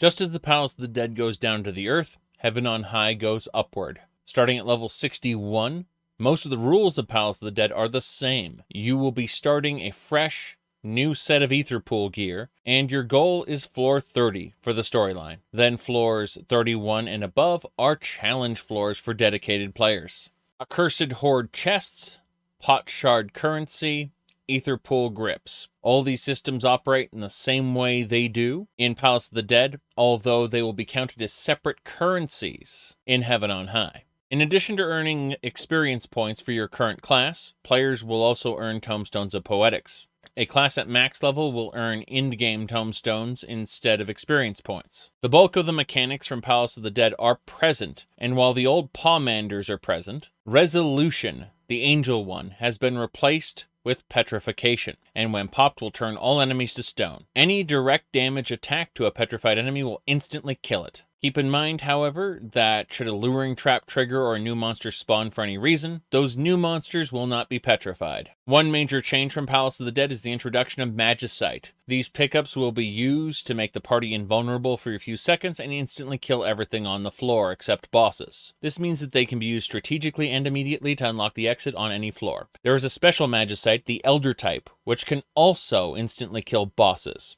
Although the party getting it is subject to RNG. There will be countless runs where you will never see it. After finishing Floor 30's main quest, you will be able to queue up for Floor 21, similar to queuing for Floor 51 in Palace of the Dead. This is the primary way people level up alternate jobs, by running Floors 21 to 30 over and over. Similar to how Palace of the Dead can increase a class or job's out-of-dungeon level from 1 to 60 relatively quickly, by doing Floors 51 through 60 over and over, Heaven on High will do the same thing from 61 to 70 by doing floors 21 to 30 over and over. While it is possible to earn experience points at level 71 and above, it will be dramatically slower compared to the overall amount you will need per level.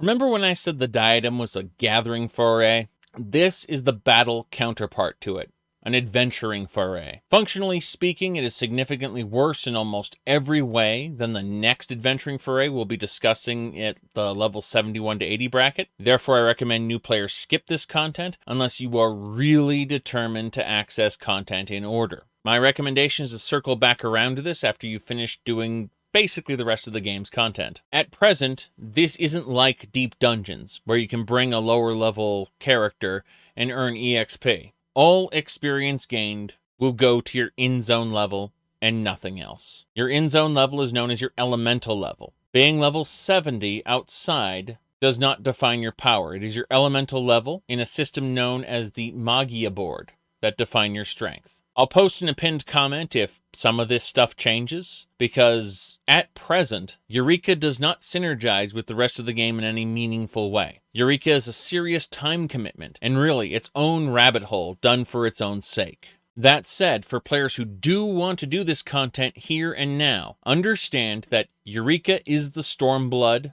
artifact weapon grind. Remember when I said that Heavensward's grind was significantly easier than Realm Reborn? This tips the pendulum back the other direction and becomes obscenely time-consuming again. Eureka is the story of the students of Baldessian and what happened to their island. The story is stretched over 4 zones worth of content. The story has a slow burn as you find out what was responsible for the island's disappearance and what caused it to become this twisted, cursed place that it is now. The first zone, Animos, or Wind, you will be set about the task of grinding NPCs out in the world to raise your elemental level. You'll have an extra widget on your UI called the Magia board. The best way to describe this board is a wheel of 6 elements. Each element is going to be weak to another element and strong to another, and neutral to the rest. The overall theme of Eureka is exploration. There is a massive amount the game does not tell you, and it is overwhelmingly to your detriment not to know this information. Each zone is a large-scale instance, which can accommodate as few as one player and up to multiple raids worth of players at once. The instances will remain open for a certain amount of time as a flow of players goes in and out of them, until eventually locking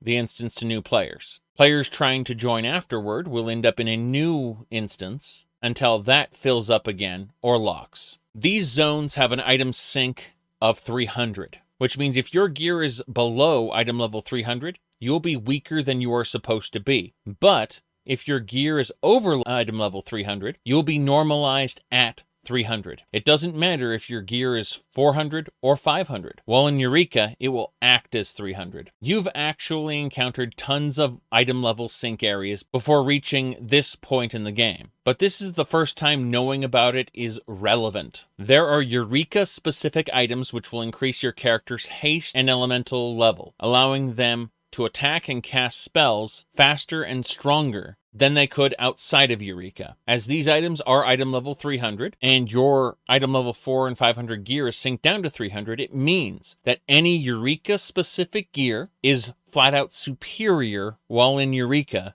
to anything you bring from outside. Consider picking up 3 Damascene Cloth, if you are a caster, or 2 Cryptic Seals, if you are another class, at the market board. Speak to the nostalgic fellow outside of Eureka after you've done the intro quest, and he will make a chest piece with haste and increased damage/defense via elemental level. Eureka is one of 2 places where you should consider creating a dedicated gear set for your favorite class, other than just that class as gear set, because you'll be using Eureka gear in Eureka if you want to be optimal. Enemies in Eureka have a massive amount of health compared to normal enemies in the game. They also have an elemental type. Therefore, to kill them efficiently, you must target the enemy, right-click their health bar, and that is where you select either Magia for offense or defense. The wheel will spin to the enemy's weakness and deplete 1 charge on your Magia board. The board can be recharged instantly by going back to town and using the Magia Melder, or just wait enough time. This system encourages you to kill one type of enemy for a long period of time to the exclusion of others while leveling up. Most, but not all enemies, are connected to a certain notorious monster spawn. When enough of them are killed, a boss fate will appear, with the monster tied to those enemies. Once a fate has spawned, an invisible timer begins that stops that fate from spawning again, until completed. The community that runs Eureka often refers to a website tracker program known as Eureka Tracker to keep an eye on the timer, as well as the spawn conditions for each fate. Groups tend to move progressively through the list, starting at the highest level they are able to do, which is usually max, and then moving down the list to weaker ones until the entire list of notorious monsters has been completed. This is referred to as a fate train or an NM train. Notorious monsters drop crystals needed for both buying Eureka-specific gear and evolving your artifact weapon. The main reason players continue to do Eureka long after they've finished leveling a character and earning their artifact is for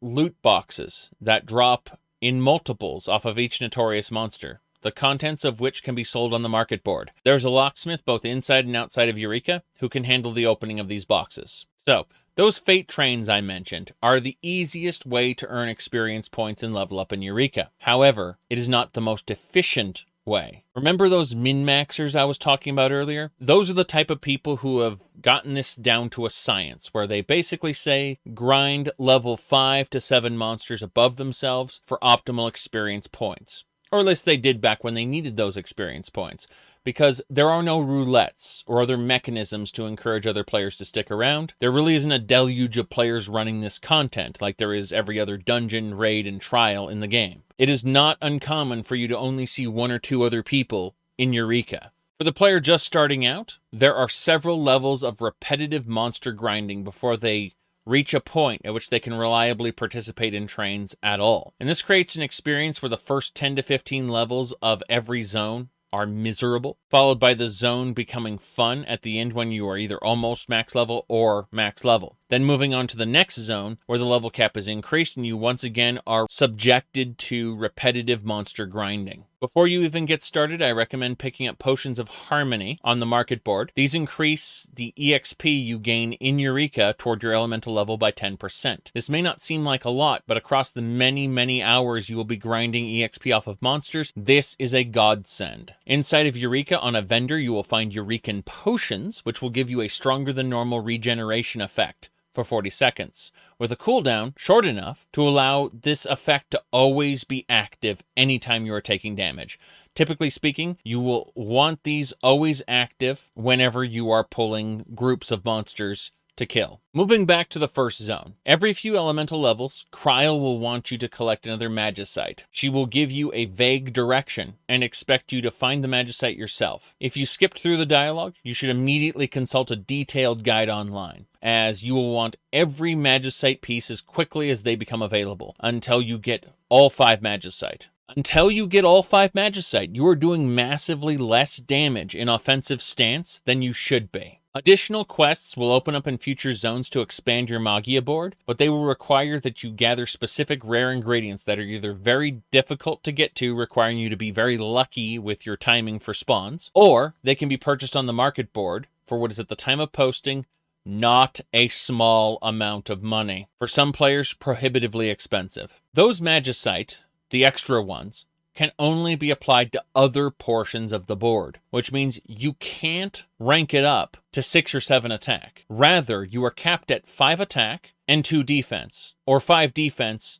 and 2 attack for any given element. The prevailing opinion is that you should do 5 attack, 2 defense, and that will bolster your survivability slightly in the zone. For now, though, the most important thing, other than raising your elemental level, is getting all 5 Magicite. When you hit the maximum level for a zone, you will be given a quest to leave. As you kill enemies, you will notice that you are building up an elemental chain on your Magia board. As long as you keep killing enemies, that chain will build and make getting dropped from the enemies more likely. When you hit a 30 chain, you will receive a reward and the chain will end. But getting back to the final quests. The final quest in an area is generally dangerous, because if you die and have to release your corpse and return to the start, unlike the core game, you will lose a good chunk of your current level.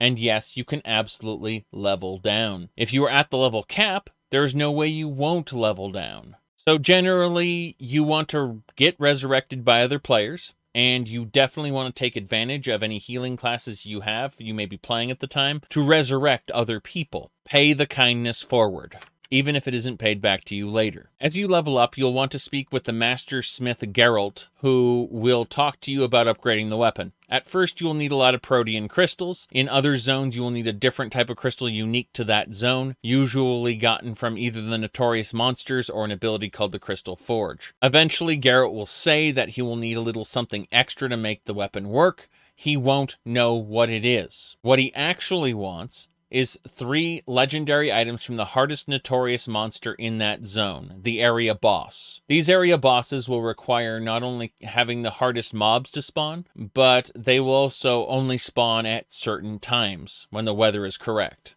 You can, however, skip this step by turning a massive amount of crystals into the Birdwatcher instead of actually killing the boss yourself. You will, of course, need to get these crystals by doing other activities in the zone besides fighting the final boss. This is mostly for players who are just unlucky with getting the weather patterns required to make that boss spawn and having a group at the time capable of killing it. Either way, moving along, the second zone, Pagos, is well regarded as being the worst zone in the 4. This is where most players are stuck with the realization that after having had that high of maxing their character level in the first zone, they will then have to level up all over again. This time, however, Protean crystals will not drop from monsters. Instead, they will reach a certain stage in the leveling process and be given a quest to fill a vessel with power from slain monsters. This turns the RNG task of Animos into a calculated grinding task filling a bar in Pagos. Once the bar is filled and the meter is maxed out, players will not be told where the Crystal Forge is. This will not be explained at all, and will require you to jump off a cliff in a very particular spot into a cave to find it, while very slowly walking by the Void Dragon so that you don't wake it up and have it kill you. There are other caves that you can drop down into that lead you to notorious monster spawning locations that have absolutely nothing to do with the forge you're looking for. But once you've made a jump, you are committed to it and would otherwise have to rotate around the entire zone to get back to where you were, to jump down again. On the surface, this system is designed to encourage exploration above everything else. It is the core theme of these zones, but in reality, it is offensively aggravating to players who don't look up the answers on a guide or wiki. Things start to change in the third zone of Pyros. There will, again, be a low of being weak after having mastered the previous zone. Then, as you level up, they will introduce logograms, a special item that drops from enemies you kill. You put those logograms into a machine and extract the memes from them. Once extracted, memes can be combined into logos actions that the player can use in addition to their normal class actions. This greatly expands what every character class is. Most classes will want to get the bloodbath actions from either offensive logograms farmed off specific enemies, or by combining a single Wisdom of the Skirmisher with a single Cure, or combining 2 Wisdoms of the Martialists with a Cure. Once added to your bar, it will put you into a mode where you execute Life Leech for 45 seconds, with 30 uses per crafting of it. This will allow you to grind out far more monsters at a time through AoE farming than would normally be possible when solo. If neither soloing nor tanking, there are many other actions available to you. That said, once again, the game does not tell you what combinations of memes will create what logos actions, so you'll either have to waste a lot of them finding out, or more practically, check out a guide online. You do not have to farm logograms inside of Eureka, though. You can buy logograms on the market board. But the reverse is also true. If you want to make a Gil, you can sell logograms with your retainers on the market board. The final zone, Hydratos, is known for not having a whole lot of players hanging around it, unlike the others. Peak hours can change this, and you might have 1 or 2 groups around. But the cosmetics in Hydratos tend to be less desirable, save the ones gotten from the optional extreme hard mode raid at the end of it. No more gimmicks are really introduced during the main story, and it's a pretty straight shot when grinding these levels. The story stops dragging its heels, and this zone does reach a conclusion. As for the grind for the final phases of the artifact weapon and elemental armors, they do require that you kill a lot of specific enemies, and also unlock every single meme for logos actions. Finally, after you complete the story, the Baldessian Arsenal opens. Even after it's unlocked, getting into the Baldessian Arsenal requires specific items and attuning yourself to portals that spawn around the environment, and then using them during a very narrow window that you are attuned. It is, again, not explained basically at all. As for the Arsenal itself, is an entirely optional raid that is indisputably one of the hardest pieces of content in the video game. A giant raid that you can't resurrect normally in, and has very particular rules. Discord servers tend to organize groups, and running it is nearly impossible these days without being a part of one of these communities. So I, again, recommend skipping Eureka for new players looking to progress through Final Fantasy XIV, and only taking up this challenge if you really, really want to. I had a lot of fun doing it myself, but it is definitely a progression stopper. The next adventuring foray, Save the Queen, is not a progression stopper and does everything this one does, but infinitely better. Save the Queen is tied to the next expansion pack, Shadowbringers. So let's talk about Shadowbringers now.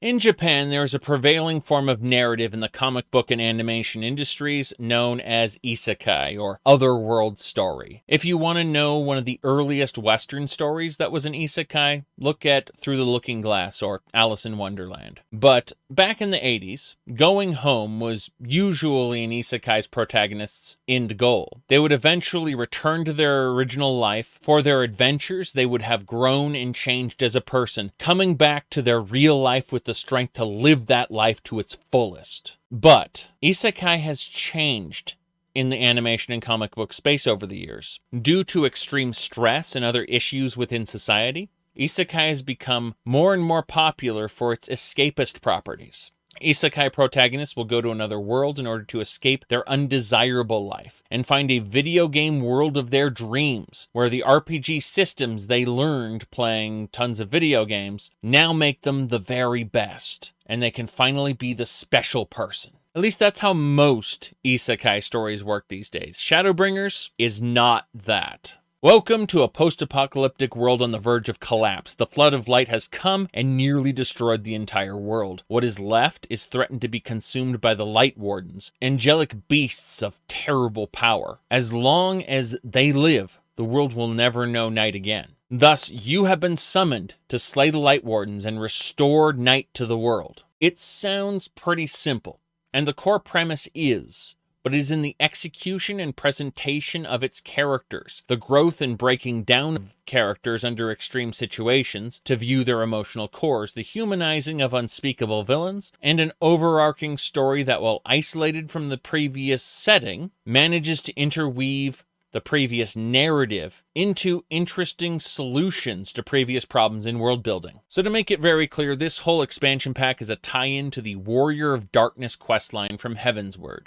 And at the time of making this video, I would call it, and some of its post-patch content, the best content the video game has ever had. That is to say, while the storyline might not necessarily be as good as Heavensward at times, the mechanics well make up for it. At the end of the day, a video game is made to be played, not watched, and this is fun to play. So if you've been enjoying the journey up until now, in my opinion, it's about to get a lot better. That said, the new Cape Westwind solo duty, Castrum, Praetorium, the Ultima Weapon Trial, and the La Habrea solo duties that were redone recently, they were done in the design language of Shadowbringers encounters. So you'll notice a lot more dodging of mechanics than you have before. Early on, the player will receive a choice of which zones to do first, Amarang or Calusa. I would highly recommend Amarang, as it is very good at setting the stakes for what Shadowbringers is about, far more than Calusa is. That said, the choice is pure preference, as no matter which choice you make, you will be doing the other zone afterward. Once all of the quests are done, and you complete the titular quest Shadowbringers, various things will unlock. However, the continuation of some of those unlocked activities will require advancing through the MSQ further. As you have no doubt gleaned by now, the conclusion of the titular expansion quest is just the halfway point. The quest in the middle of nowhere in the Crystarium will start the player off on an 8-player Eden raid. This isn't an extra story or an unrelated tangent, but rather this is connected to the core of Shadowbringers. This is the continuation of the main plot, and in my opinion, becomes a satisfying conclusion to a major part of world building that Shadowbringers established. The quest Word About Kimura in Calusa will start the Dark Apocalypse questline. This is a 24-player raid series in which the dwarves dug too deeply and too greedily and unleashed advanced technology long buried that now threatens to overrun the world. To contrast this against Eden, this is a standalone story. The level 80 quest, Hail to the Queen in Kugane, has some complex requirements to even pick up. The player will need to not only have finished the titular Shadowbringers quest, but they will had to have done the 24-player raid series, Return to Ivalice,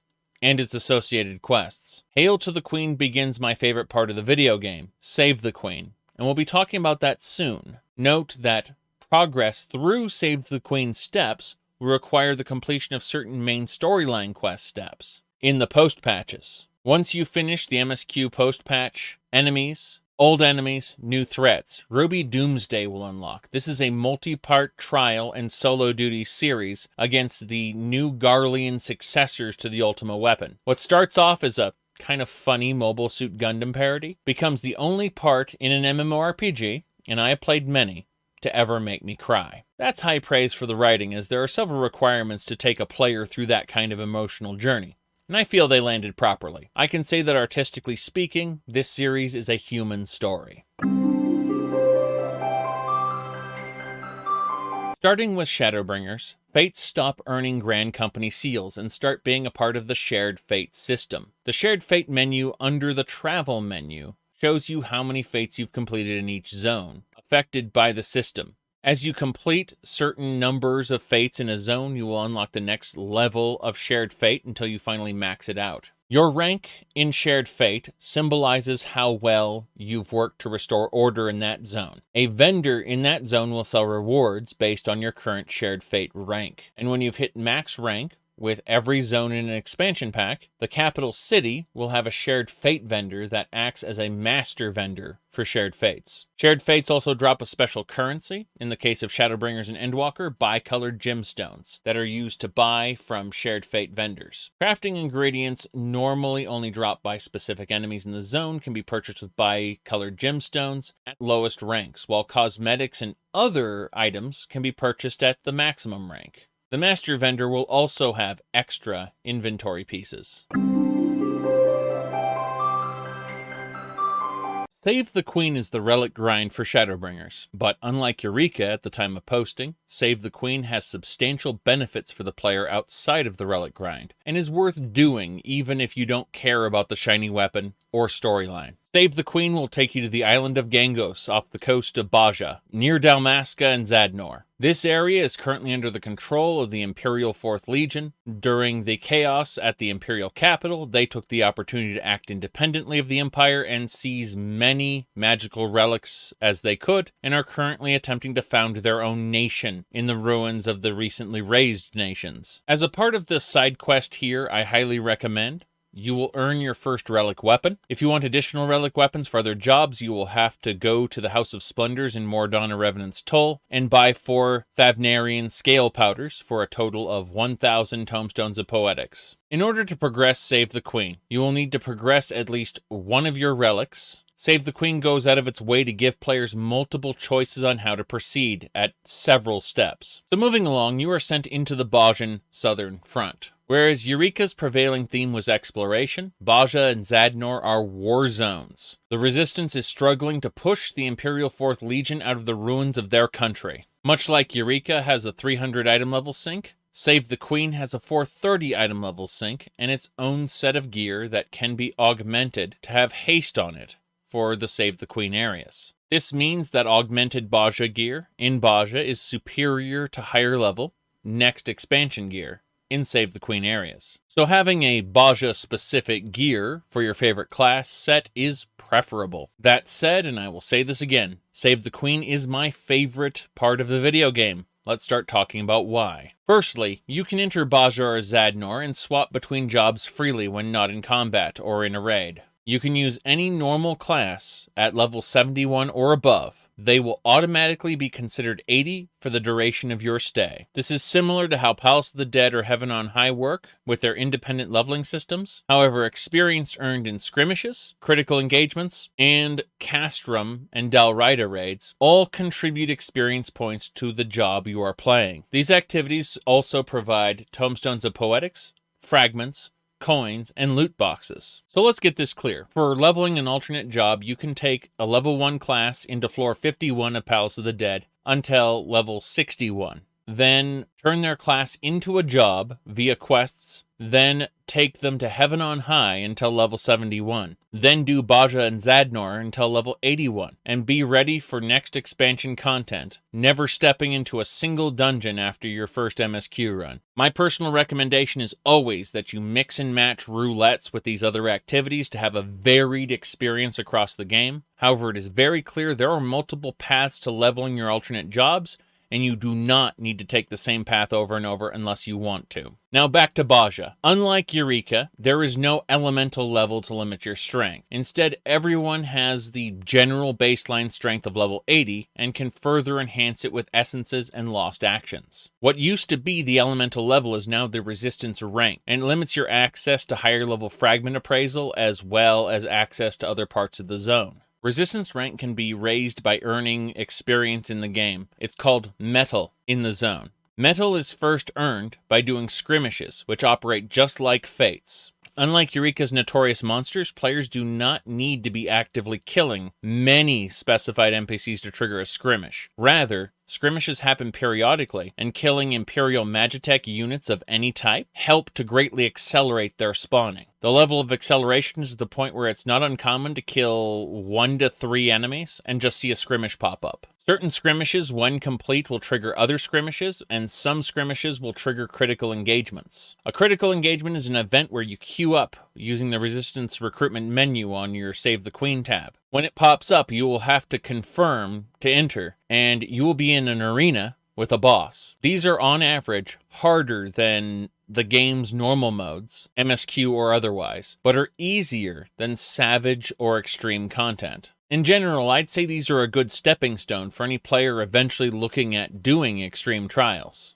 but they will most likely future-proof you against any normal mode content that will be put out in the next expansion pack as far as difficulty progress goes. It should be noted that a critical engagement can be done with any number of people, if you have the right lost actions, or even soloed with any job. The reason this is possible is the Echo buff, which scales to the number of players doing the content. The less players, the more health you have, the more damage you deal. In terms of rewards, a critical engagement is much better than skirmishes, and the player's encouraged to do them pretty much non-stop whenever they are offered. Although there are a couple you will learn to avoid unless you have certain lost actions like Reflect, or you're just very, very skilled. But with enough effort, they can all be learned and enjoyed. If you do a critical engagement without taking a single avoidable hit, you will earn a point of notoriety, at which point one of the story bosses may challenge you to a one-on-one duel. These are not encounters that can be felt through on the first try, and they are full mechanics that are, if not dealt with properly, will instantly kill you.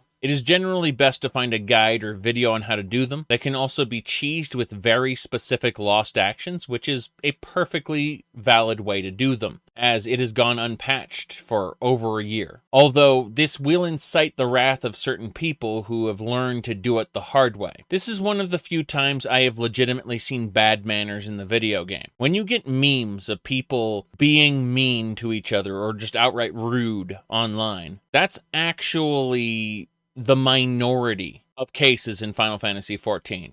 It's almost always friends messing around or a prelude to a ban. They are the exceptions, not the rule. But either way, both critical engagements and duels, despite being based in a sealed arena, also happen in a physical space in the world. That means people not involved in the duel can actually watch it through the barrier. The developers actually want you to watch duels, and created a mechanic where if the duelist defeats the story NPC, everyone watching it will earn a buff for an hour that increases the rate at which you earn metal. Speaking of metal, you want to periodically check back at the Resistance and get rank ups, which will unlock quests, which will allow you to progress further into Baja. Every section will give you access to more skirmishes and critical engagements. In terms of raw EXP and metal gain, Zone 3 is superior to Zone 2 is superior to Zone 1. However, unless you're grinding something very specific, it's generally best to just do skirmishes and wherever they are, and making sure to do critical engagements whenever they pop up. At Resistance Rank 2, you will get access to Lost Actions. Let's talk about them. Lost Actions are a super simplified and simultaneously improved version of Logos Actions from Eureka. Much like Logograms, you can earn fragments by killing monsters in Baja and Zadnor, then having an appraiser unlock those contents for you.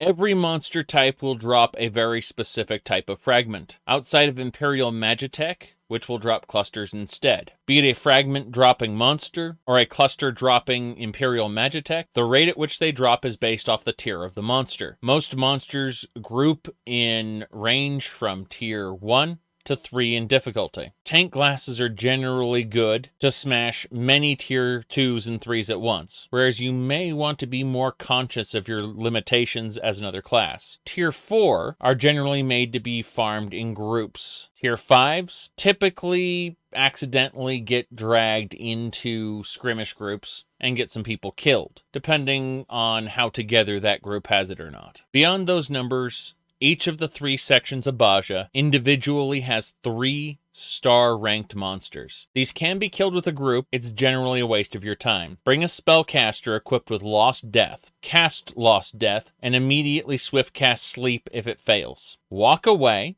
until you are out of combat.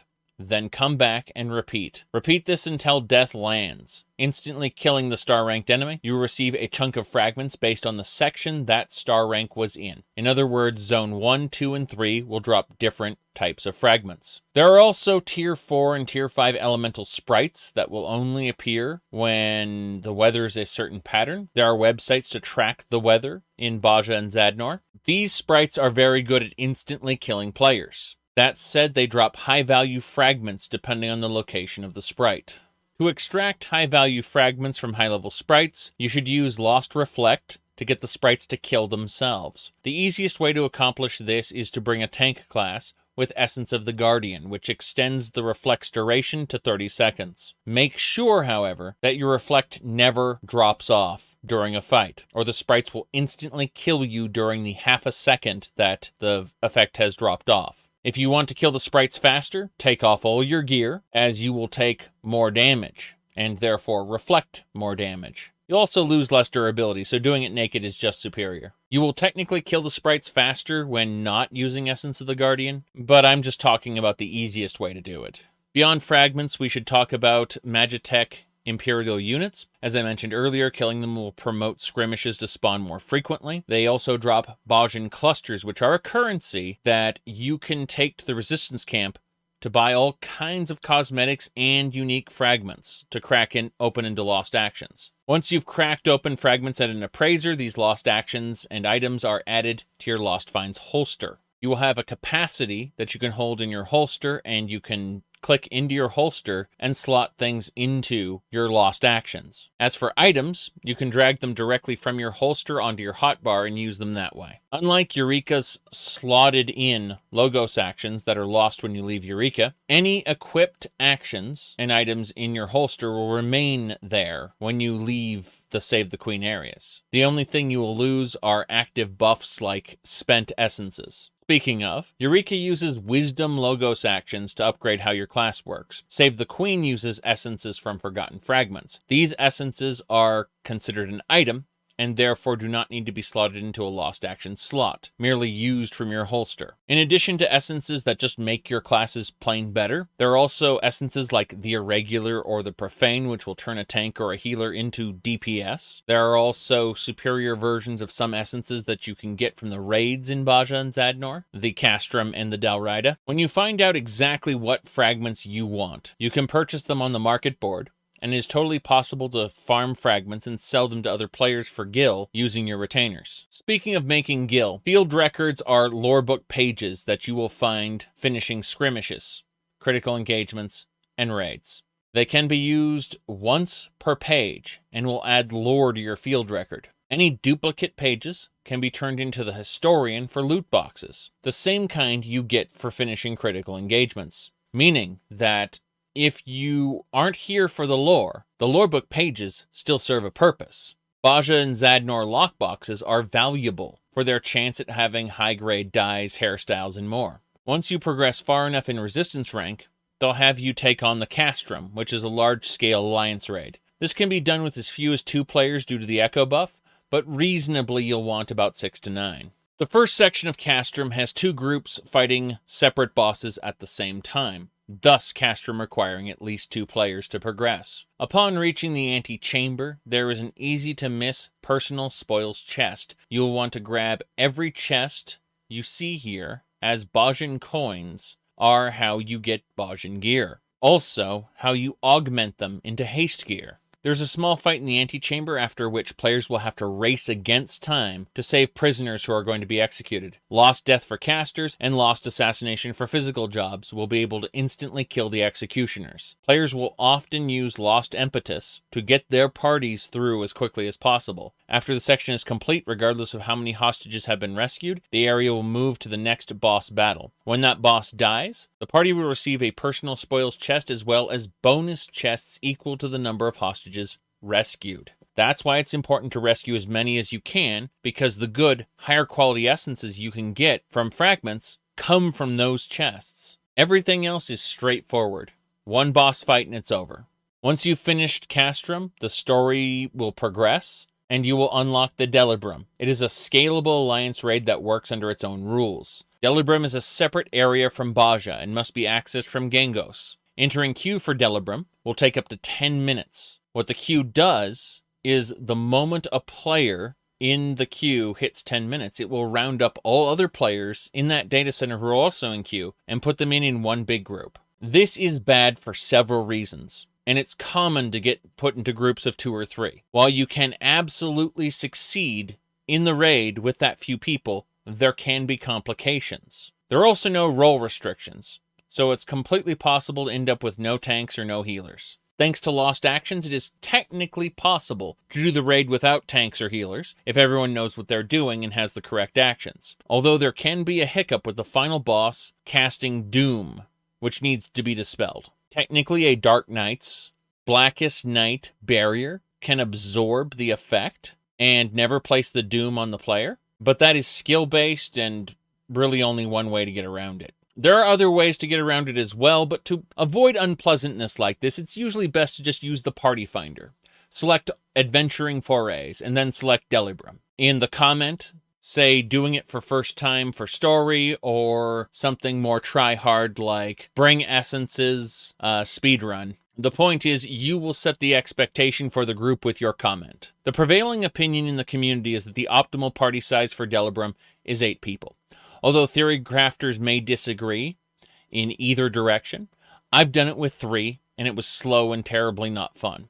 I've done it with 24, and it went extremely well, but all the speedrunning groups I was in did it with 8, and it worked well. Now, unlike Baja or Zadnor, you cannot change your jobs during the Delibrum raid. Once you enter, you are committed. So make sure when you're using the party finder that you work out any desirable jobs like tank or healer before queuing up at all. Normal content throughout the video game, usually starting in Stormblood, but in other areas as well, will place a weakness debuff on you when you fail to do fights mechanics properly. That debuff will increase the amount of damage you take. So 3 or 4 failures and you will just outright die. That's in normal content. The Delibrum raid does not have this mechanic. It substitutes it for Twice Come Ruin. The idea is you can fail one mechanic and be safe, and the second failed mechanic will kill you. In addition to having a chance to get special cosmetics from the personal spoils chest, Delibrum is one of the options for progressing the 2 final steps of the Relic grind. So there are oftentimes players running it. Delibrum does have an optional Savage mode, which tries to be the Baja equivalent to the Baldessian Arsenal, although it is arguably easier. We won't be covering hard modes other than to say they exist. Moving along though, once you finish with another burst of story after Delibrum, Zadnor opens. Zadnor is the hard mode version of Baja, or at least that's how it styles itself. In reality, both zones have really tough fights, but are otherwise fairly equivalent in difficulty. Nevertheless, Zadnor is the sequel to Baja, and in the progression of metal, you will have to grind here. Additionally, there will be some one-time steps of the Relic grind which are quite significant that also happen here. Again, like Baja, you're going to have to unlock zones 1, 2, and 3, the south, middle, and upper sections, after which the raid known as the Dalrida will unlock. Like the Delibrum, the Dalrida can be used to progress the final step of your Relic grind, and it will also have a purpose in the story. Like Castrum, the Dalrida can be done with as few as 2 players for the first bosses, but in general you want to have at least 3 to handle the middle room that has lasers. I've found that a 6-player party is very comfortable, but that it can be done with more easily as well.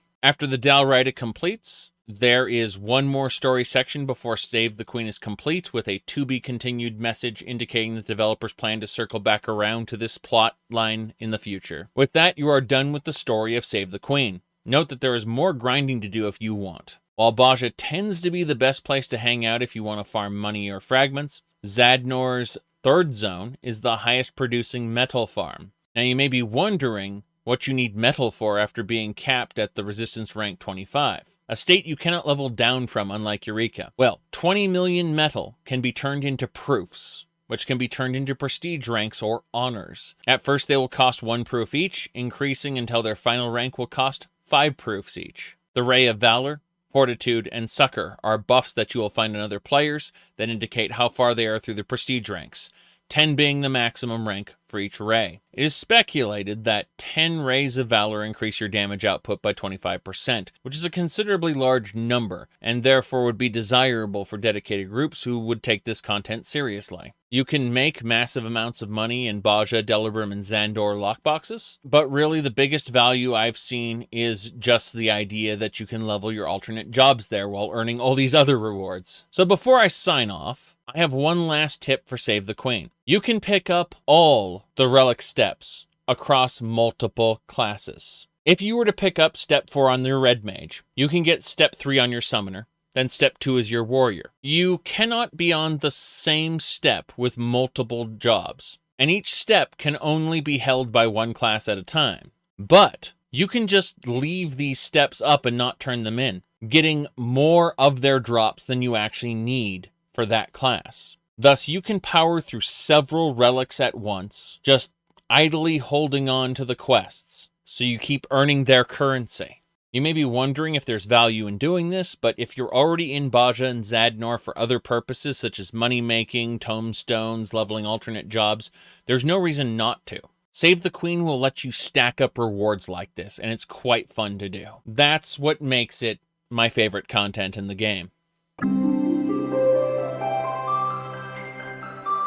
If you've gotten to this point in the game and the video itself, then you're essentially no longer that new of a player, and you know more than some veterans do who've played for years. Although I've basically played everything, I feel the focus of this video should remain broad. I don't intend on covering Endwalker in this video, as it is an ongoing expansion. So if I do cover future expansions, they will be done in individual, more opinion-filled videos. If anyone is capable of expounding massively on a single topic with a billion tangents, it's myself. You can catch my live streams at twitch.tv/Zacharon. Most link-related nonsense can be found on Zacharon.com. Although MMORPGs tend to be the minority of things that I cover, I've got a few more things to say about 14 and other games in the same vein, but that'll have to wait until next time. Thank you all for watching. Have a good one.